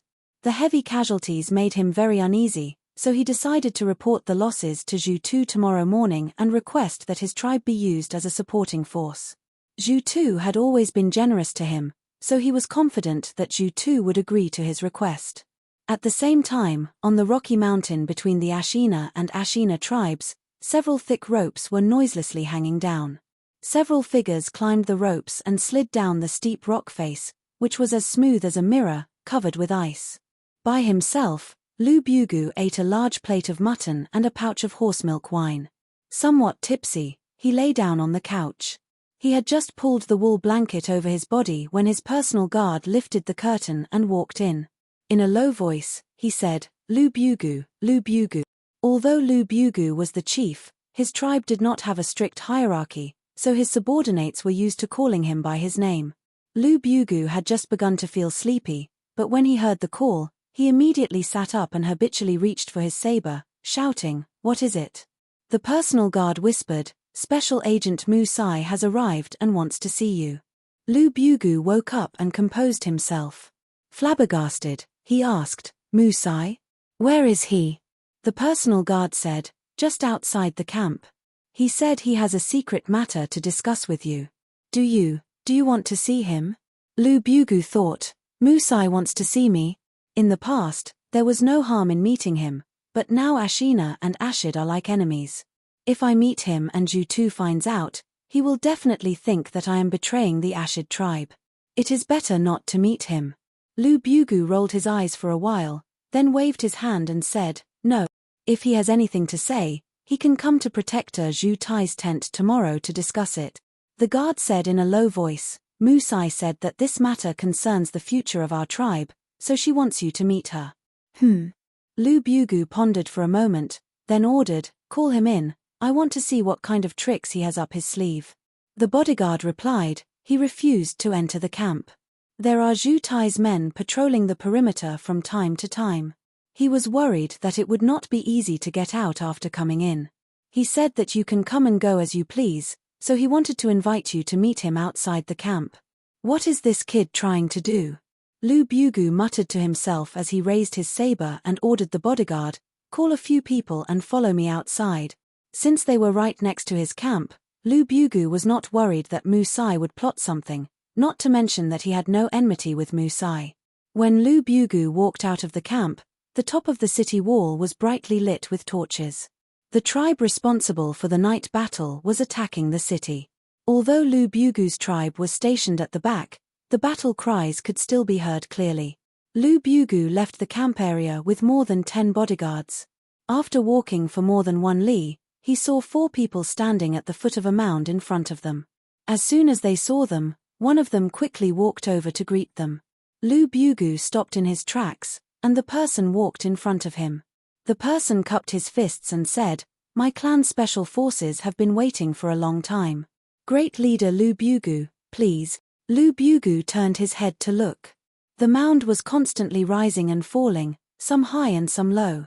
From here, he could no longer see the situation at the camp. He waved his hand, telling the bodyguards to stay behind. He only brought 2 bodyguards with him and walked over. When he was about 2 jong away from the 4 people, he stopped and cautiously sized them up. The person in front of him was indeed Musai. Today's moon was very round. It was probably just after the Shongyuan festival. The bright moonlight shone on the earth, and the light from the snow increased its brightness. He could clearly see the person's appearance. Sure enough, it was Musai. On each side of Musai stood a saber-wielding warrior. They seemed to want to stop him from approaching, but seeing that he had already stood still, the 2 of them retreated. Behind Musai stood another person. His figure was slightly thinner, and his back was facing them. From time to time, he would look left and right, appearing to be very cautious. Lu Bugu stood still and cautiously asked, Special Agent Musai, why have you called me out in the middle of the night? Yang Fan, who was disguised as Musai, smiled at him. His hoarse and rough voice rang out, Lu Bugu, I have come on my father's orders. Lu Bugu involuntarily cried out, Lord Moshe's orders? Could it be that he is here? His voice paused, and Lu Bugu looked at Yang Fan, his expression becoming even more cautious. You are saying that before we set off, Lord Moshe told you that he wanted to meet with me? That's right. The guard behind Yang Fan looked around. His figure flickered, and his finger lightly tapped on Yang Fan's buttocks. He opened his mouth and said, Before we set off, my father told Musai that the time was not right and that he could not invite you for a discussion. Today, I received a message from my father on horseback, which is why I invited you out. As soon as his finger touched Yang Fan's buttocks, Yang Fan's mouth immediately opened and closed. Only the 2 guards on his left and right knew that from beginning to end, he had not made a single sound. But because Musai's throat was injured, he had to expend a great deal of energy to speak. The movements of his face were rather strange, and his voice was low, unpleasant, and erratic. Thus, when the guard behind Yang Fan spoke for him, Lu Bugu was able to see nothing wrong with Yang Fan's expression or the shape of his mouth. Lu Bugu, when you submitted to the Turks, my father regarded you with great importance, and he completely agreed to any request you made. But at the time, my uncle was the one making the decisions, and if he didn't agree, my father couldn't do anything. In the end, you defected to Ju2, which my father deeply regretted. Of course, there's nothing wrong with your choice. Our conditions weren't as good as theirs, so you naturally had to consider your own tribe. But it's different now, haha. So I hope that you can reconsider and make a choice between Ashina and Ashina. Lu Bugu's expression flickered. What he was concerned about was that it's different now. What was different now? Lu Bugu nervously asked, Special Attendant Mu Sai, what do you mean by it's different now? Yang Fan calmed down and looked at him, a mysterious smile on his face. In truth, the one speaking was Tin Ano, and Tin Ano had to respond to the question. Before she could think of what to say, Yang Fan couldn't open his mouth, so he could only put on a mysterious expression and let the other figure it out for himself. Alas, Lu Bugu wasn't a very smart person. He couldn't guess what Yang Fan wanted to say based on that Mona Lisa's smile. Seeing that Yang Fan had stopped speaking, Lu Bugu impatiently wanted to ask again. Tin Ano pretended to look left and right, and with a slight twist of his body, his finger quickly tapped Yang Fan's buttocks. Yang Fan immediately opened his mouth. The meeting between the two groups on the sand dune only lasted for a little over an hour before both sides separated and went their separate ways. Lu Bugu walked with a heavy heart. From time to time, he would stop to look at the backs of Mu Sai and the others.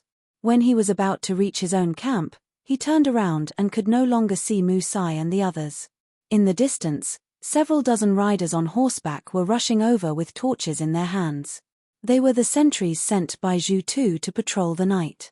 They raised their torches high, and when they saw that it was Lu Bugu standing there, they greeted him and loudly asked, Lord Lu Bugu, why haven't you rested yet? Lu Bugu casually replied, Oh, too many of my brothers died today. I couldn't sleep, so I came out for a walk. The patrolling riders comforted him a little, then urged their horses to continue forward, circling the entire camp. Lu Bugu gazed at the receding figures of those people and ordered in a deep voice, Call Shi Ning, Wo Dugai, Sabuan, and Delagu to my tent. I have something to discuss with them. Hurry. Yang Fan's group of 4 pretended to walk back, but because they were worried that Lu Bugu would discover that they weren't walking in the direction of the Mun Kingdom's main camp, they could only brace themselves and continue forward. When they could no longer see Lu Bugu and the others, the 4 of them immediately stopped, lowered their bodies, and stealthily sneaked toward the rocky mountain. This place was already very close to the Mun Kingdom's main camp, so they had to be extra careful to avoid being seen. The 4 of them quietly snuck to the foot of the rocky mountain. The 4 ropes that they used to descend had already been retracted.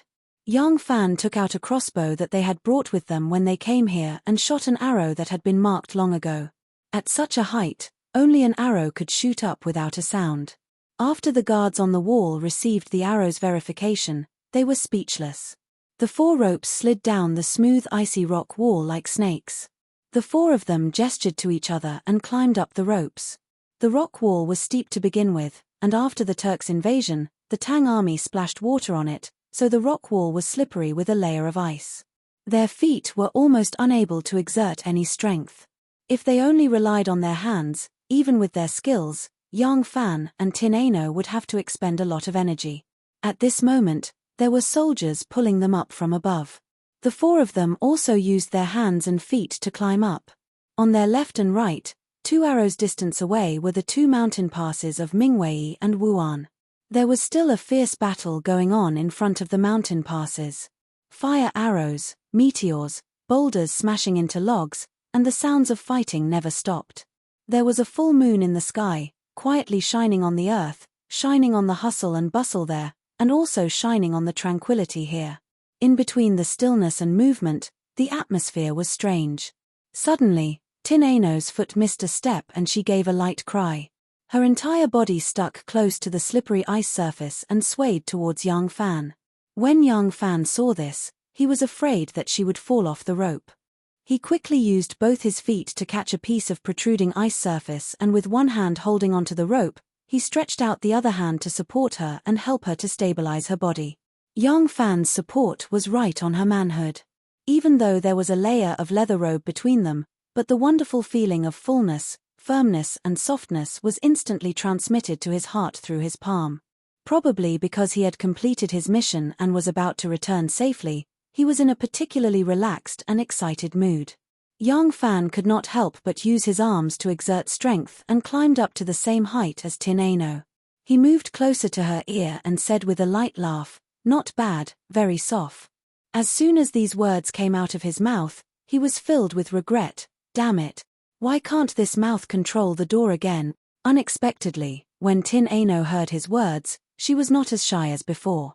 Instead, she glanced at him with a smile yet not a smile and said, "You are not bad too, very firm." Chapter 279. In front of Mingwei and Wuan, the two cities were filled with soldiers. Cries of killing filled the air, flames soared and black smoke filled the air. Boulders and aragonite stones filled the air and arrows flew back and forth. The Turks attacking the pass not only used boulders and arrows, but also dried cow and horse dung mixed with poisons such as croton and arsenic. After igniting them, they threw them onto the city walls, causing the poisonous smoke to suffocate the eyes and noses of the soldiers. The Tang army guarding the city poured rolling logs, stones, golden liquid and boiling water down as if they were free. The huge ballistae and catapults also continued to throw heavy objects out of the city. Every time a huge stone fell on the ground, a few unlucky Turks would be smashed into meat paste. War was always cruel, and besieging a city was even more so. The defending side had the geographical advantage over the attacking side. Thus, with the 10,000 reinforcements brought by Lu Shida, the garrison of White Pavilion had a total of 25,000 men. Mingwei and Wuan were impregnable. The casualties of the Turks were several times that of them, but the army of 100,000 could not advance a single step. The commander of the Turks who was besieging the city commanded his soldiers to charge with all their might. He knew that now was not the time to break the city. Everything they were doing now was to whittle down the defending forces, using the lives of their own men and the lives of the enemy to whittle them down. There had originally been 25,000 soldiers in the city, but excluding those who had died or were too injured to fight, there were less than 20,000 who could still fight. Meanwhile, the Turks had suffered 5 times as many casualties. As the commander-in-chief of the Turks, he did not care about these casualties, but as the chiefs of the various tribes, they would feel the pain of every casualty. But they had no way out and could only continue to attack. They could only continue to whittle down the Tang army until the remaining Tang soldiers could no longer defend their castles. They could only charge into the city to steal money, food, cattle, sheep and women. The sacrifice was worth it, and the survivors would enjoy a feast. Suddenly, the bleak sound of a horn came from the rear of the Turkic army in front of Wuan Pass.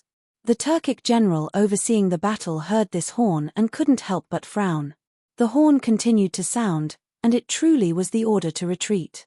Although he was confused, he still immediately ordered the troops to retreat. The Turkic soldiers left behind a pile of mutilated corpses and retreated like the receding tide. The defenders on the walls were perplexed, unable to understand why the Turks had so hastily retreated, but the fact that the enemy had stopped attacking was a blessing in disguise, and they couldn't help but sigh in relief. Yi Yunbao, who had been observing the commotion from the top of the boulder mountain, let out a long sigh of relief and looked back at Lu Shida. Lu Shida, who was wearing a scarlet cloak, smiled and said, "They've been tricked. Go and prepare." "Here." Yi Yunbao happily agreed. Turning his head to the retreating Turkic camp, he helped Lu Shida up and began to descend the stone steps. The commotion at the Ashid camp in front of the Wuan garrison attracted the attention of the Mun Kingdom's protector general. The Mun Kingdom and Musi hurriedly ordered for the troops to retreat and led hundreds of cavalrymen to the Ashid camp in front of the Wuan garrison. "Halt! Who dares to trespass on an important military camp?" A Turkic officer stepped forward and raised his hand, blocking their path. Behind him, a row of pikemen pointed their spears at the Turks, aiming their sharp tips at them. Behind the fence, rows of archers had already narked their arrows and were ready for battle. Mu Yen was furious. He lashed out with his whip and roared angrily, "Bastard! You dare to block my horse!" With a slap of the whip, a bloody mark appeared on the officer's face. A stream of blood flowed down his cheek like a snake, but he didn't even bother to wipe it off. He stood tall and said in a loud voice, "Zhu Tu has ordered that no one is allowed to take half a step into my camp. Anyone who disobeys will be killed without question." With that, he fiercely chopped down with his palm, and rows of spearheads and arrows flew toward Mu Yen's group, assuming an attacking posture. Mu Yen was enraged. He placed his hand on the cold scabbard and coldly said, "Do you want to die? Who dares to act so arrogantly in front of my camp?" An icy voice rang out. Zhu Tu, escorted by more than 100 valiant knights, rushed to the front of the tent, accompanied by Xiao Miumiu and Lu Bugu. When Mu Yen saw him, he furrowed his brows and angrily said, "Zhu Tu, the battle is in full swing, why are you retreating?" When Mu Sai saw that Xiao Miumiu had shot his throat, he immediately tightened his grip on the hilt of his saber and gnashed his teeth. His fierce expression was like that of a wolf choosing its prey. When Xiao Miumiu saw Mu Sai, who had captured his tribe and allowed his men to humiliate his beloved concubine, he also tightly grasped the hilt of his saber. His face was distorted as if he was about to charge forward and risk his life. Zhu Tu, who was riding on his horse, leaned back slightly and said indifferently, "Why are you retreating?" "Retreating? Retreating is bullshit. I want to immediately withdraw my troops." Mu Yen was originally a little annoyed and came over to question him, but when he heard Zhu Tu's words, he couldn't help but be shocked and involuntarily cried out, "Retreat? You want to retreat? Who allowed you to retreat? As long as we fight for a few more days, the garrison in the city will be insufficient, and we will definitely be able to take down this pass. You actually want to retreat without authorization?" Zhu Tu held his belly and laughed, "Ha ha ha, take down this pass? I'm afraid you want to take down our Ashide tribe's grassland and horse farm?" Mu Yen's expression changed, and he said in a deep voice, "Zhu Tu, what do you mean by this?" Zhu Tu sneered, "Mu Yen, don't resort to insinuations in front of an honest person. Do you still need me to explain it clearly? Let's go." Zhu Tu turned his horse and left. Mu Yen became anxious and urged his horse to chase after him, but a dozen sharp spears suddenly stopped him. Zhu Tu reined his horse back and sneered, "The Tang army is right in front of the pass. If you are not afraid of being taken advantage of by outsiders, I will fight with you." Mu Yen almost fainted from anger. He roared, "Zhu Tu, you bastard, can't you speak more clearly?" Zhu Tu coldly glared at him, stretched out his hand, and heavily patted Lu Bugu's shoulder twice. In a loud voice, he said, "I'll let you know that Lu Bugu and I have sworn a blood oath last night and become brothers." Mu Yen's mind was muddled, and he roared, King recognized him as your godfather, what does it have to do with me? Let me ask you, why are you retreating? Zhu Tu let out a long sigh and said to Lu Bugu, if this person doesn't want his face, what can we do with him? Lu Bugu replied, then just treat him as a fart and let him go.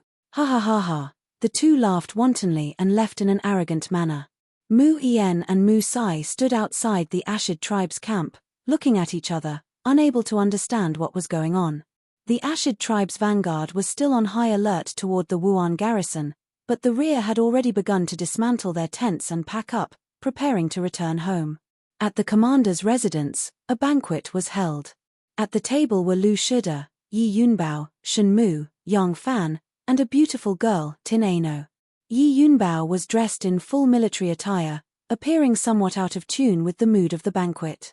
Shen Mu said with a smile, Lu Bugu is from the Kitten tribe, and his pasture is close to Liaodong, adjacent to the Ashid tribe's pasture. After defecting to the Turks, the Ashid tribe gave him a piece of pasture, connecting it with his original territory. His interests are now one with the Ashid tribe, sharing glory and suffering. Right now, even if Moshe offers even better conditions, Lu Bugu isn't likely to stand on his side. Moreover, Zhu Tu has always treated Lu Bugu well, and Lu Bugu has no ambitions. He is a simple, loyal, and hot-blooded man. Betrayal in the face of danger is not something he can do. Thus, I am certain that he will confess everything to Zhu Tu. Lu Shida stroked his beard and smiled. There's also one more thing. Today's fighting and killing on the steppe will lead to an alliance tomorrow to sue for peace. Lu Bugu's tribe is a large one with an outstanding prestige among the Kitten tribes. If Moshe really does seize the position of Kargan and suppress the Ashid tribe, then Lu Bugu will only be able to appease and recruit him as much as possible, not force him to defect to our court through war. Lu Bugu is no fool, so he must have thought of this as well. He knows that even if he expresses his loyalty to the Ashid tribe, it will not cut off his path of retreat. Thus, his choice to pledge loyalty to the neighboring Ashid tribe is a natural choice. Yi Yunbao heartily laughed and raised his cup. The retreat of the Turks this time was entirely due to Shun Sanlang and Beta Persi. This he offers you a cup. Shun Mu raised his cup and said with a smile, Miss Anu has put in a lot of effort. As a woman, she is personally involved in danger. We should give her a toast first. How can General Yi forget about our heroine? You should first punish yourself with a cup and then offer a cup to Lady Anu as an apology. Tin Ano had been listening to their conversation with a smile, but when she heard them bring the topic back to her, she hurriedly waved her hand and said in a ladylike manner, This little girl doesn't have a great capacity for alcohol and can't drink this much. I'll just watch you drink. Yi Yunbao smiled. That's right, that's right. It was my negligence. However, the retreat of the Turks is imminent, and I still have to personally lead the troops to pursue them. I really don't dare to drink too much. Right now, I can only offer you a cup of wine. This ye will offer this cup of wine to the three of you. I'll lead the troops to kill the enemy now. Please, please. Shun Mu, Yang Fan, and Tin Ano all raised their cups and offered him a cup of wine. Yi Yunbao downed the cup in one gulp and wiped his mouth. He cupped his fists at Lu Shuda and said, Chief Steward, this general will be leaving now. Lu Shuda smiled. A desperate enemy should not be pursued far away. Shokai is loyal and must be anxiously waiting on the mountain outside the Juyen Sea. Leave this fat piece of meat for him to eat. Yi Yunbao loudly replied, This general obeys. With a clatter of armor, Yi Yunbao strode out of the residence and snatched the reins from his bodyguard. He leaped onto the horse and galloped in the direction of the city gates. Below the city gates, the stones at the top of the gates had already been removed. The 4,000 cavalrymen lined up from the north gate to the south gate, leaving only a narrow gap in the middle. Outside the city, Mu Yen and Mu Sai were infuriated by Zhu Tu's inexplicable retreat, but there was nothing they could do. They could only hurriedly pack up and follow behind Zhu Tu's army in a panic. Yi Yunbao led a dozen or so riders through the 4,000 elite cavalrymen. When they arrived at the foot of the city, they pulled on the reins, and the horses' front hooves soared into the air. They stood on their hind legs and let out a long neigh. Yi Yunbao unsheathed his sword and sternly shouted, Open the gate. Chase after them. Chapter 280. Juyin High, Gorge Mountain. Shokai Zhongyi swung his broadsword, which was as thick and heavy as a door, and cleaved both man and horse in two. Drenched in blood, he savagely grinned and charged at a second Turkic. His bodyguards hurriedly chased after him to prevent any accidents from happening to their general. Pu. With a single slash, a Turk soldier was cleanly cleaved into two. Leather armor and shields were of no use against such a terrifying saber. The upper half of his body fell off his horse, his hand still tightly gripping the reins as he was dragged away by the horse. The lower half of his body was still on the horse, a terrifying sight to behold. Shokai Zhongyi wiped the blood off his face and roared, Kill, kill, kill. A person covered in blood brandished a blood saber. His appearance made him look like a blood demon. Shokai Zhongyi was a Shotuo man and had a ferocious nature. His ability to deploy troops was not as good as the other famous generals of the Tang dynasty, but he was more than enough to be the vanguard commander. This time, the garrison of Juyin had gathered together with the reinforcements from various places when the Turks attacked Juyin, forming a total of 20,000 cavalrymen. They did not have enough war horses, so they transferred them from the Juyin horse farm and set up an ambush at Gorge Mountain. The two Turkic armies, Zhu Tu and Mu Yen, were in hot pursuit of each other. After a long and arduous journey back to the Khan's court, they were exhausted. They also had to stay on guard against the enemy's night attack, so they were really exhausted. As a result, when they arrived at the Gobi Desert in front of the gorge, the Tang army, who had been waiting for a long time, poured out of the gorge and cut the dragon-like Turkic army in half. The Tang army charged forward invincibly, breaking through the middle and quickly expanding to the flanks. The Turk army belonged to the two camps that were at odds with each other, and the entire formation stretched for dozens of li. Their formation was extremely loose, and there was no effective way to command the three armies. The 20,000 Tang soldiers were like a pack of wolves charging into a flock of sheep, slaughtering without restraint. On this battlefield, the failure of the command system was a fatal blow. The brave and tenacious Turkic warriors were thrown into disarray and could only fight their own battles. On the other hand, the morale of the Tang army was greatly boosted. Under the leadership of Shokai, they broke through, outflanked, compressed, destroyed, and broke through again. In this manner, the Turks continued to nibble away at the Turkic army. The enemy was no longer able to form an effective counterattack. Now, it was just a matter of how much strength the Tang army had and how many people they could kill. Less than 80,000 of the 100,000 Turkic soldiers had returned, and after the Battle of Shiko Mountain, only 60,000 managed to escape back to the Turkic steppe. It wasn't that Mu Yen and Zhu Tu were too careless. It was because they were on guard against each other. Even if they were prepared for the Tang army's sneak attack, they wouldn't be able to do much. Moreover, the Tang army at the frontier fortress had always been on the defensive and had never taken the initiative to attack the invading enemies. Now that the impossible had suddenly become possible, they were bound to suffer a loss. The remnants of Zhu Tu and Mu Yen's armies chased each other and fled to the Khan's court. In the end, the Khan's court was calm and peaceful. Although Khan Jiudulu was critically ill, he was still breathing. Mo Si had not ascended to the throne, and there was no internal strife between the tribes. Thus, a war of words began again. Mu Yen accused Zhu Tu of cowardice and retreating on his own. Zhu Tu accused Mu Si of winning over his subordinates and spreading false news of Mo Si ascending to the throne. Mu Si could defend himself, but he could only complain of being wronged.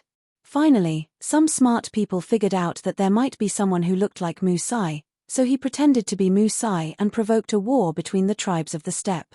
But when this theory was brought up, it was sneered at and condemned as absurd. Then, Xiao Mu brought up the old case of Mu Si abducting his tribe to continue his condemnation. Jiu Gulu was really dead. He was seriously ill, and he had died of anger. Thus, the tribes that were quarreling and cursing each other had an even more important topic: who would inherit the throne? At this critical moment, in order to win over the hearts of the people, Moto had no choice but to punish his son who had been complaining of being wronged. Regardless of whether Mu Si was the culprit who had abducted the Ashid tribes, or whether he had really spread false news of the Khan's death, Mo Si decisively punished him by tattooing his face and sent him to the North Sea to herd sheep. Mu Si and Mu Hayue's marriage naturally fell through. Almost immediately, Mo Si remarried Mu Yen and betrothed Mu Hayue to his other son, Ashina Yaju. According to the marriage customs of the Turks, after the death of one's father, elder brother, or uncle, the son could take all the other stepmothers, aunts, and sisters-in-law as his women, so it truly wasn't a big deal for one to be married off to another son. Then Mo Si urgently married the cousin of the Ashid tribe's great Yehudu Zhutu and promised that once he became Khan, he would immediately make her the Khatun, empress, in order to win the support of the Ashid tribe. Mo Si's sons were also fighting for support everywhere, but unfortunately, they were not united. Everyone wanted to fight for the position of Khan, so their strength was scattered and Mo Si defeated them one by one. But if Mo Si wanted to obtain the final victory and unify the strength of the tribes of the steppe, it would still take a long time. The storm on the steppe could not be calmed for a while. After the Turks retreated, the Ming Wei garrison regained its former peace and tranquility. Those who had fled with the old and the young returned to their hometowns, and the small town became lively once more. Tin Ano walked alone through the streets, choosing a belt in front of a shop that had become prosperous again. Yesterday, she had found that Yang Fan's belt was so worn out that the edges were frayed. Today, when she was strolling around, she happened to see all kinds of leather belts for sale and wanted to help Yang Fan choose one. Just as she was carefully choosing, a person suddenly appeared beside her. The vigilance that Tin Ano had developed since she was a child had not disappeared. That person's sudden approach did not seem like a normal passerby looking at goods. Her hand immediately tightened around the sword at her waist, but when she turned around and saw that person's appearance, she couldn't help but be stunned. That person was a middle-aged man in his 30s. His appearance was very ordinary, and it was hard to tell what kind of physical characteristics he had at a glance. He was wearing an ordinary Han robe with a slanted collar and his hands held behind his back. He looked with a smile at the various belts on the stall and then at Tin Ano before turning and leisurely walking away.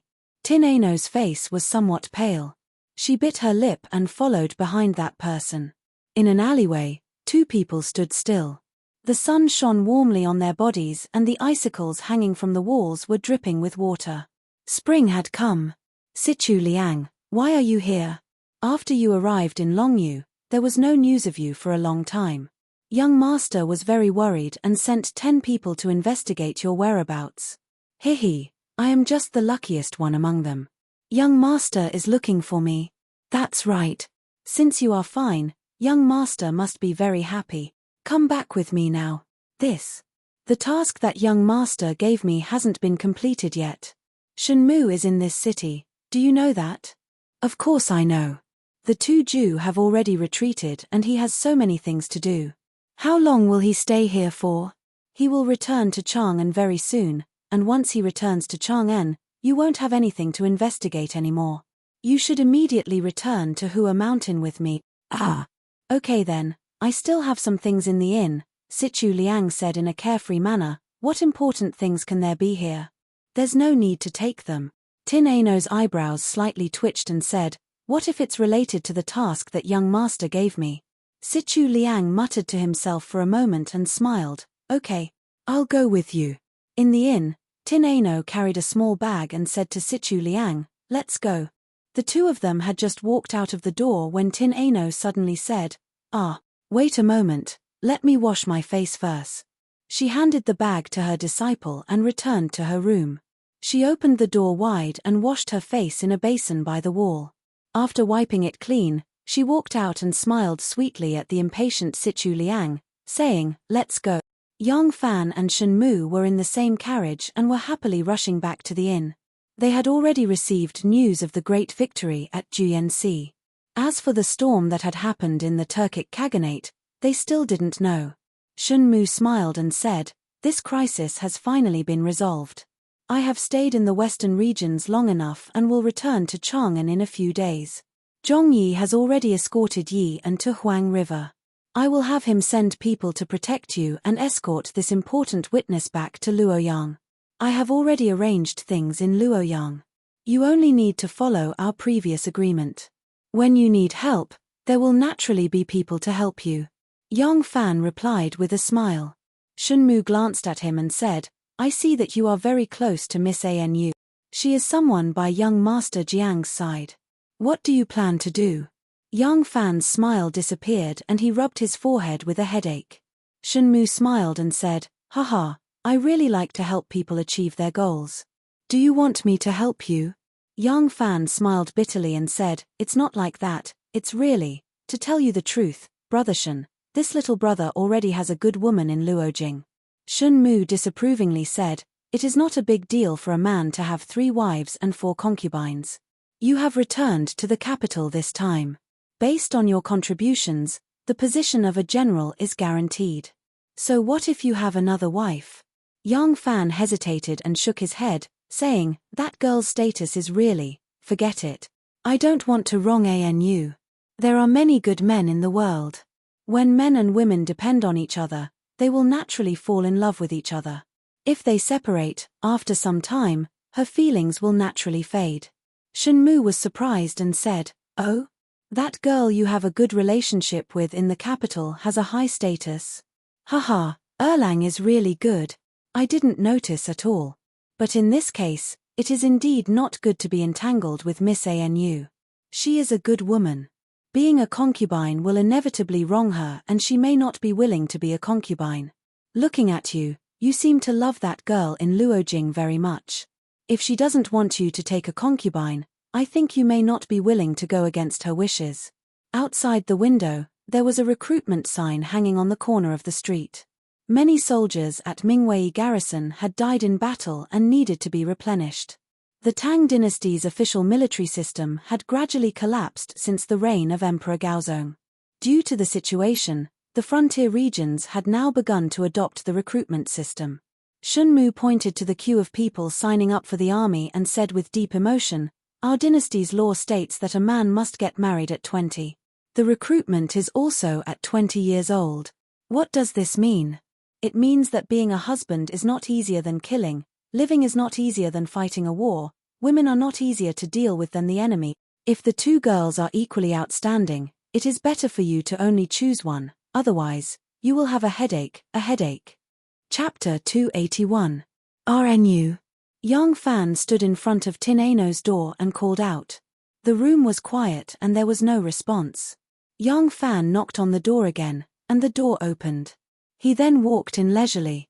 Every day when he came back, Young Fan would look for Tin Ano and talk to her. It had become a habit. Today, he especially wanted to talk to Tin Ano. Tin Ano had already expressed her feelings for him so clearly. Since he was about to return to the capital, he felt that it was necessary to confess to RNU. Young Fan walked in. The room was empty. Young Fan knew that Tin Ano would go out alone to buy some trinkets when she had nothing to do. It was probably the same today, so he sat down by the bed. His hand touched the neatly folded bedding and he couldn't help but smile when he thought of the embarrassing incident where he took over her room when he was drunk. His gaze slowly swept across the room and scanned through the things in the room. Young Fan gradually felt that something was wrong. The trinkets she bought on the street were originally placed on the table. Now, the table was empty. Did she put them all away? An ominous premonition flashed through Young Fan's heart. He stood up and walked towards the door. When he reached the door, he saw the wall above the basin and suddenly stopped. On the snow-white wall, there were a few very clear marks. Due to the slanted light, he could see them clearly. It was a line of handwriting carved with fingernails. The handwriting was very deep, but the strokes were a bit messy. Your servant has urgent matters to attend to. I will leave first. I will see you again in Luoyang. Young Fan rushed out of the room and stood in the courtyard. He called out loudly, Yi Xiaoyu, Yi Xiaoyu. Yi Xiaoyu's name sounded young, but he was very old. In just a moment, Yi Xiaoyu, a courier with wrinkles all over his face, rolled up his sleeves and hurriedly ran over. When he saw that it was Young Fan calling him, he quickly greeted, Erlang, what's the matter? He knew very well that this Beta Persi man was the favorite of their General Yi Zhong. Young Fan asked, where is Miss Anu? Yi Xiaoyu blinked his eyes and said, oh, Miss Anu went shopping at noon, is she not back yet? I didn't notice. Shenmu heard the noise and walked out. When he saw Young Fan's expression, he asked, what happened? Bringing Shenmu to Tin Ano's room, Young Fan showed him the words on the wall and worriedly asked, why is she in such a hurry? He didn't even say that he had no other skills. Why did she have to be so secretive? She didn't even know about the inn. Did she leave on her own or did she leave with someone else?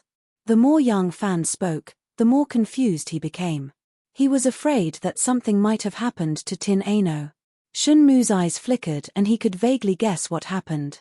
In fact, ever since he knew that Tin Ano was here and that she had appeared in the Tuju, the vigilant Shenmu already knew that young Master Jiang was suspicious of him. Miss Anu was young Master Jiang's personal maid and the person that young Master Jiang trusted the most. It was highly possible that she came to Longyu for him. From then on, Shenmu ordered his men to take action secretly and started to erase all evidence that could be investigated. It could be said that even if Young Fan betrayed young Master Jiang and became young Master Jiang's witness, young Master Jiang would not be able to find any concrete evidence of him expanding his influence in Longyu. Without evidence, he could not ask the elders of the family to help him. If it was just young Master Jiang who wanted to deal with him, he was not afraid. Since Tin Ano left these words, it meant that she had no choice but to leave. However, she was free to do so. Therefore, the only person who could force her to leave was young Master Jiang. Tin Ano had left for Longyu for more than 3 months and there was no news of her.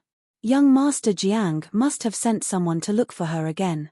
Thinking of this, Shenmu said to Young Fan, don't worry. Looking at these words, Miss Anu should not be in danger.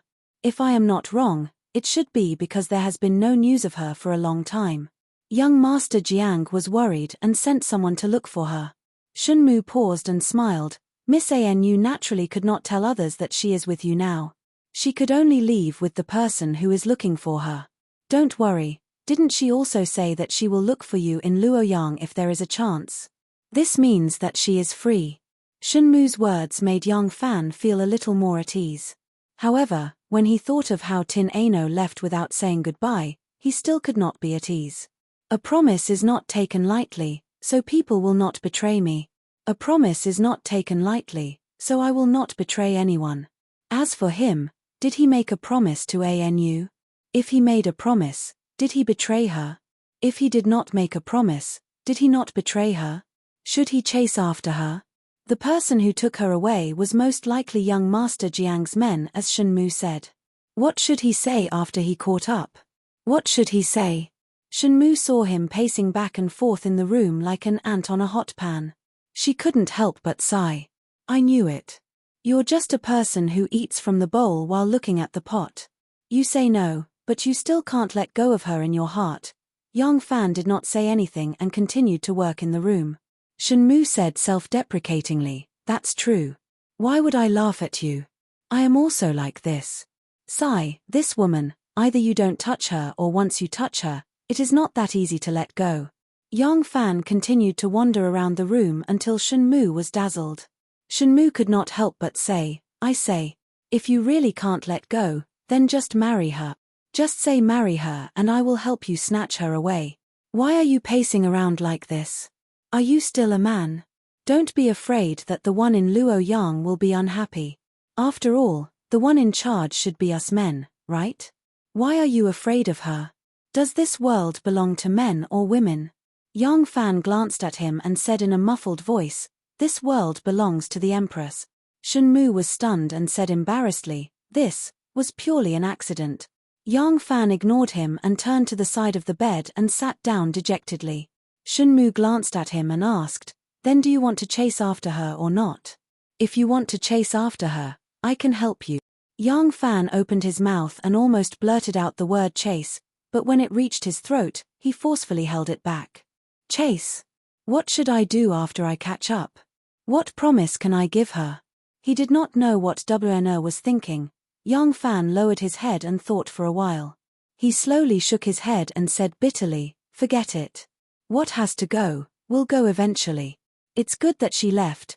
Shunmu looked at his sad face and could not help but raise his head and let out a long sigh. Chichi, when will you be willing to leave? Spring had come, and the trees were full of peach blossoms. WNA sat by the window with her hand resting on her cheek. She stared at the peach blossoms in the courtyard, and her mind had already drifted to the west. That enemy said he would come back when the plum blossoms were in full bloom. Now that the peach blossoms are in full bloom, where are you? I just want to send you a letter to express my longing for you, but I don't even know where to send it. WNA sighed and spread out a 3-foot-long piece of paper. She used a paperweight to press the two sides of the paper and picked up the brush. She thought for a while and wrote 3 big words on the right side of the paper, resentment of colorful books. Xiao Man leaned over and said happily, waiting for an imperial edict. Are you going to write a poem? Wana gently nodded. She and Xiao Man were 2 people. One of them missed her lover who was far away in a foreign land. For the sake of fame and a bright future for both of them, one of them missed her elder brother, whose life and death were unknown. Others who did not have the same experience would not be able to understand this kind of longing. But for the 2 of them, talking to each other resonated with each other. Therefore, they had become bosom friends and were like sisters. When Xiao Man was not on duty, she liked to come to sit for a while and listen to her play the zither and recite poems. Wana gave her a different feeling compared to Gao Ying, Lan Yiqing, and other close friends. Here, she could often find peace of mind.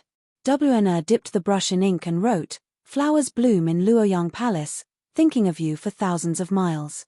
The fragrance of dew is cold, and the moon is empty.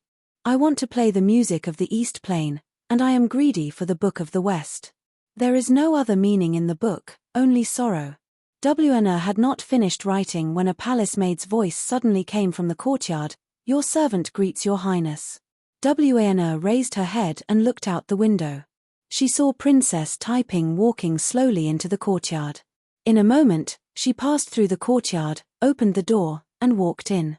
Although these few months, Taiping began to be interested in making friends with the nobles in the court, and Wn had less opportunities to play and chat with them, but the two of them used to be very close. Besides, they were both women, and there were no restrictions on entering and exiting, so they did not even knock on the door. When Wn saw that she actually pushed the door open and walked in, she could not help but be shocked. Taiping was intelligent and talented. This poem had time, place, and the whereabouts of the person she was thinking about. If she saw it, she would know that it was a portrayal of her current mood. The person she was complaining about was herself, and the person she was thinking about was in Longyu. Wn panicked and hurriedly lowered her head, pretending to be focused, and did not notice her arrival. Taiping entered the room. Xiaoman hurriedly bowed and said, "Xiaoman greets your highness." Princess Taiping smiled and waved her hand. She floated to the side of the table. When she lowered her head to look, Wn had already erased the words Luoyang Palace, Book of the Western Regions in the poem, which clearly showed that she was the person she was complaining about and the whereabouts of the person she was thinking about. Taiping said, "Resentment of the colored book? Wn is composing a poem? Ah, the princess is here." Wn was deep in thought and did not notice. Shanghai Wan pretended to be surprised. Taiping sat down next to her and said, "You and I have not talked for many days. Today I have some free time, so I came to see you. What are you writing? Let me see." Shanghai Wan smiled and said, "I have nothing to do, so I imitated the resentment of the palace poem to pass the time. It's just that. Wan does not have this kind of state of mind, so I can't imitate it. I have made a fool of myself." Princess Taiping smiled and said, "You grew up in the palace, so you do not know the matters between a man and a woman. If you want to imitate the resentment of a woman who is thinking about her husband, how can you learn it? I see that when you write poems, you always write them in one stroke. This is the first time. Hey, it's written very well. Let me see." Princess Taiping's eyes flashed. She carefully read the resentment of the colored book that was hastily changed. Her heart was filled with suspicion. Chapter 282. Princess Taiping stared at the poem, her pair of charming eyes slightly narrowed. Shanghai Wan was sitting on the side, quietly looking at her expression. She felt uneasy. Princess Taiping looked at it for a long time. She chuckled and said, "This wanting to play the song of Dongyuan, greedy for the book of Jibei, doesn't seem to match well. It would be better if it was changed to Jiangnan's song." Shangguan Wan heaved a sigh of relief and said, "Ah, that's right. Jiangnan's song is also an ancient song. It's more suitable for this book of Jibei." She picked up the brush and ticked off the song of Dongyuan and wrote Jiangnan's song next to it. Princess Taiping smiled faintly and said, "This line of yours, under the leaves, at the beginning of Dongting, it doesn't match the current situation." Shanghai Wan smiled and said, "That's okay. I just said that I had nothing to do, so I casually scribbled a few strokes of the poem Palace Resentment. It's not a suitable work for the current situation. In Chu Yuan's Lady Xiong, it says, 'The autumn wind curls up, under the leaves of the trees in Dongting.' The artistic conception is quite similar to resentment, so I used it. Princess, please don't laugh at me." Princess Taiping smiled and put down the poem. Then she chatted with Shanghai Wan about something else. Shanghai Wan saw that Princess Taiping no longer paid attention to the poem. She felt relieved. They chatted for a while, then Princess Taiping got up and took her leave. Shanghai Wan saw her off. When she got back to her room, she gently patted her chest. She was not afraid at all. Princess Taiping left Shanghai Wan's residence and walked out of the Museum of History. The faint smile on her face disappeared like the wind. Her pair of black eyebrows slightly frowned. The suspicion just now floated up in her mind again. Wn was talented in poetry. She did like to write poems. But she was an unmarried girl, so it was a bit strange for her to suddenly imitate others and write a poem of maiden resentment. Furthermore, with Wn's poetic talent, it could be said that her words were eloquent. When had she ever seen her scribble on a poem for a long time, especially when she made the mistake of Song of the East Plains and Book of the North of Ji? Princess Taiping couldn't help but think of the part that Wn Shanghai WNR had altered. If she felt that the original sentence was inappropriate, she could just cross it out. Wasn't the sentence Dongyuan Song also crossed out? Why did she erase it into a big blob of ink? Could it be that she was trying to hide something? Western region. Judging from the strokes of the two words that were not very clean, they should be from the Western region. Could it be that this girl really had a sweetheart who was far away in the Western region? That's not right. She has been living in the palace for a long time. When did she know a general who was guarding the border? With her talent and knowledge, how could she have taken a fancy to those martial artists? The more Princess Taiping thought about it, the more she felt something was wrong. At first she wanted to leave the imperial palace, but as she was thinking along the way, she suddenly changed her route and went to see Wei Tuan-er. Wei Tuan-er had now been bought over by her and became her eyes and ears in the imperial palace. But Wei Tuan-er was insatiably greedy. She had faintly sensed that Wei Tuan-er was also in collusion with Wu Sance's party. She couldn't be trusted and put in an important position. Moreover, when it came to her usefulness in the imperial palace, Wei Tuan-er was obviously not as good as Shanghai WNR. It was just that Princess Taiping knew Shanghai WNR's character and knew her position by her mother's side, so she didn't dare to make any moves to rope her in. Now that this abnormality had been discovered, Princess Taiping really wanted to find out whether Shanghai WNR really had a sweetheart and whether her sweetheart was in Longyu. If she could find out something and help her, would she still be afraid that she wouldn't be able to use her? Yang Fan returned to the capital. The memorial requesting for his merit had already reached Luoyang. The memorial reached Shanghai WNR first. When WNR got the news of her sweetheart, she was happy at first, but when she read the content of the memorial, she was even more happy. When Wu Zetian was about to leave the court, she put the memorial on the top. Wu Zetian was also overjoyed when she read the memorial. This was something worth flaunting after she ascended to the throne.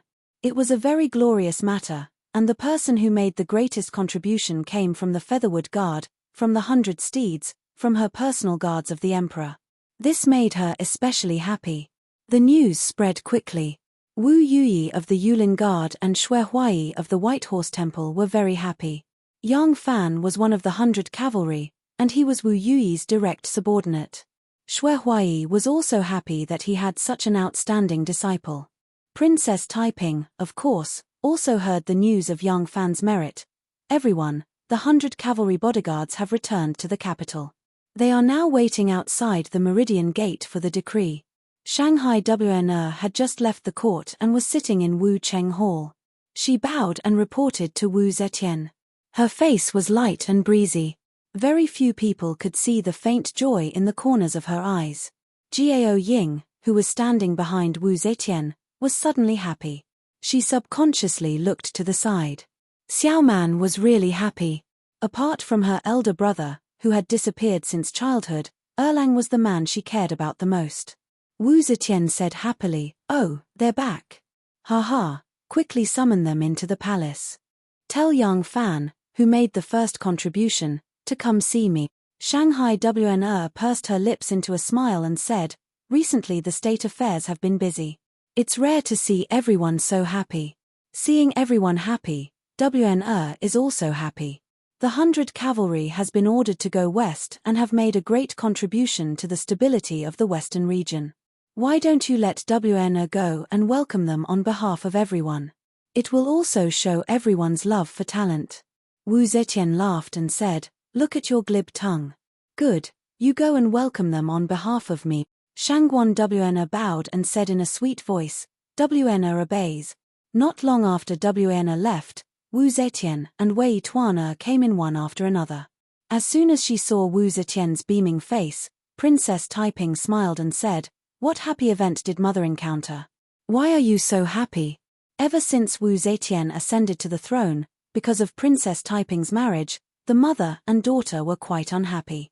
However, after that, Princess Taiping wanted to intervene in politics, so she took the initiative to ease the relationship between her and Wu Zetian. On the surface, the mother and daughter had returned to their former intimacy.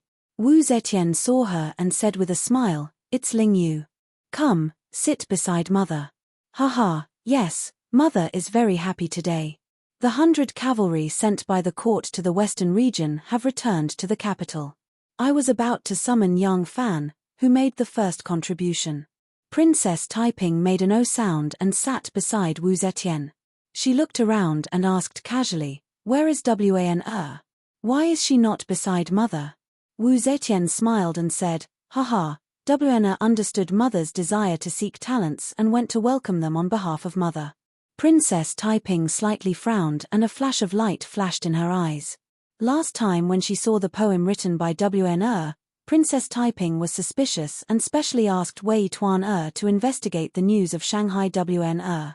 Although Wei Tuan had eyes and ears everywhere in the palace, the affair between Wan and young Fan was something that even Wan's most trusted palace eunuchs did not know. How could she find out? However, after a careful investigation by Wei Tuan, the men who had a close relationship with Shanghai Wan, apart from the scholars in Hongwen Library, was only young Fan. In the Tang dynasty, many princesses did not know how to control themselves and had many lovers in private. Under such circumstances, a young and beautiful woman like Shangguan Wana, who also had the means and opportunities to interact with men, naturally had many rumors about her, such as rumors of her having an affair with some gifted scholar or scholar.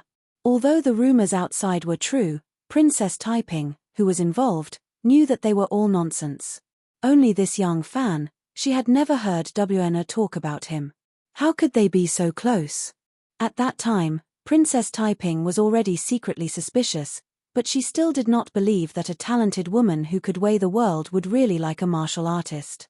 At this time, when she heard that Shanghai Wan had volunteered, Princess Taiping unconsciously thought of the poem The Resentment of the Colored Palace and the two words Western regions that were erased by Shanghai Wan.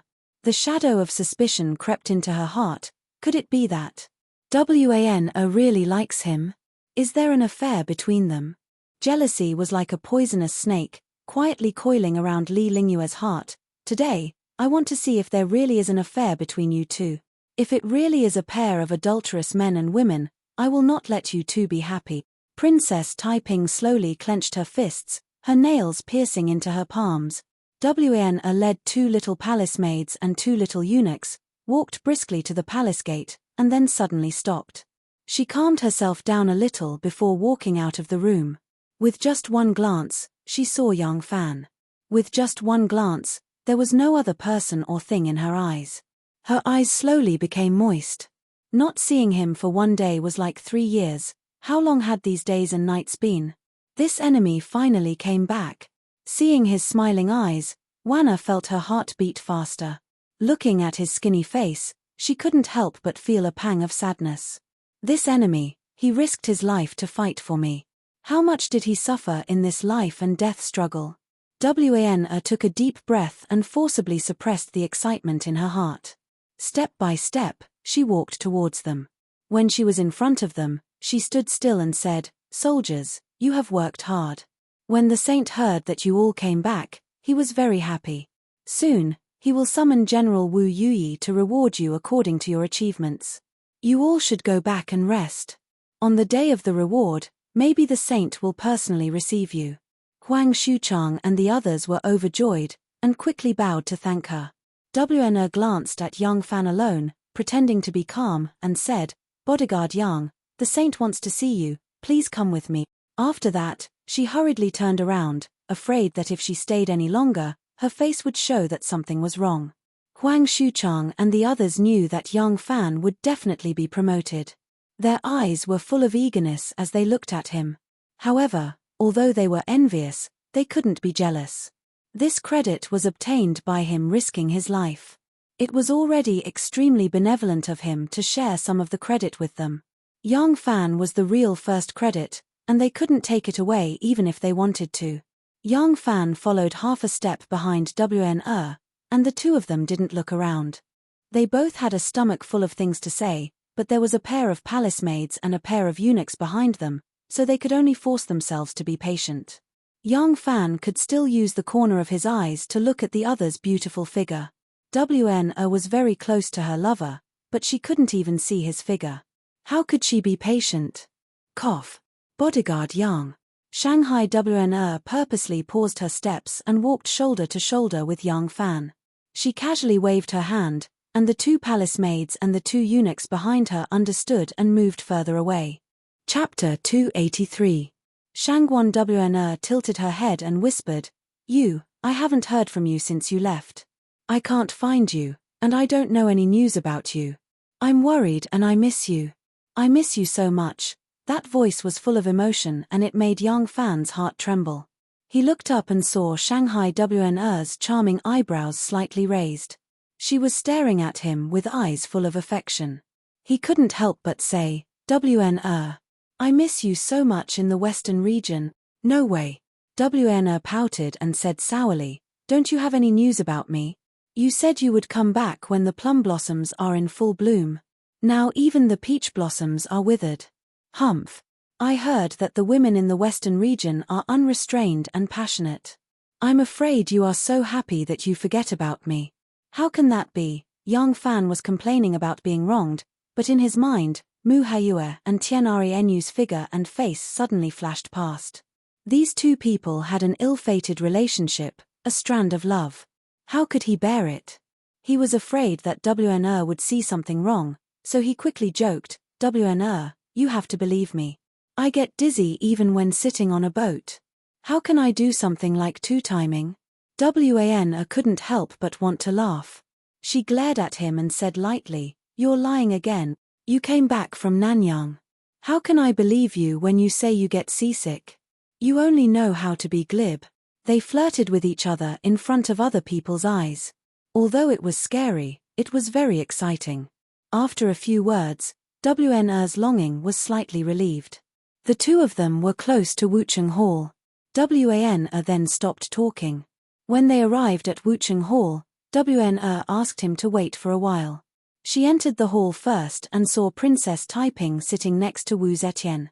WNR knew that Princess Taiping came frequently recently, so she wasn't surprised. She bowed to Princess Taiping and said to Wu Zetian, "Everyone, Yang Fan has arrived. He is waiting outside the door." Wu Zetian said with a smile, "Let him in." Shangguan WNR bowed and said, "Yes." Shangguan WNR turned around and called out, "His Majesty has an edict to summon Yang Fan." Princess Taiping was sitting at the side. When she saw WNR's charm when she came in, her heart was moved.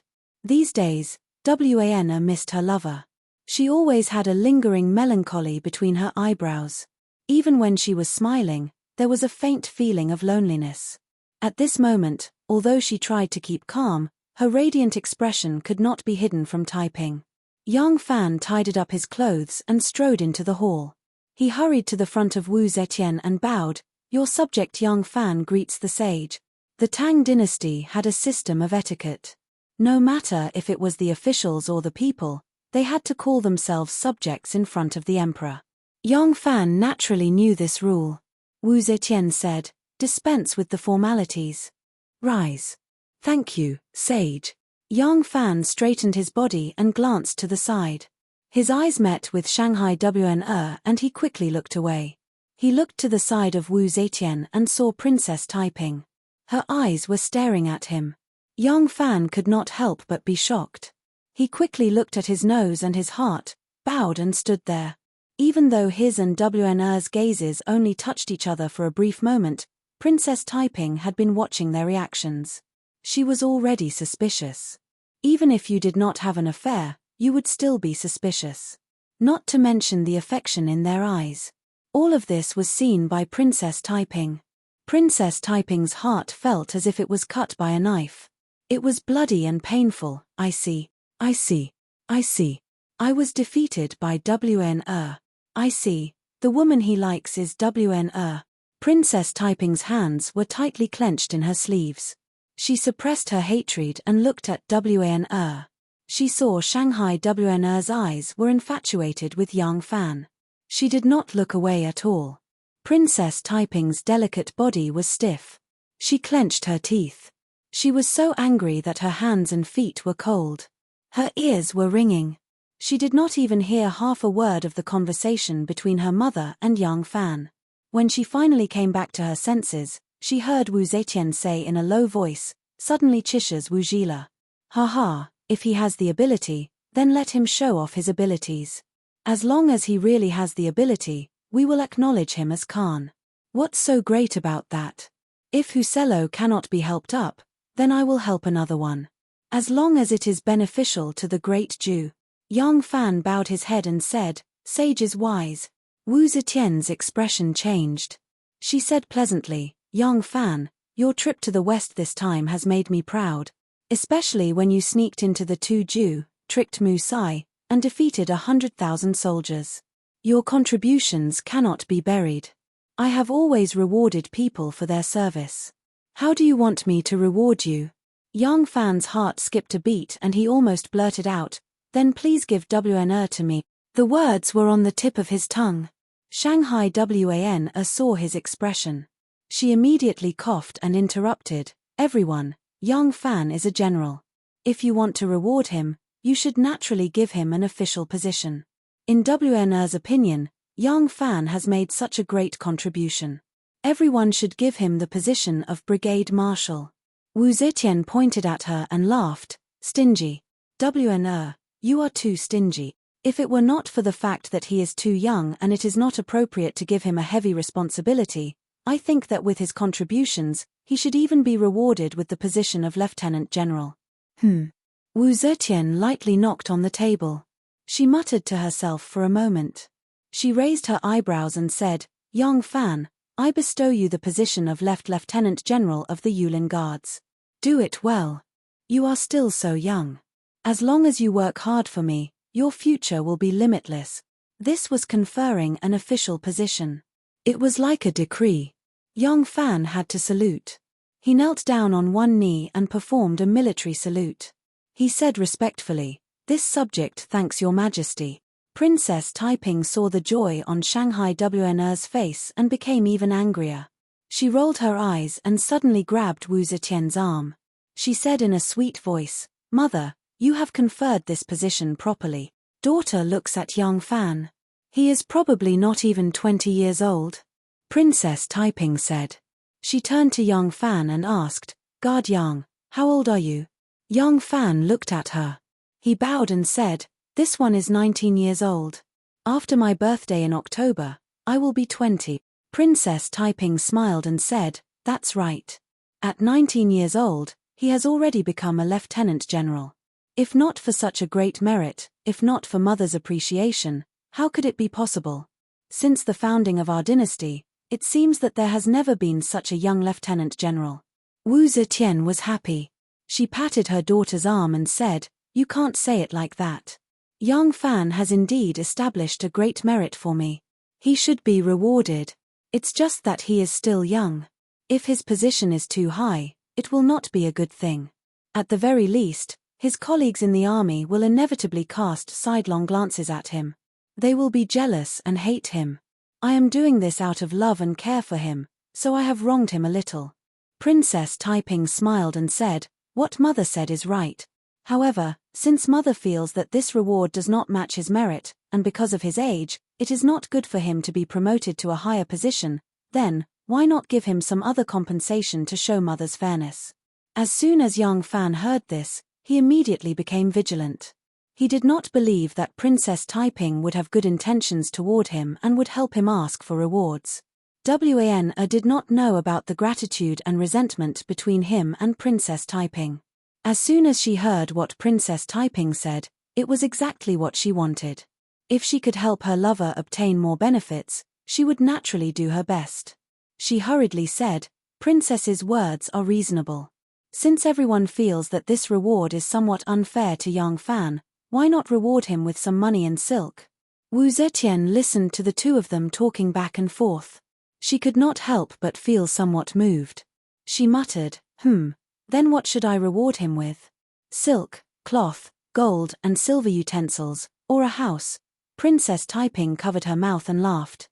"Mother, these rewards are a bit tacky. Besides, guard Yang. Now he should be called Yang Langjiang." Princess Taiping glanced at Yang Fan.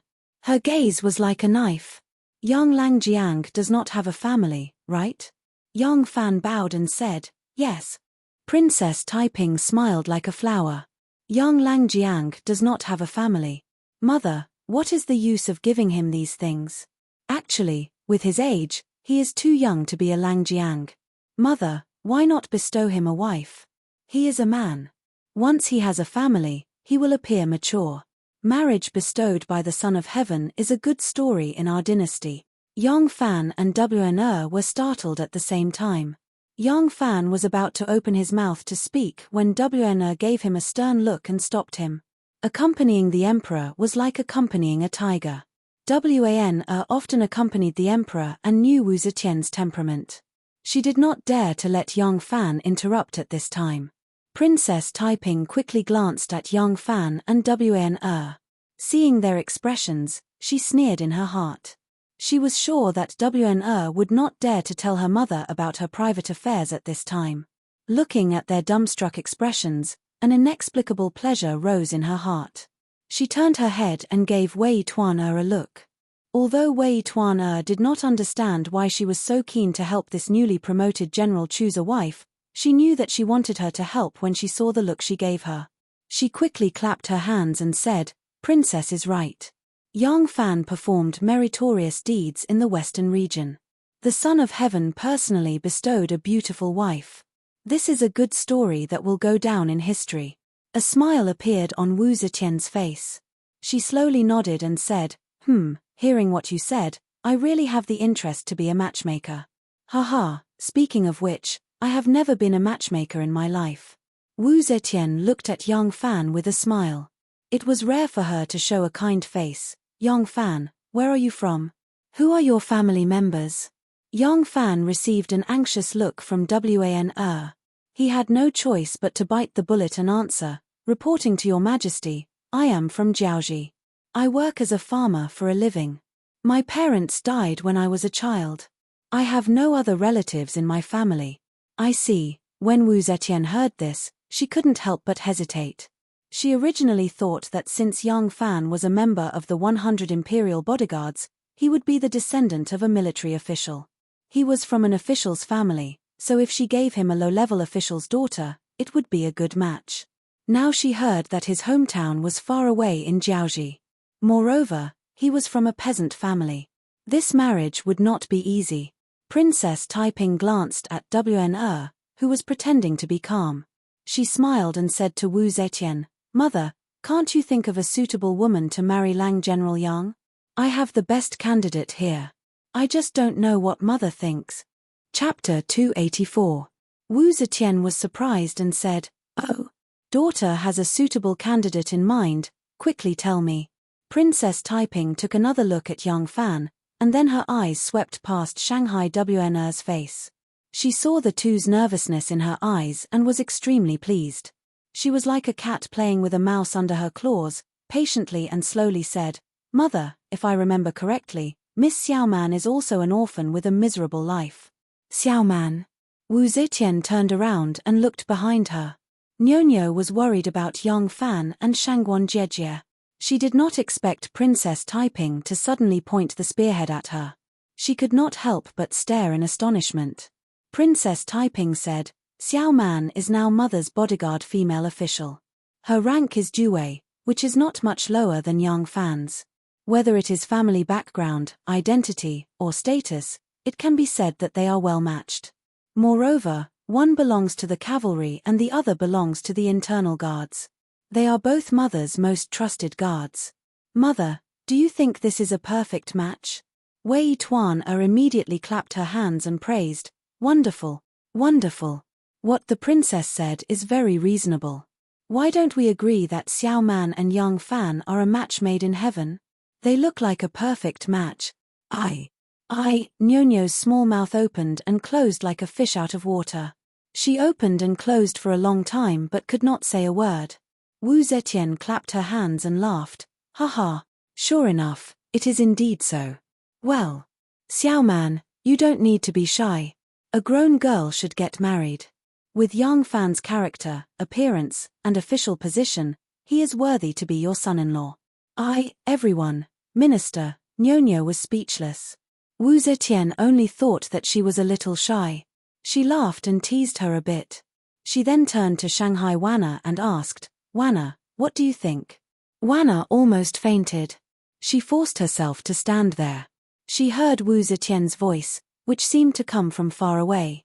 She forced herself to remain calm and replied mechanically, "Everyone is wise. WNR also feels that the two of them are a perfect match." Yang Fan looked at Wana in surprise, not understanding why she would say that. Gao Ying looked at Yang Fan, then at Xiao Mang, and suddenly felt happy. Xiao Mang's life experience was very pitiful. For an illusory elder brother, she never thought about her future. She was strong and fragile.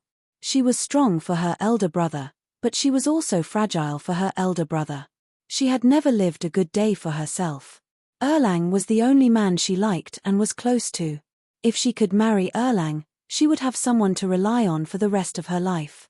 Presumably, the shadow of her childhood would also gradually fade away.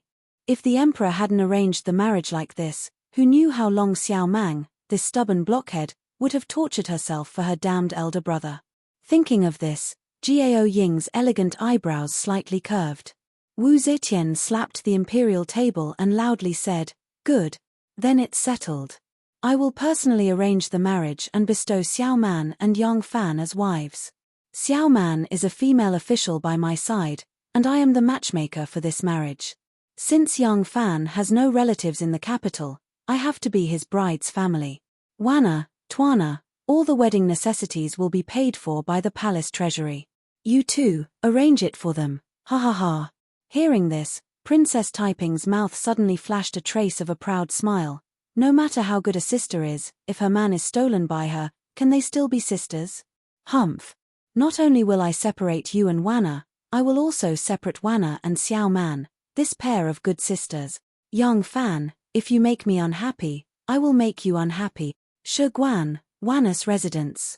Wana used the excuse that she wanted to discuss his marriage with Yang Fan, and took him to her residence. As soon as they entered the room, Yang Fan, who had long been unable to bear it, angrily said, "Wana, why didn't you let me say it? What do you want to say?" Wana's face was pale, and she sadly looked at Yang Fan. She said, "I also did not expect that Taiping would make such a mess of matchmaking. But at that time, other than obeying, what else could we say?" Yang Fan wanted to say something, but stopped. He changed the topic and said, "Say what? I will directly tell the emperor that the one I like is you, can't I? Why do you want to stop me?" Wana sadly shook her head and said, "Erlang, you are so muddle-headed. If you say it, the two of us will be finished." Yang Fan said, "Why? Because my current status is still not good enough for you." Wana said, "Everyone values family status. If the family is not right, everyone will not allow it. But everyone's temperament is firm, and they will not tolerate the slightest bit of betrayal and disobedience. If she knew that we had an affair right under her nose, she would immediately issue an order to kill you." Yang Fan said, "Then what should we do now?" Wana lowered her head and quietly said, "Xiao Man is a good girl. Her character and appearance are not bad. To be able to have her as a wife, it is your good fortune. I heard that she bought a lot of property in the capital. Once she marries you, she will use all of it as a dowry. To you, it is also." Yang Fan listened impatiently. He grabbed her hands and asked, "I am saying, what about me and you?" Wana raised her head to look at him. Her eyes were very confused. She was clearly looking at Yang Fan, but the focus of her eyes was not on his face. She said, What else can we do? Erlang, this is a marriage bestowed by the emperor. Can you refute it? Then what about you?" I will not marry for the rest of my life." As Wana spoke, 2 lines of tears streamed down her face. Yang Fan said, "Wana, you are my woman. We swore that we must be together." Wana held back her tears and said, "Erlang, a marriage bestowed by the emperor cannot be changed. A daughter bestowed by the emperor must be a wife. Wana can give up her status and only ask to be with you. But, will my mother agree? My ancestor was the prime minister of the previous dynasty. The Shangguan family is a rich and powerful family in Guanlong. My ancestor offended the current emperor. Although he was punished for this, and Wana entered the palace because of this, My family background has not changed. In these years, the Shangguan family has also risen again. Even if you become a general of the Yulin Guard, my mother and the entire Shangguan family will not allow me to marry as a concubine. Yang Fan gritted his teeth and said word by word, a marriage bestowed by the emperor. A marriage bestowed by the emperor. What is so great about a marriage bestowed by the emperor? He moved his hand, and Shangguan Wana threw herself into his embrace. Yang Fan held her slender waist tightly. He stared into her eyes and said in a low voice, Wana, remember, you are my woman. You will always be. Our original discussion is still valid. I will work hard. One day, I will obtain a status that is worthy of you. I will let your family, your mother, accept me as a son-in-law. Shangguan Wana's eyes were blurred with tears. She said slowly, but, a marriage bestowed by the emperor. Yang Fan said resolutely, Wana is mine, not any other man's. Nor will I stay alone for the rest of my life. If I want a marriage bestowed by the emperor, then Wana will belong to me. I want the emperor to bestow Wana to me. If this emperor is not willing to bestow Wana to me, then I will find someone who is willing to bestow Wana to me to be the emperor. Shangguan Wana was aghast and grabbed his hand tightly. She said nervously, Lang Jun, what are you doing? Yang Fan said fiercely, since you call me Lang Jun, then listen to me obediently. A woman's way is not against the master. Shangguan Wana said slowly, You're so domineering. Before the word Dao could come out of her mouth, Yang Fan held the back of her head and deeply planted his lips on her little mouth that was wide open. Sister Xiaoman, congratulations, congratulations. Xie Xiaoman had just left Wu Cheng Hall. Seeing her coming, Xu Xiaosao came up to her with a smile. Xie Xiaoman's face was full of panic. She answered hastily, I'm not feeling well. I'll go back first. Talk to you another day. Jiao Ying, who had also just come off duty, followed beside her. She couldn't help but laugh when she saw her bewildered look. Congratulations, Sister Xiaoman. Congratulations, Sister Xiaoman. You've married a general. Zhu Yuanbao was talking and laughing with the two palace maids. When he saw Xie Xiaoman, he hurriedly ran over. Xie Xiaoman was startled and panicked. How did the news spread so fast? I still have something to do. Talk to you later. Xie Xiaoman fled. She had only taken a few steps when she turned a corner of the hall and ran into Eunuch Gao. Eunuch Gao first used his duck-like voice to let out a burst of laughter like a hen laying eggs. Then he congratulated, Miss Xiaoman, your husband has to congratulate you here. Ha ha ha ha. Erlang is a handsome young man. He has a good character and great skills. Now that he has become a general, he is really a good match for you. Ha ha ha ha. Eunuch Gao was old and had a certain position in the palace. Xiaoman couldn't just say a few perfunctory words and leave, so she had to bite the bullet and stand still. Eunuch Gao beamed with joy. It's rare for your husband to encounter such a thing in this palace. Ha ha ha ha. A marriage arranged by the emperor. How glorious. How glorious. Ha ha ha ha. Both of you are your husband's acquaintances. I will definitely accept this gift. Ha ha ha ha. Xie Xiaoman had goosebumps from his laughter. She braced herself and smiled along the way, dealing with the palace maids and eunuchs who congratulated her as soon as they met. It was not easy for her to escape back to the female guards camp in Jiao City. The female guards who were not on duty were gathered together, like dozens of sparrows having a meeting, chattering non-stop. As soon as they saw Butchie come back, dozens of sparrows flew over and surrounded her in the middle, talking all at once. Little Sister Xiaoman, congratulations on getting yourself a good husband. Sister Xiaoman, you are so amazing. County Captain. County Captain. I'm so jealous. Some of the bolder ones said something even more shocking. Such a handsome beta Percy boy, just looking at him makes people want to swallow their saliva. I have been drooling over him for a long time, but I never had the time to make a move. I didn't expect you to beat me to it. I have to call him brother-in-law in the future. How can I make a move on him? Hehe, it should be easier for you to make a move on him, right? Sister-in-law is brother-in-law's half-la. Cough, cough, cough. Before she could finish, She was strangled by the neck and let out a series of coughs. Xiao Man's head was about to explode. She begged for mercy in distress. "Sisters, Xiao Man's head hurts so much. I want to rest.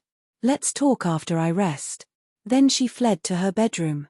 The female guards looked at each other. "What's wrong with Xiao Man?" Jiao Ying smiled and said, "She's probably too happy. I'll go see her." Chapter 285. When Yang Fan left the Hall of History, his heart was also at a loss. This loss was not directed at his and Wan's future. He knew that in front of the emperor, he would always be a small and lowly character. But as long as he wanted to achieve his goal, he would unswervingly walk down it without any doubt. Back then, when he was still a little child, in order to survive, he could escape thousands of li from Shaoju to Guangzhou. When he was a little beggar who had no food or clothing, he could bravely take up the responsibility of raising and taking care of his younger sister. He was always optimistic and never depressed. When he returned to Luoyang, even though he knew that he had to fight against those enemies who had no trace of them and who had great power, he had never been depressed. Today, how could he give up on his own woman because of a word from the emperor? He was at a loss because he didn't know how to face Xiao Man. Xiao Man was a good girl. No matter if it was her character or appearance, there was nothing to pick on. As a woman, she was a military officer and had many properties in the capital. She was even more outstanding than a man like him. He had just made a name for himself. Becoming husband and wife with her was not out of the ordinary. In this day and age, when men and women married, they often only gradually understood each other after they had consummated their marriage. Not to mention large families, even Pastor and Liu Junfan only knew each other and never had a deeper understanding of each other. To be married by the emperor and to such an outstanding woman, there was no one to pick from such a wife. However, he already had someone he liked, and he had always thought of Xiao Man as a cute little sister, a good friend, and a good confidant. Suddenly, her identity changed and she was going to be the person who slept beside him. That kind of feeling was indescribably strange. Especially Wan's inevitable sadness, he could not show this feeling of helplessness in front of Wan. Right now, Wan was sad and helpless. He had to be decisive and firm in order to give her something to rely on and hope. He could only suppress all kinds of thoughts in his heart until he left Wan before he dared to show them. The more Yang Fan thought about it, the more irritated he became. The good mood he had when he had just returned to the capital was completely destroyed. Wan thought that Princess Taiping was just making fun of him, but he knew that this was Princess Taiping's revenge against him and he could not fight back. Even if he fought back, he had already hurt two people. One was Wan and the other was Xiao Man. Yang Fan was walking with a heavy heart. Suddenly, several halberd-wielding warriors walked towards him. There was a person in the middle. Seeing him, that person said in a strange tone, "Oh, isn't this guard Yang? Oh, I'm wrong. It should be General Yang." He. Congratulations, General Yang." Yang Fan raised his head and saw that it was the commandant of the Golden Guards, Zhu Bin. When he first joined the army, he was no longer under the command and they no longer had any contact. At that time, they no longer had any contact. Zhu of Yang Fan and they know. Later, when Yang Fan joined the army, he was no longer under the command of Zhu of Jinwu and they no longer had any contact. Occasionally in the palace, when he saw this old superior who had made things difficult for him, he would just nod his head and never say much. Unexpectedly, today, he took the initiative to strike up a conversation. Yang Fan thought that the other wanted to repair their relationship after seeing that he had been promoted, so he stopped and nodded. "So it's General Zhu. It's been a long time." Zhu Bin laughed coldly and said with a face full of jealousy, "Second Lang is so young and has already been promoted to General of the Imperial Army. Your future is limitless. When we old colleagues talk about you, we are all very envious. It's a pity that we are all big and burly and not handsome enough. We don't have the imperial edict, the princess to persuade us to marry, and Steward Wei from the inner palace to help us make the sage like us. Otherwise, I would really like to go to the western regions for a stroll and come back to be promoted." Beside him, a guard with a halberd grinned cheekily and said, "Commandant, you're just saying that. You went to the Western region and left behind the lives of dozens of your brothers. You used the blood of your brothers to stain your own future. You relied on women to gain fame and fortune. How could you do such a shameless thing? Zhu Bin held his stomach and began to laugh strangely. The other imperial guards also laughed in a strange manner. Yang Fan was in a bellyful of vexation. Hearing their words, he couldn't help but glance at them coldly and lightly said, "I say, big brother, I am not a straw boat. You don't have to use me for your cheap use." That person's face immediately turned red and he shouted, "Hey! I say, why can't you tell what's good for you? You can't even take a joke, so how can you turn hostile and start scolding people? Just because you've been promoted, you don't care about your old colleagues, do you? General Yang, I am a member of the Jinwu Guards. I am not under your control." Yang Fan sneered, "Words are for people to say, fart is also for people to fart. Words are the same as fart, it's all just a breath. Since you said you didn't insult me, then there's nothing to say. I still have matters to attend to, farewell." Zhu Bin stretched out his hand to stop him. With a sullen face, he said, "Yang Fan, you've gone too far. Seeing that you've been promoted, everyone congratulates you with good intentions. How can you hurt people with such malicious words? Aren't you looking down on me, Zhu Bin?" Yang Fan took a step forward and stood face to face with him. Bending down slightly, he stared into his eyes and said word by word, "That's right.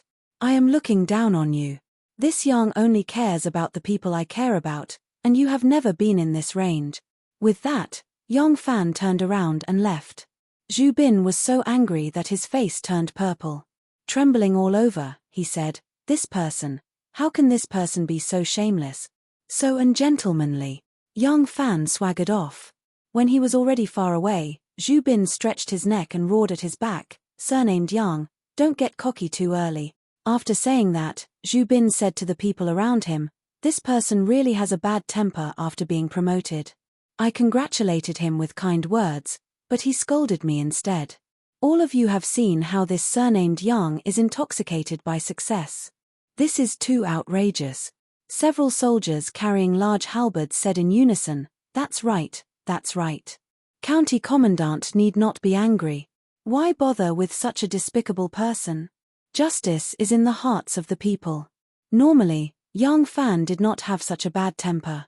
Now that he was agitated and uneasy, how could he restrain himself after hearing Zhu Bin's sarcastic words? He could not be bothered with what Zhu Bin said and strode straight to the Xuanwu gate of the palace. Halfway there, he ran into Eunuch Gao again. When Eunuch Gao saw Yang Fan, he said with a face full of smiles, "Congratulations, Erlang." Yang Fan smiled bitterly in his heart. He had no choice but to stop and return the greeting. "Eunuch Gao."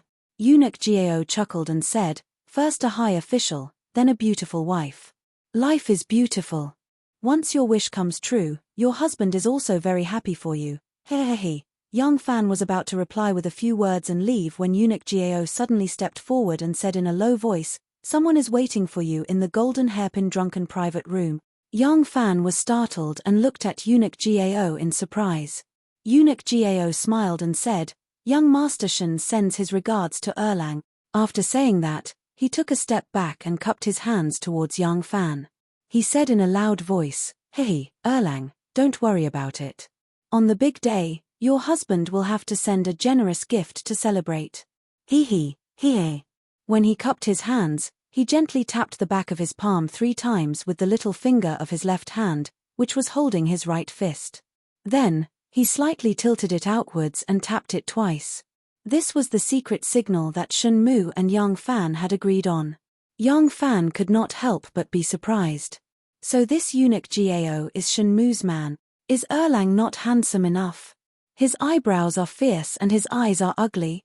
No, he's quite handsome. Erlang's character is not good. He eats, drinks, gambles, and does not engage in honest work. That's not true either. He has a very good character. Erlang is incompetent and has no ability. Look at what you're saying.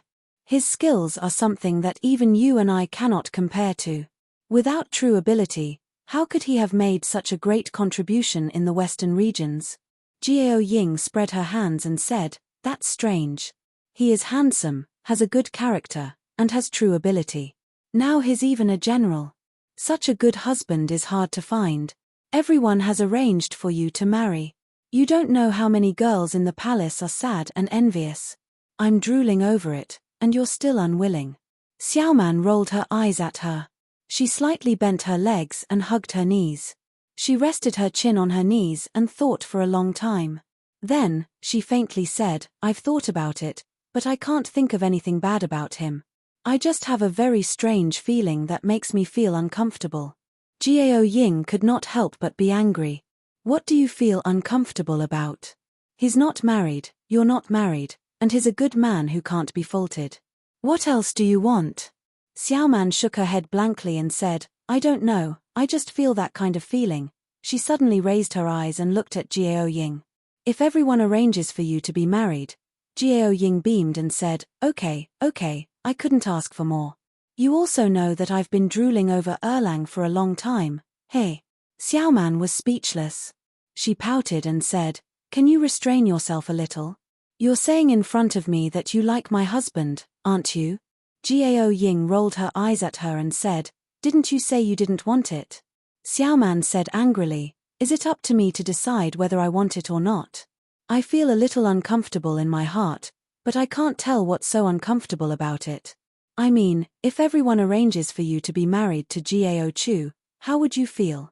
Jiao Ying was stunned and said blankly, what nonsense are you talking about? Jiao Chu? That stupid guy is my brother, okay? How can this be compared? Xiaoman said seriously, yes, that's how I feel. Well, I can't tell you. Let me put it this way, for example, if everyone arranges for me to be married to you, how would you feel? Jiao Ying laughed and said, you and I are both women, how can we get married? You're getting more and more ridiculous. But, she hooked Xiaoman's chin and pretended to be lecherous. She giggled and said, if I were a man, I would be so happy that I wouldn't be able to sleep all night to have such a charming and lovely wife like you. As she said that, she even raised her eyebrows very wickedly. Xiaoman hit her hand away and said listlessly, that's how I feel. I've always treated him as a brother and a friend, and suddenly he's my man. It's really so awkward. Jiao Ying turned around and sat down next to her. She said earnestly, it's better than marrying a stranger you've only met once, and you don't know anything about his temperament and behavior, right? Xiaoman, don't worry about it. Do you know how lucky you are? Xiaoman raised her head and stared at Jiao Ying. She asked, am I very lucky? Jiao Ying nodded very hard, and a touch of sadness and melancholy floated in her eyes. She really liked Erlang, but the falling flowers yearned, but the heartless water flowed.